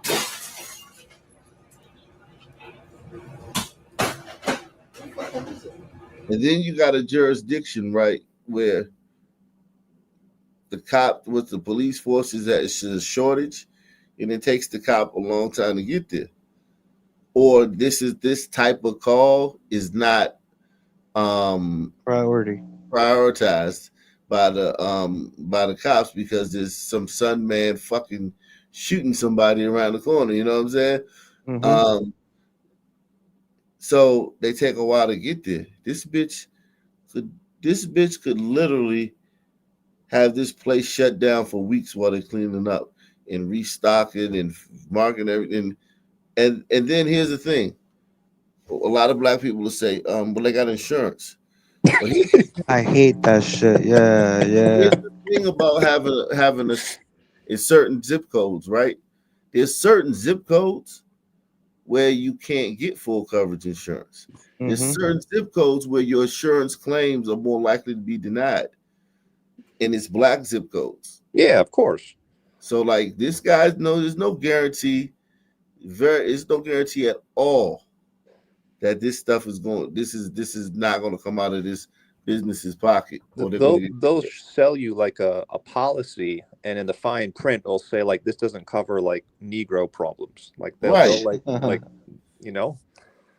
That's what my Right. stupid ass cousin says, yo. She be saying that when BLM was kicking off, and I told her, yo, they're destroying New York City. That shit ain't right. She was like, oh, but they're insured. I'm like, that don't fucking matter. That don't give them the right to do that. Mm-hmm. When you tell a son or a Hispanic, when you speak in that type of language, when you say something like, oh, they're destroying this city or this state, like Yeah. you just kind of give them a name of a general geographic area. They just think of it as like, oh, that's the government, that's white people shit. It doesn't matter, Yeah. we destroy it. Like they don't Exactly. they couldn't possibly imagine. It's like, okay, well, even if you are destroying things that are mostly owned by white people, like you're still going to affect other groups of people, including black people. Of course. Yeah. That's what she doesn't get. She thinks that, oh, the city will cover it or some shit. It's like, no, like you're my cousin and all, but I feel like smacking you sometimes. Like, nah, you got it all fucked up. Yeah, they can't see things. They can't imagine things that aren't in their face. Things that that they just don't. If they don't see it, it doesn't exist. Yeah, out of sight, out of mind.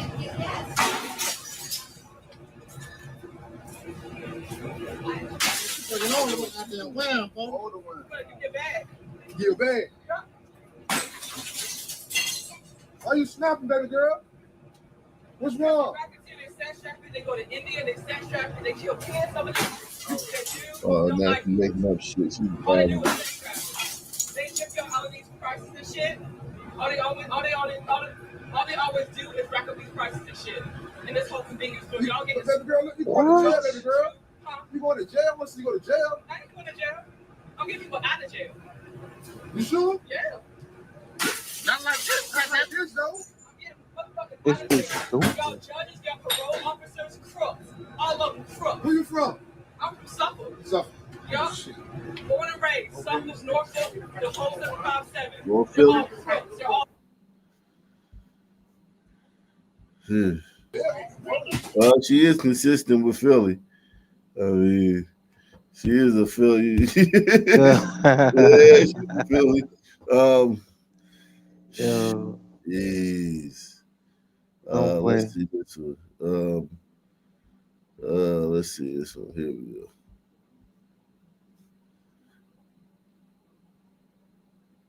Oh shit. Rack that joint. Yo.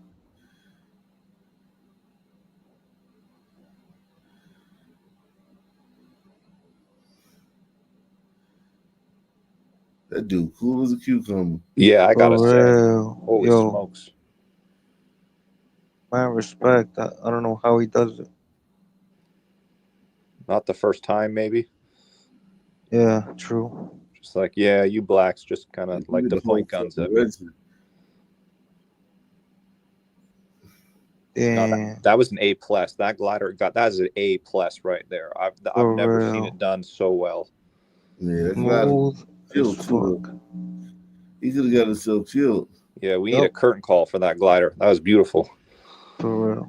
This right here is the story that a lot of people are talking about in Chicago. I'm glad I got to it finally. Man gets eliminated by woman's boyfriend after he asked her to buy him some weed. These people don't know what the fuck they're talking about. What happened here is this guy's at a gas station, right? This is like his office, right? He's like a drug dealer. So when people come up, he'd be like, yo, got that smoke, got that smoke. I used to sell weed, man, right? So he said, got that smoke. But what happened was he said that to this girl, and he didn't see her son man in the passenger seat. So the son man sitting in the passenger seat, all he sees is someone talking to his girl. You don't know that this dude is like a drug dealer, just like, you know, when people walk by, got that smoke, got that smoke. Yeah, and, yeah, you know that. And he hops out and gets to argue with the guy, and then, You'll see.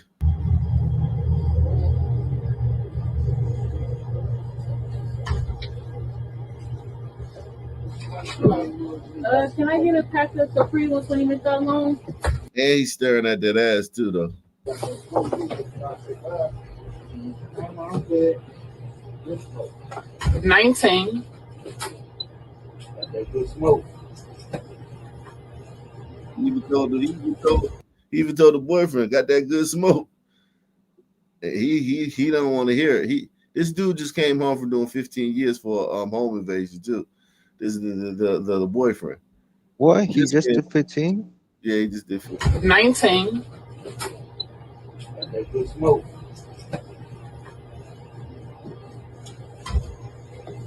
He got a gun. His name right here.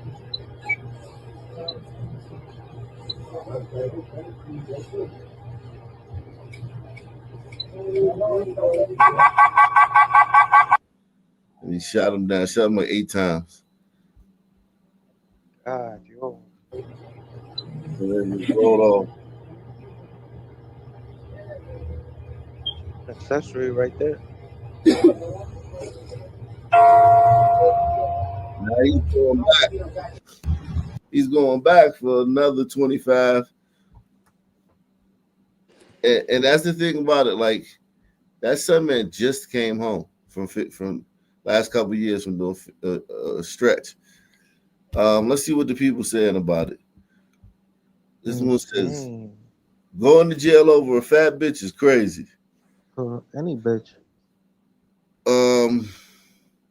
It says, okay, here's the facts. Donnell L. Patton, May 14th, 2025, Chicago, USA. On May 14th, 2025, around 1:15 a.m., 41-year-old Jonathan Robinson fatally shot 40-year-old Donnell Patton multiple times at the BP gas station in the 7,400 block of South Stony Island Avenue in Grand Crossing. The shooting followed an argument reportedly sparked when Patton spoke to Robinson's girlfriend inside the convenience store, escalating outside as captured on security footage. Robinson, identified via surveillance video, fled in a white vehicle, possibly an Infiniti, but was arrested hours later at 10:39 a.m. in the 7200 block of South Cornell Avenue. He faces one count of first-degree murder, and one count of unlawful manufacture, delivery of 30 to 500 grams of cannabis, per Chicago police reports. Employees noted a woman was present during the dispute, with Patton intervening after another man approached her, leading to the fatal confrontation. Patton was pronounced dead at the scene, and Robinson is scheduled for detention hearing on May 16, 2025. So yeah, he killed that guy. One says, sorry, but white people just don't do this. Wow. He said his chick gonna be taking someone else's dick soon while he's in prison. He said, I'm gonna just say this because I don't give a fuck. If this was a white man doing this, there would be riots and outrage. But since it's a black man, all y'all do is go, wow, this fucked up. The hypocrisy level of how y'all act is very hilarious. Stop promoting and allowing black on black crime. I've had that feeling. I'm be honest with you guys, straight up transparent with you guys. Where I've been in the car waiting for my girl to come out the store or to go in the store, and there've been a bunch of sunmen hanging out at the store. And they might not see me. You know what I'm saying? They might have seen me, they might not have seen me in the car. But she gets out and goes in the store, and the sunmen, you know, they gawking and looking and whatnot. And I remember one time, Sunman, when she was coming out the store, the Sunman kind of tried to grab my girl's hand and hold her up. I had visions of killing them, man. I ain't gonna lie. Yeah.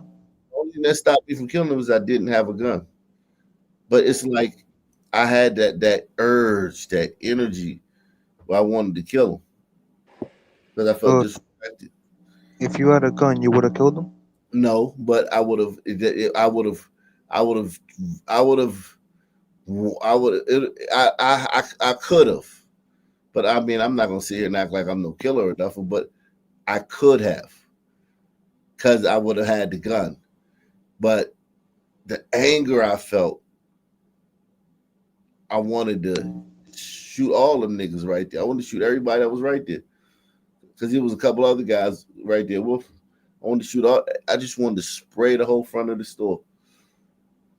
Yeah, see, the sun mind, it's very good at feeding off of other sun minds and escalating the violence, because it's like, to you, you're already a sun, so naturally you're less inhibited with, you know, using a gun and shooting them. And then on the other end, they're like, they want to clown you, like they want to embarrass you and like, and you know, just one up you and, you know, put their hands on your girl's ass or whatever.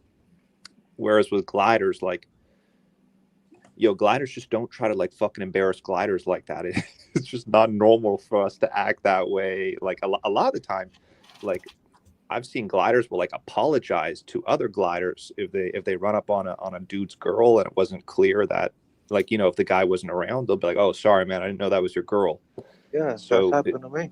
It's just a totally different environment and thought process about, like, you know, how black people do mate guarding and how white people do mate guarding.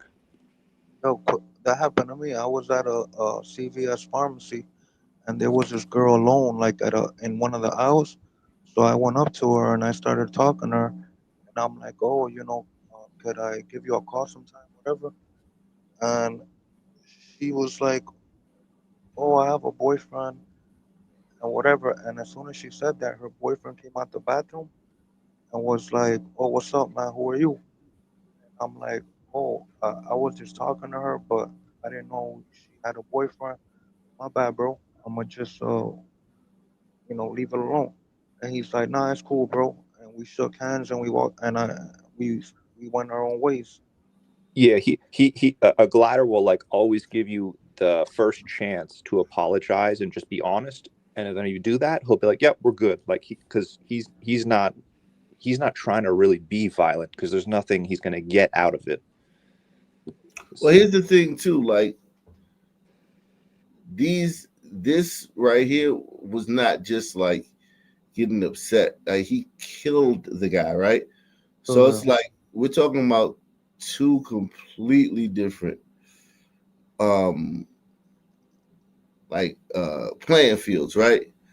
So with the glider, if this guy apologized, let's just say that guy apologized, the Sun Man still may have killed him. Oh yeah, of course. Because the apology is, you know, kind of like now you're like prey. So now the chase instinct. When you're a predator, you know, like a lot of predators, like a dog will just chase a squirrel once it starts running, or cat. Like it's like a chase instinct. So it's like you're part. Oh, my bad, dog. My bad. Yeah, I know it's your bad, you bitch ass nigga. You know what I'm saying? Yeah, It's like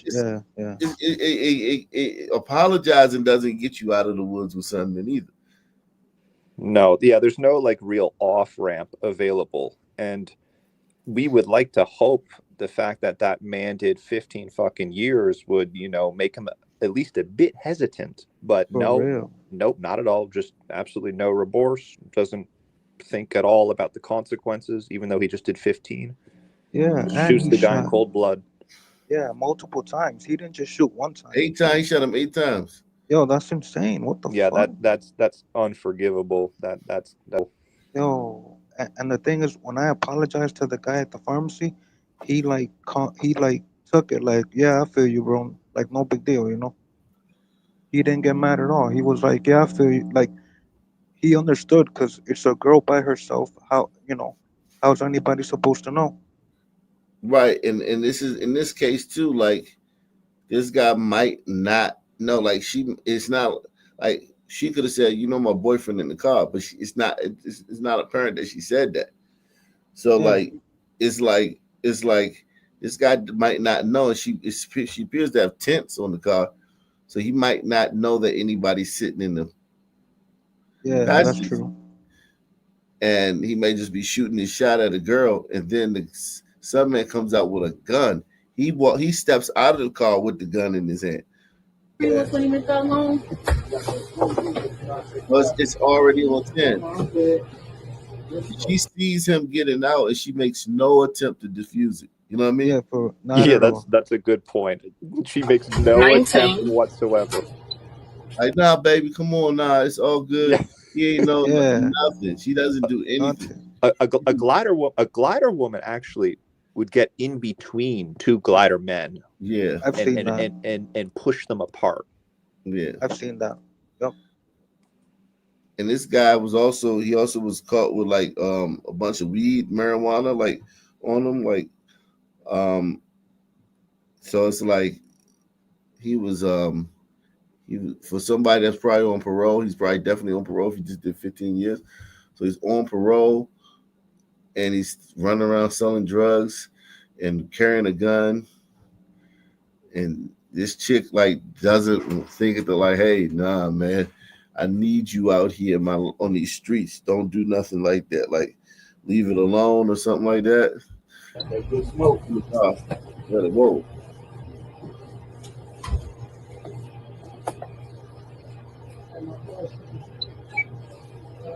You know, he's copping the plea. You can tell he copping the plea by the way. Yeah. Okay. So he did hesitate. The son man hesitated for like 5 seconds before pulling out the gun. Well, the gun's in his hand as soon as he comes out the store. Oh, okay. Well, yeah. Okay. Guy smacks the gun down. Oh, okay. 19. Good smoke. And she's in the car right now. He smacked the gun down. Yeah, he did.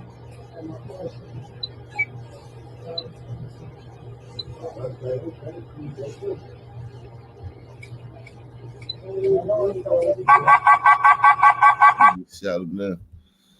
Like point blank, completely like zero chance of survival. 8 times. And then just the son lady just, hey babe, come get in the car, and then they just drive off like Bonnie and Clyde. Mm-hmm. She literally gave a murderer a ride, like it was no big deal. Like, okay. I don't think she had. In that case, I don't think. I don't think she's gonna like get like accessory because like. No. She could like it happened so fast, and she can always say I was scared that he was gonna do something to me. Yeah, no, she's good. She's good. Yeah, she's good. She's not gonna get nothing for that. Who knows? Maybe he threatened her and said, like, bitch, you better drive or else. Yeah, that's what she know. And I don't think that happened, but I think she could say that. This one right here, this kid right here, what's this? Candace Prince. Ugly ass son, man. This is a story that's going around right now, man. Let's see if we can. If you're enjoying the show, man, take the $5 challenge. Support the channel via PayPal, Cash App, with a super chat.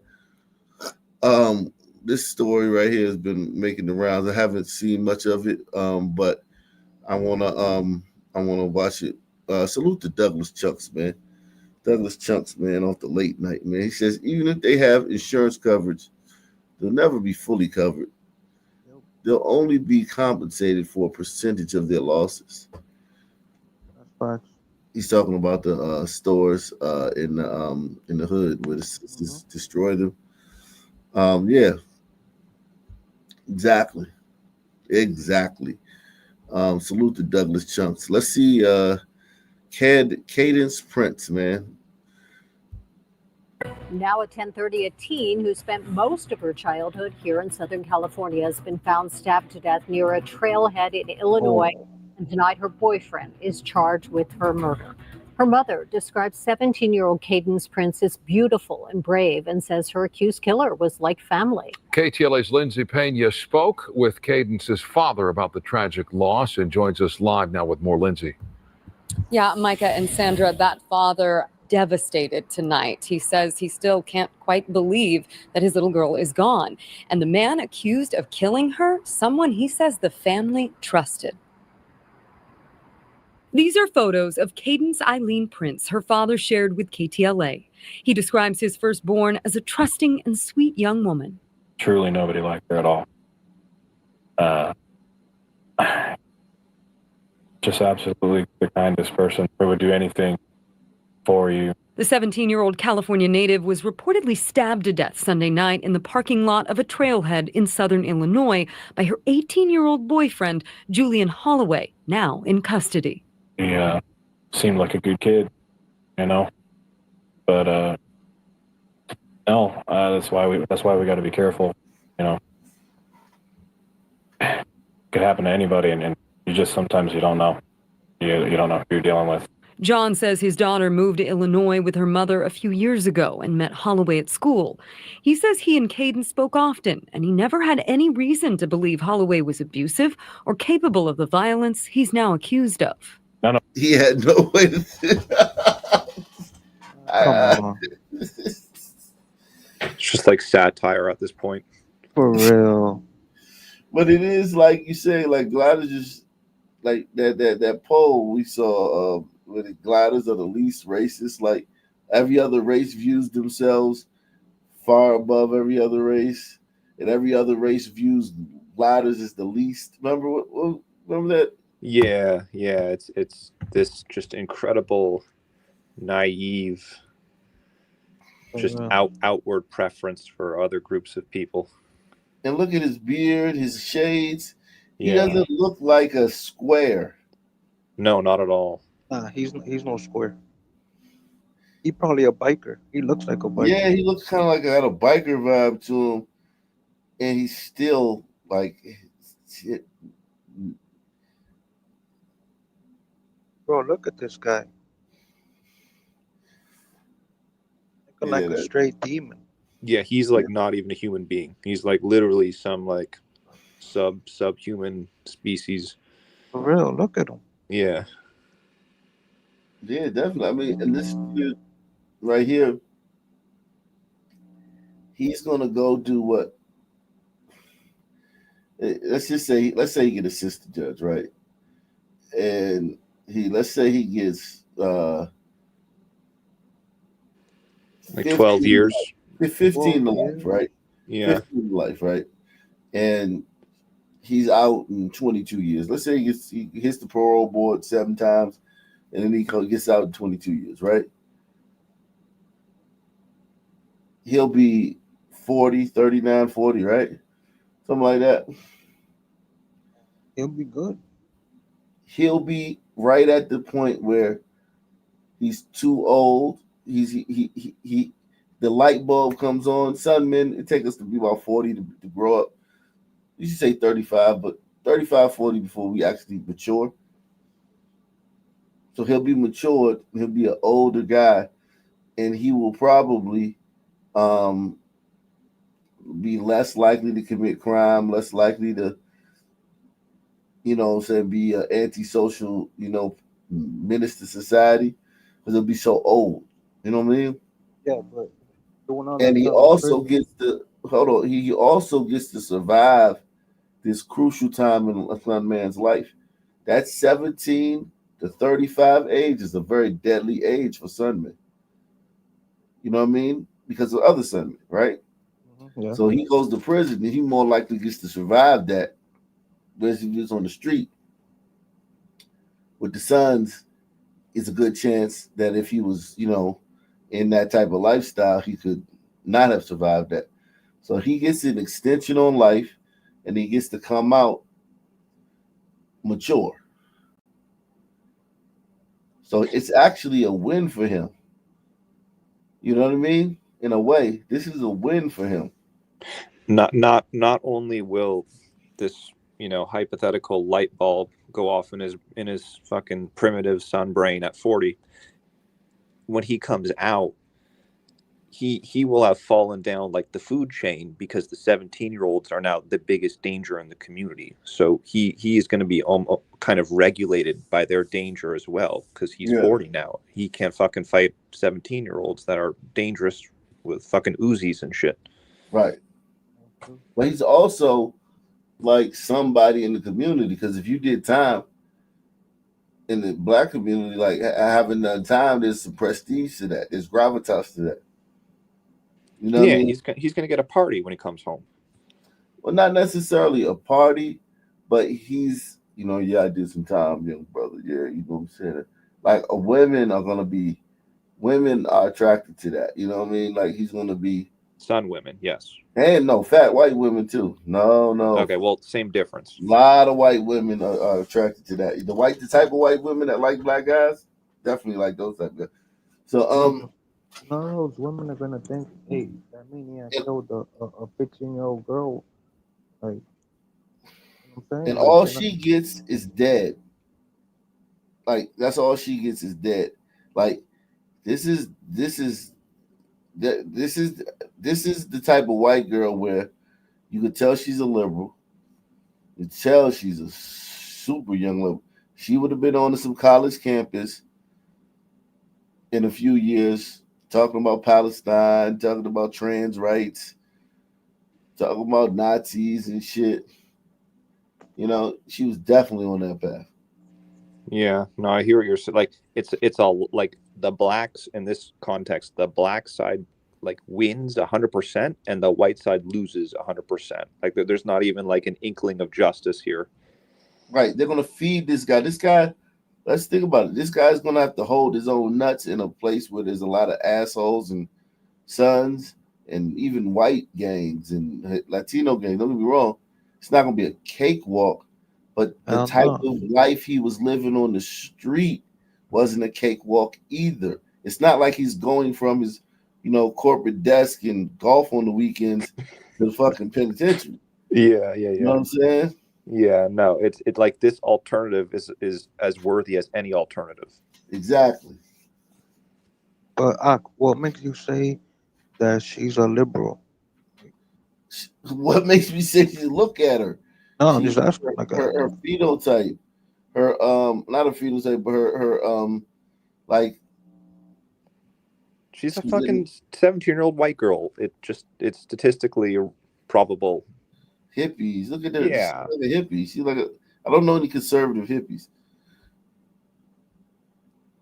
You know what I'm saying? I don't know any conservative hippies. And she's dating that fucking like monkey. So isn't that like kind of clue enough that she's, She loves cats. Like, I mean, listen, this guy, I guarantee you too, because the dark heart of the Sun Man, there was no reason. This girl was probably sweet as pumpkin pie. This probably wasn't like a belligerent girl that's, fighting, giving you a lot of problems. This girl was probably too sweet. You know what I mean? So I'm guessing, yeah, like what you're saying I think is correct, and then I'm guessing she found out like how deep it is to be with a Sun Man and how dangerous it is, and then she wanted out of it. But yeah, you can't get out of it with it. Like you got to pay for that. It's like a gang, right? Like blood in, blood out. So she paid with her life trying to get out of this. She probably told them like, I want to break up. This isn't working out. And then that's why he stabbed her so many times. He wanted her to suffer. How many times did he stab her? Like a bunch of times. I think like 15. Jesus Christ. And most of those are probably in the back because she probably was in the fetal position. Yeah, she doesn't look like a fighter. She doesn't look like she fights you with a knife in your hand. Not at all. Not at all, no. So he just hacking her to death. Like just like look at him and look at her. It's such a mismatch. Like it's genuinely like frightening. That for real. It's like what the fuck? It doesn't make any sense. And here's the thing too, like the dad knew she was dating that guy. I know, right? Yeah, this dad's like pathetic. He's like literally disgusting. What type of dad would As if a I had dad a with a daughter, I know one day my daughter's gonna want to date some son man like that. So I Mhm. know, you know what I'm saying. I'm not gonna try to judge. I don't want to be judgmental because I know that's coming down the pipe that my daughter's want to date a son man. Um, but What are you this, gonna do, Wak? Like if if she she brings bring that home, home, God forbid, but if she does, like, if she brings that home, uh, it's delicate because you don't want to say no to that because that's gonna make her want that even more. true. So it's just like I just gotta like drop nuggets in her brain like for the next fucking 10 years to like just you know what I'm saying, subtly like dissuade her from trying to bring that home. But like, what if like he knocks on the door and says, "Oh, I'm here to pick up uh, Yeah, my daughter. Keisha." Oh God, my What? if yeah, man. I don't. I'd be like, ah, man. I'd be like, dude. I'd be like, what? You here to pick up who? Like, nah, man. She ain't. She ain't going out tonight, man. But what's up, man? Let me holler at you for a second. What's your name, man? How you doing? Where you from? Where your family from? I want to know as much about the nigga because here's the thing. One thing about black people I've noticed throughout the years, Okay. if they think no one cares about you, they're more likely to do you bad. If Oh, they really? think that there's people out there that care about you, it doesn't not gonna stop them necessarily, but it'll pause them to like they're less like let me just put it not pause they're less likely to do you bad if they know people care about you. Like in this case, the dad was probably so super cool on some liberal shit that the son may have interpreted that internally as like she don't have nobody that care about her. Remember, he was like family. Remember, they said he was like family. So they took Yeah. him in so gracious, like you know what I'm saying? They're like, oh shit, they whereas if they would have been kind of like, not standoffish, but just like, yo, you gotta earn this, man. You know what I mean? Yeah, The I've son had that. might have his internal predatory instinct might have said, "Oh, these people, she has people who care about her. If I hurt her, there may be consequences." Whereas, like the Sun Man, it's just weird with Sun Men. Like, like a lot of Sun Men, like right, if they find out that you know certain people or you from a certain neighborhood, and like, oh shit, like I can't do nothing to this guy. He from MLK Avenue. Them niggas crazy. Or oh shit, he know Traviante who killed a bunch of niggas over there. Oh shit, you know what I mean? Like some men once they find out that there might be somebody else that cares about you, or oh shit, her dad a cop. Oh damn, his mother and them they got money. You know what I'm saying? Like some men, they kind of everything is on a predatory level with them. So it's like this girl right here, she seems like she was too much of a lamb. Her dad's soft as hell. She's like, a fucking hippie. And a family totally embraced him. It was kind of like it tried just turned on his predatory. Spent most of her childhood here in Southern California, has been found stabbed to death near a trailhead in Illinois, and tonight her boyfriend is charged with her murder. Her mother describes 17-year-old Cadence Prince as beautiful and brave and says her accused killer was like family. KTLA's Lindsay Pena spoke with Cadence's father about the tragic loss and joins us live now with more. Lindsay. Yeah, Micah and Sandra, that father devastated tonight. He says he still can't quite believe that his little girl is gone. And the man accused of killing her, someone he says the family trusted. These are photos of Cadence Eileen Prince, her father shared with KTLA. He describes his firstborn as a trusting and sweet young woman. Truly nobody liked her at all. Just absolutely the kindest person who would do anything for you. The 17-year-old California native was reportedly stabbed to death Sunday night in the parking lot of a trailhead in southern Illinois by her 18-year-old boyfriend, Julian Holloway, now in custody. He seemed like a good kid, you know, but no, that's why we got to be careful, you know. It could happen to anybody, and you just sometimes you don't know. You don't know who you're dealing with. John says his daughter moved to Illinois with her mother a few years ago and met Holloway at school. He says he and Caden spoke often, and he never had any reason to believe Holloway was abusive or capable of the violence he's now accused of. None of his actions when I met him would suggest any of that, that he was capable of any of that. I mean, they were both very silly together, and he was very respectful. I only ever met him one time. So far, no motive has been released, but John says detectives are now searching the teens' phones for clues. They're trying to go through their phones. They just asked me and the mother for if they could use her fingerprint. Trying to get into her phone to see if they can find out what's going on. KTLA obtained this video posted to what appears to be the suspect's Snapchat on Sunday. Goodbye, guys. With his daughter's alleged killer now behind bars, John says he can only hope that's where he stays. If given the chance to talk to him, he says he would simply ask why. She loved you. She trusted you. And you betrayed that trust. Took her away. Wow. Yeah, that's just genuinely mind-boggling. It's quite unbelievable.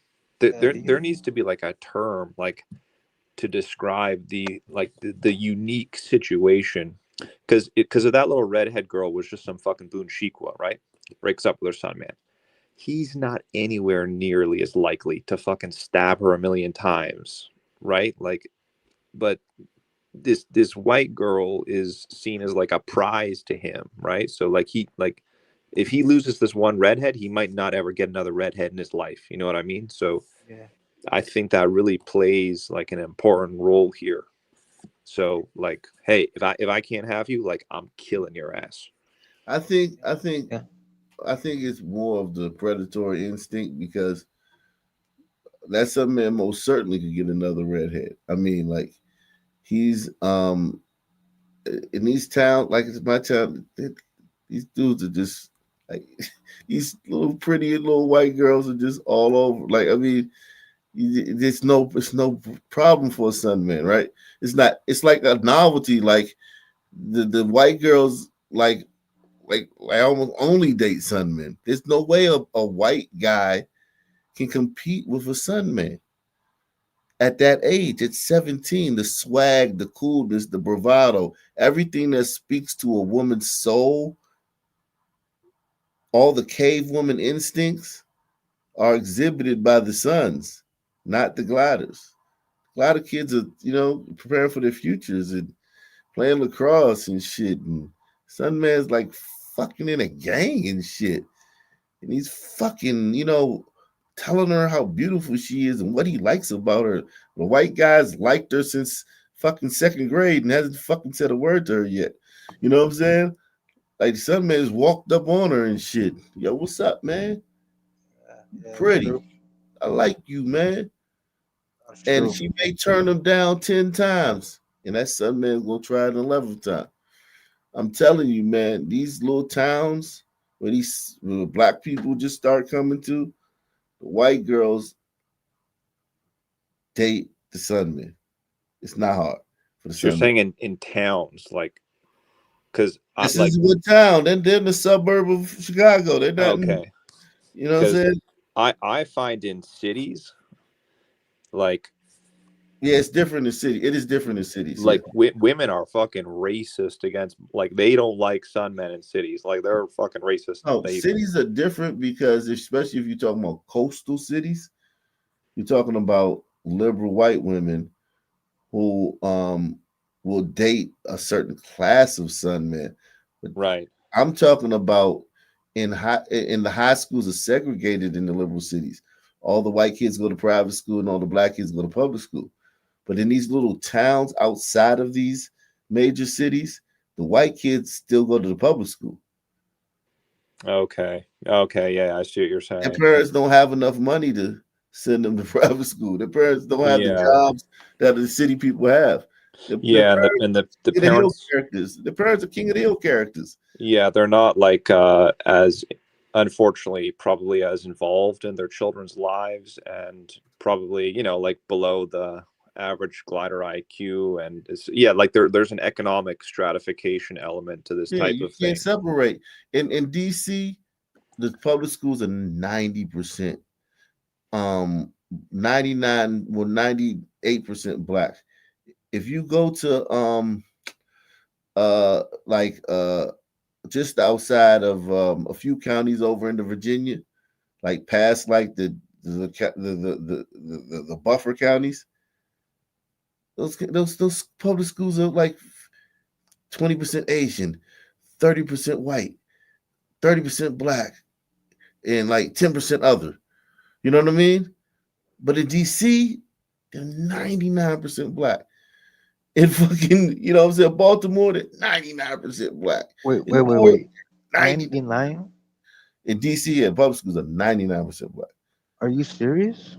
Especially when you get to high school. Because ever since gentrification, there's a couple of elementary schools. I think I might have done videos on it where the white people had one elementary school that they had, and then the city wanted to merge it with a neighboring elementary school because the white elementary school was doing so well academically that they attributed it how well it was doing to like funding and Yeah, resources. and they wanted to merge it with the all black elementary school, and the white people like, hell no, they were mad as shit, right? I think I did that video like last year. You might remember. Yeah, I remember that one too now. Yeah. Yeah, But yeah. other than rare schools like that in DC, where you have it's just a blip.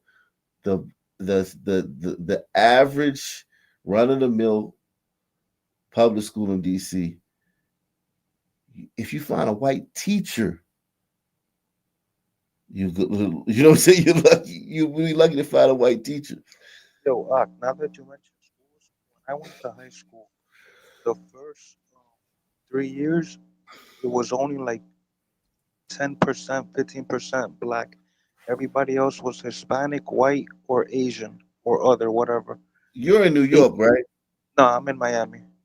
Okay, yeah. I mean, don't get me wrong. Miami, certain cities is the different. I'm just talking about the coastal cities. I'm talking about the coastal cities like your LA, your you know what I'm saying?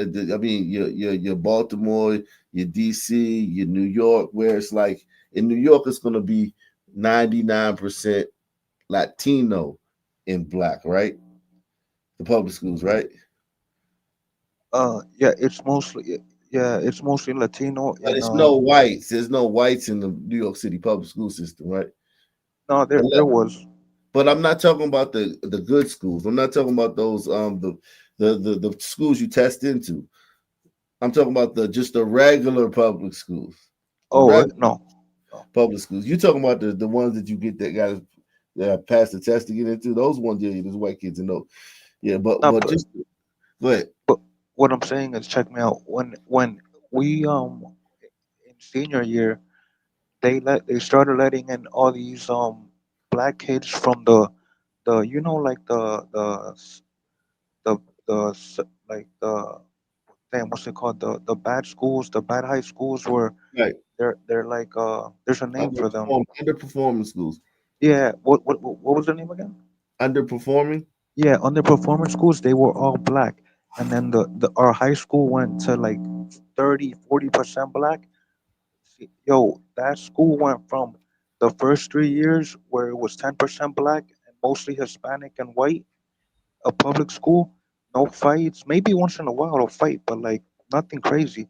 To senior year, there was a fight every time, food fights, like the fucking sunmen disrespecting the teachers. I mean, and it was all because fucking Obama started saying that, oh, well, if we're Just keeping spending black black kids, kids is racist, yeah. yeah, keeping the black kids out of the good schools is racist. It's like, no, they're not in the good schools because one, they don't have It the won't be a grades. good school anymore when you get. The only reason it's a good school is because they're not there. Yeah, and because first they don't know how to, they don't get the good grades. Two, they don't know how to behave.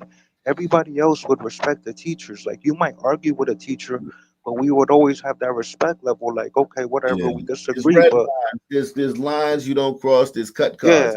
yeah, yeah, we That's what they used to respect. say in DC. They used to say you don't got no cut cards, and it's like yeah, some men don't have no cut cards, and Yeah, and it's. Listen, I was disruptive in class, very disruptive in class. I was disrespectful to teachers. I was the same. I was that way. So it's like I'm not trying to like other myself than sons. I hope nobody thinks that I'm like up here trying to like talk down on son. I did a lot of son behavior, a lot of son shit. I did it. I actually did it. Looking back on it, it horrifies me, and I'm horrified. I almost think it was another person that it couldn't have been me, but I did those things. I was very, very disruptive in class. I'm talking about very. I made fun of kids that were smart. I I prevented other kids from learning. I distracted kids. I you know what I mean? I made teachers' lives hard, made their job hard. yeah, I did those things in class. So it's like, and the thing is, that was typical son behavior. yeah. It was not like I would felt like I was doing something out of the norm. I felt like I was just a regular kid that was just like being regular. There were other kids in the school that would walk the halls. They would walk the halls all day Hmm. and get chased by the security guard and chased by the Yep. custodian. And it On was always Sunman. Yes, the halls, it was other kids that was getting suspended all the time. I never got suspended. I'd never been suspended. Not one time. Um, even when I fought, I didn't get suspended for it. What?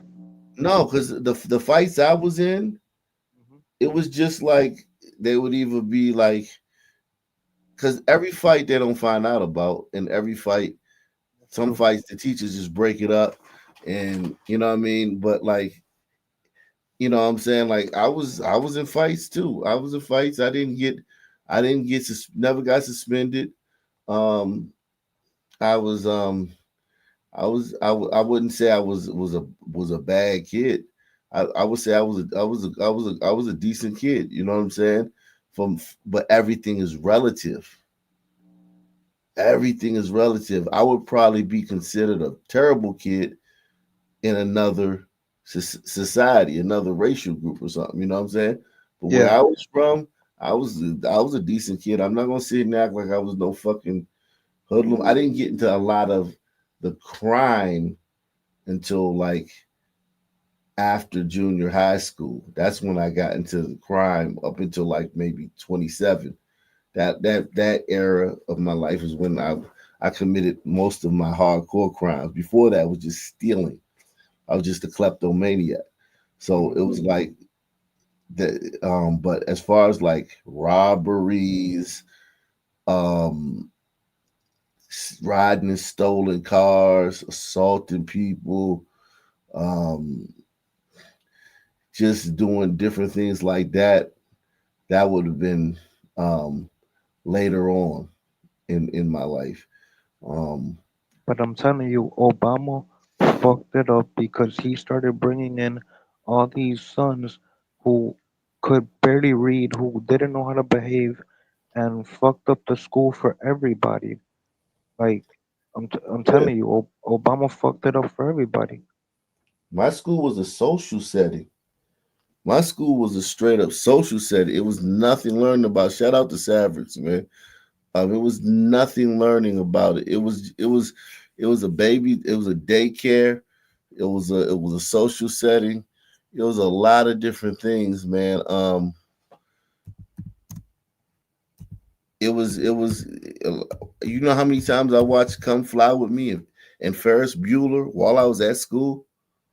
They would put us in a room and they would just have us in the room.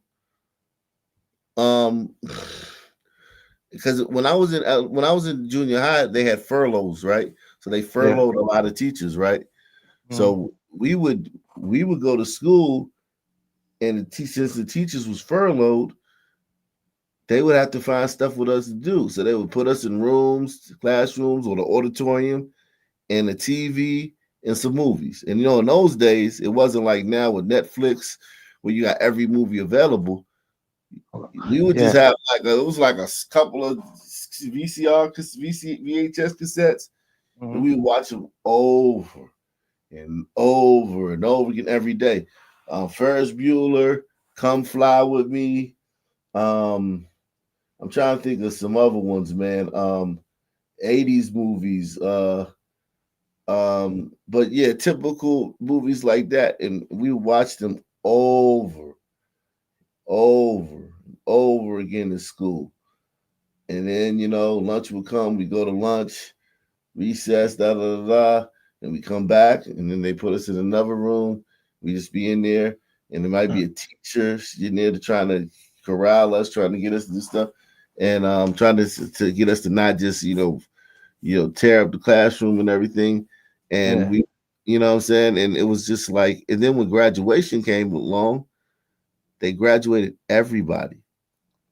Everybody graduated. Everybody? Yeah, they didn't, because it was like they just push you along. Think about it. Think about it now. Think about it.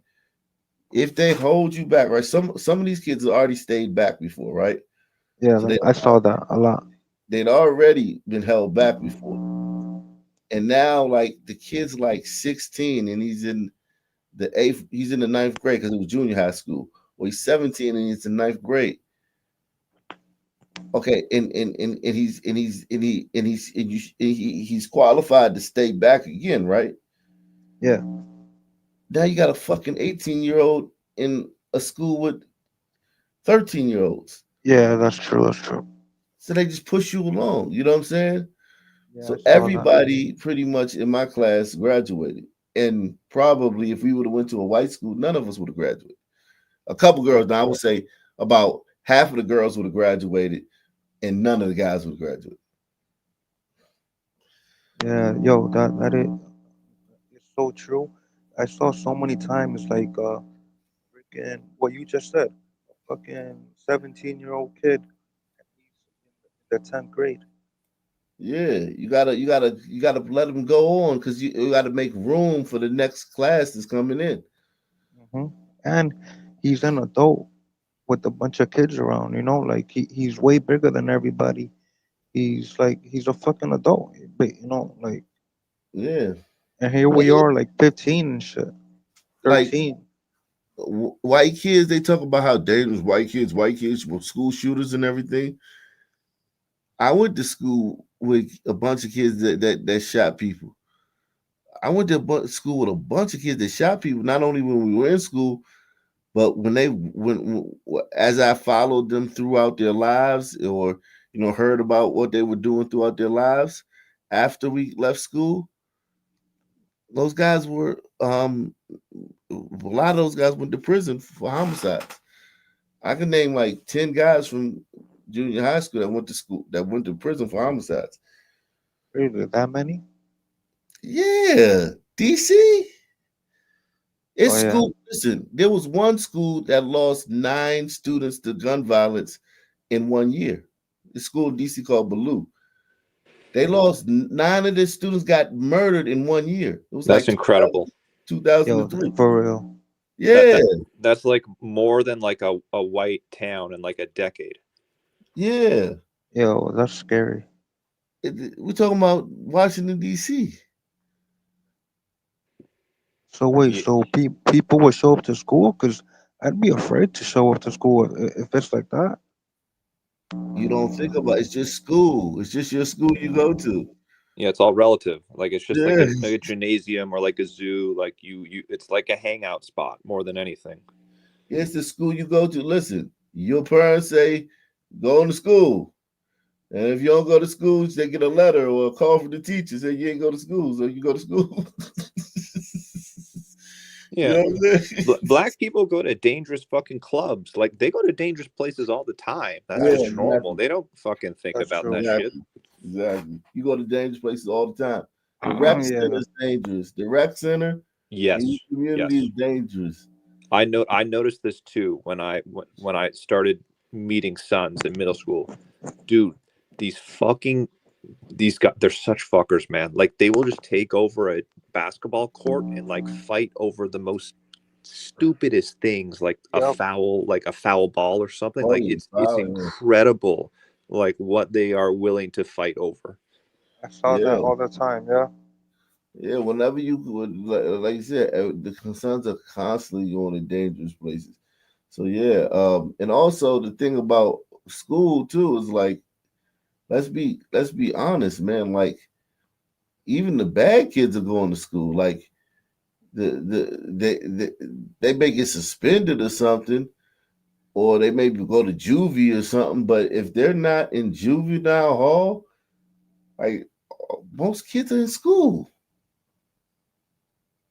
There's some kids that drop out, but that's the dropout rate is still like not as high as you think it is. Like, most kids are in school. Yeah, well, because whites have made it effectively impossible to fail blacks, no matter what. Right. Even if they don't show up, like, they will Exactly. pass those kids because they just have to. Exactly. You see them dancing at graduation and shit. Of course. You think those kids are fucking? Those are just because they're in a cap and gown doesn't mean that that's not the kid that shot up the party last week. He just, you know what I'm saying? He said. The thing, so like I've said this a bunch of times now. So we don't really have guns up here, right? However, what I have to point out with the Suns is that they will fucking sexually assault like all of the girls that were the early developers in middle school and high school. Like, it is incredible. Just like, you mean like rape them? When you say sexual assault, you mean no, rape I mean just like touch them, grope their ass and their breasts. We didn't consider that. Listen, we didn't consider. I told you this. I don't know anybody. I've been trying to find somebody from DC that remembers this Freaky Friday back in the 80s. I don't know when it started, but I know when I was in first grade, we had something called Freaky Friday, and it started in first grade. That was at Jesse LaSalle. We was literally every Friday during recess, we would go around and fill on the girls' butts, and they would run, and we would chase them, and we get to fill on their butts. And then once recess was over, like Freaky Friday, I guess was kind of like over, but it was like every Friday at recess, and we were like, and I remember just like the feeling I would get from touching the girl's butt, and like I didn't even have hair on my dick. Had never busted a nut. I didn't have, like, you know what I'm saying? My shit was still like in my stomach type shit, you know what I'm saying? But I love feeling on girls' butts. And I couldn't wait for Freaky Friday, man. And not even because none of the other boys. Freaky Friday was the best thing, man. That was first grade. But the teachers never like told you nothing, like they like, can't. yo, what the fuck you doing? Or it's like at that age, both the girls and the teachers like understand that you're just kind of not allowed to you're not allowed to report these sun men because it's racist, basically. So I can't remember like how many times I saw, like, especially the white and the Asian girls that they were like a particular attractant to these sun men. And yeah, like if you're just some like remember, you're just a little white girl, right? Just like all the other ones. You just so happen to develop 6 months earlier than the rest, right? Yeah. So you have these sun beasts like on you, and you're so young, you can't advocate for yourself, and if you do, you'll be called racist. So it's just like, it just kind of goes unpunished. There's not really much that can be done about it. Called racist, for real?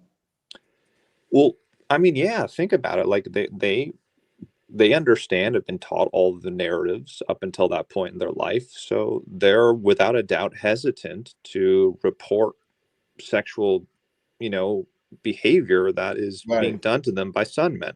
I could imagine that. Yeah, if you're the product of this era, especially, like, think about it. You're a product of the post Trayvon era, right? Like, you're literally like a bleeding heart liberal, and you grew up, or let's say you grew up during Obama's presidency. Yeah, you're not anything calling the police on a son, man. Remember they tried to say that was it was like a big movement, like if you call the police, white people call the police on the son, man, it could be, you could be prosecuted for calling the Yo, police on the son. now that you say that, they would have posters that would show a black guy breaking into a car and a white guy watching, and there would be a question: should I call the cops on a black guy breaking into a car? And I'm thinking, what the fuck? Of course you should.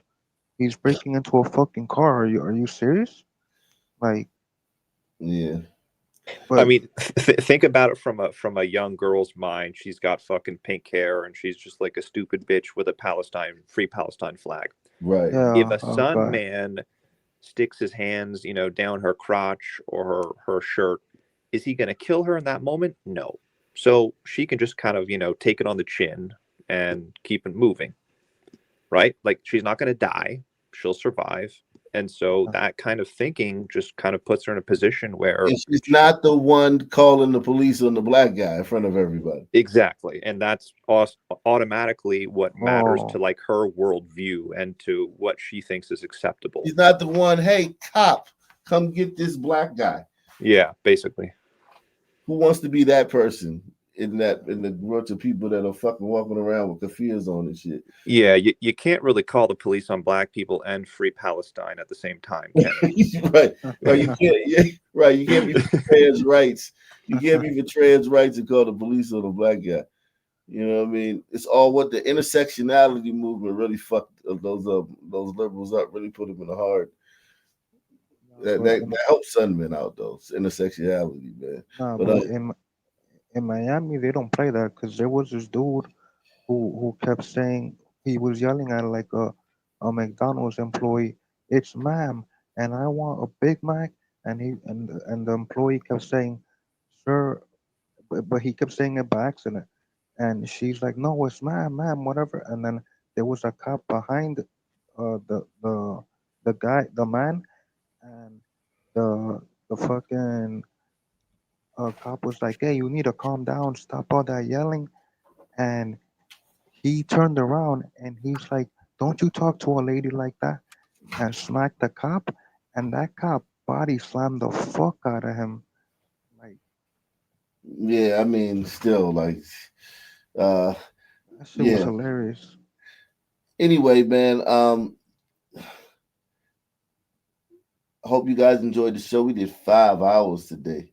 Yeah, great show. 5 hours, man.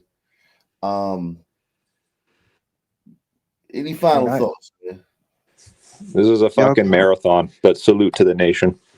Yeah, much love, much respect. Thank you, Rock, for the show. It's a great show, man. Keep up the good work. Same black time, same black channel. Out of here. Subscribe.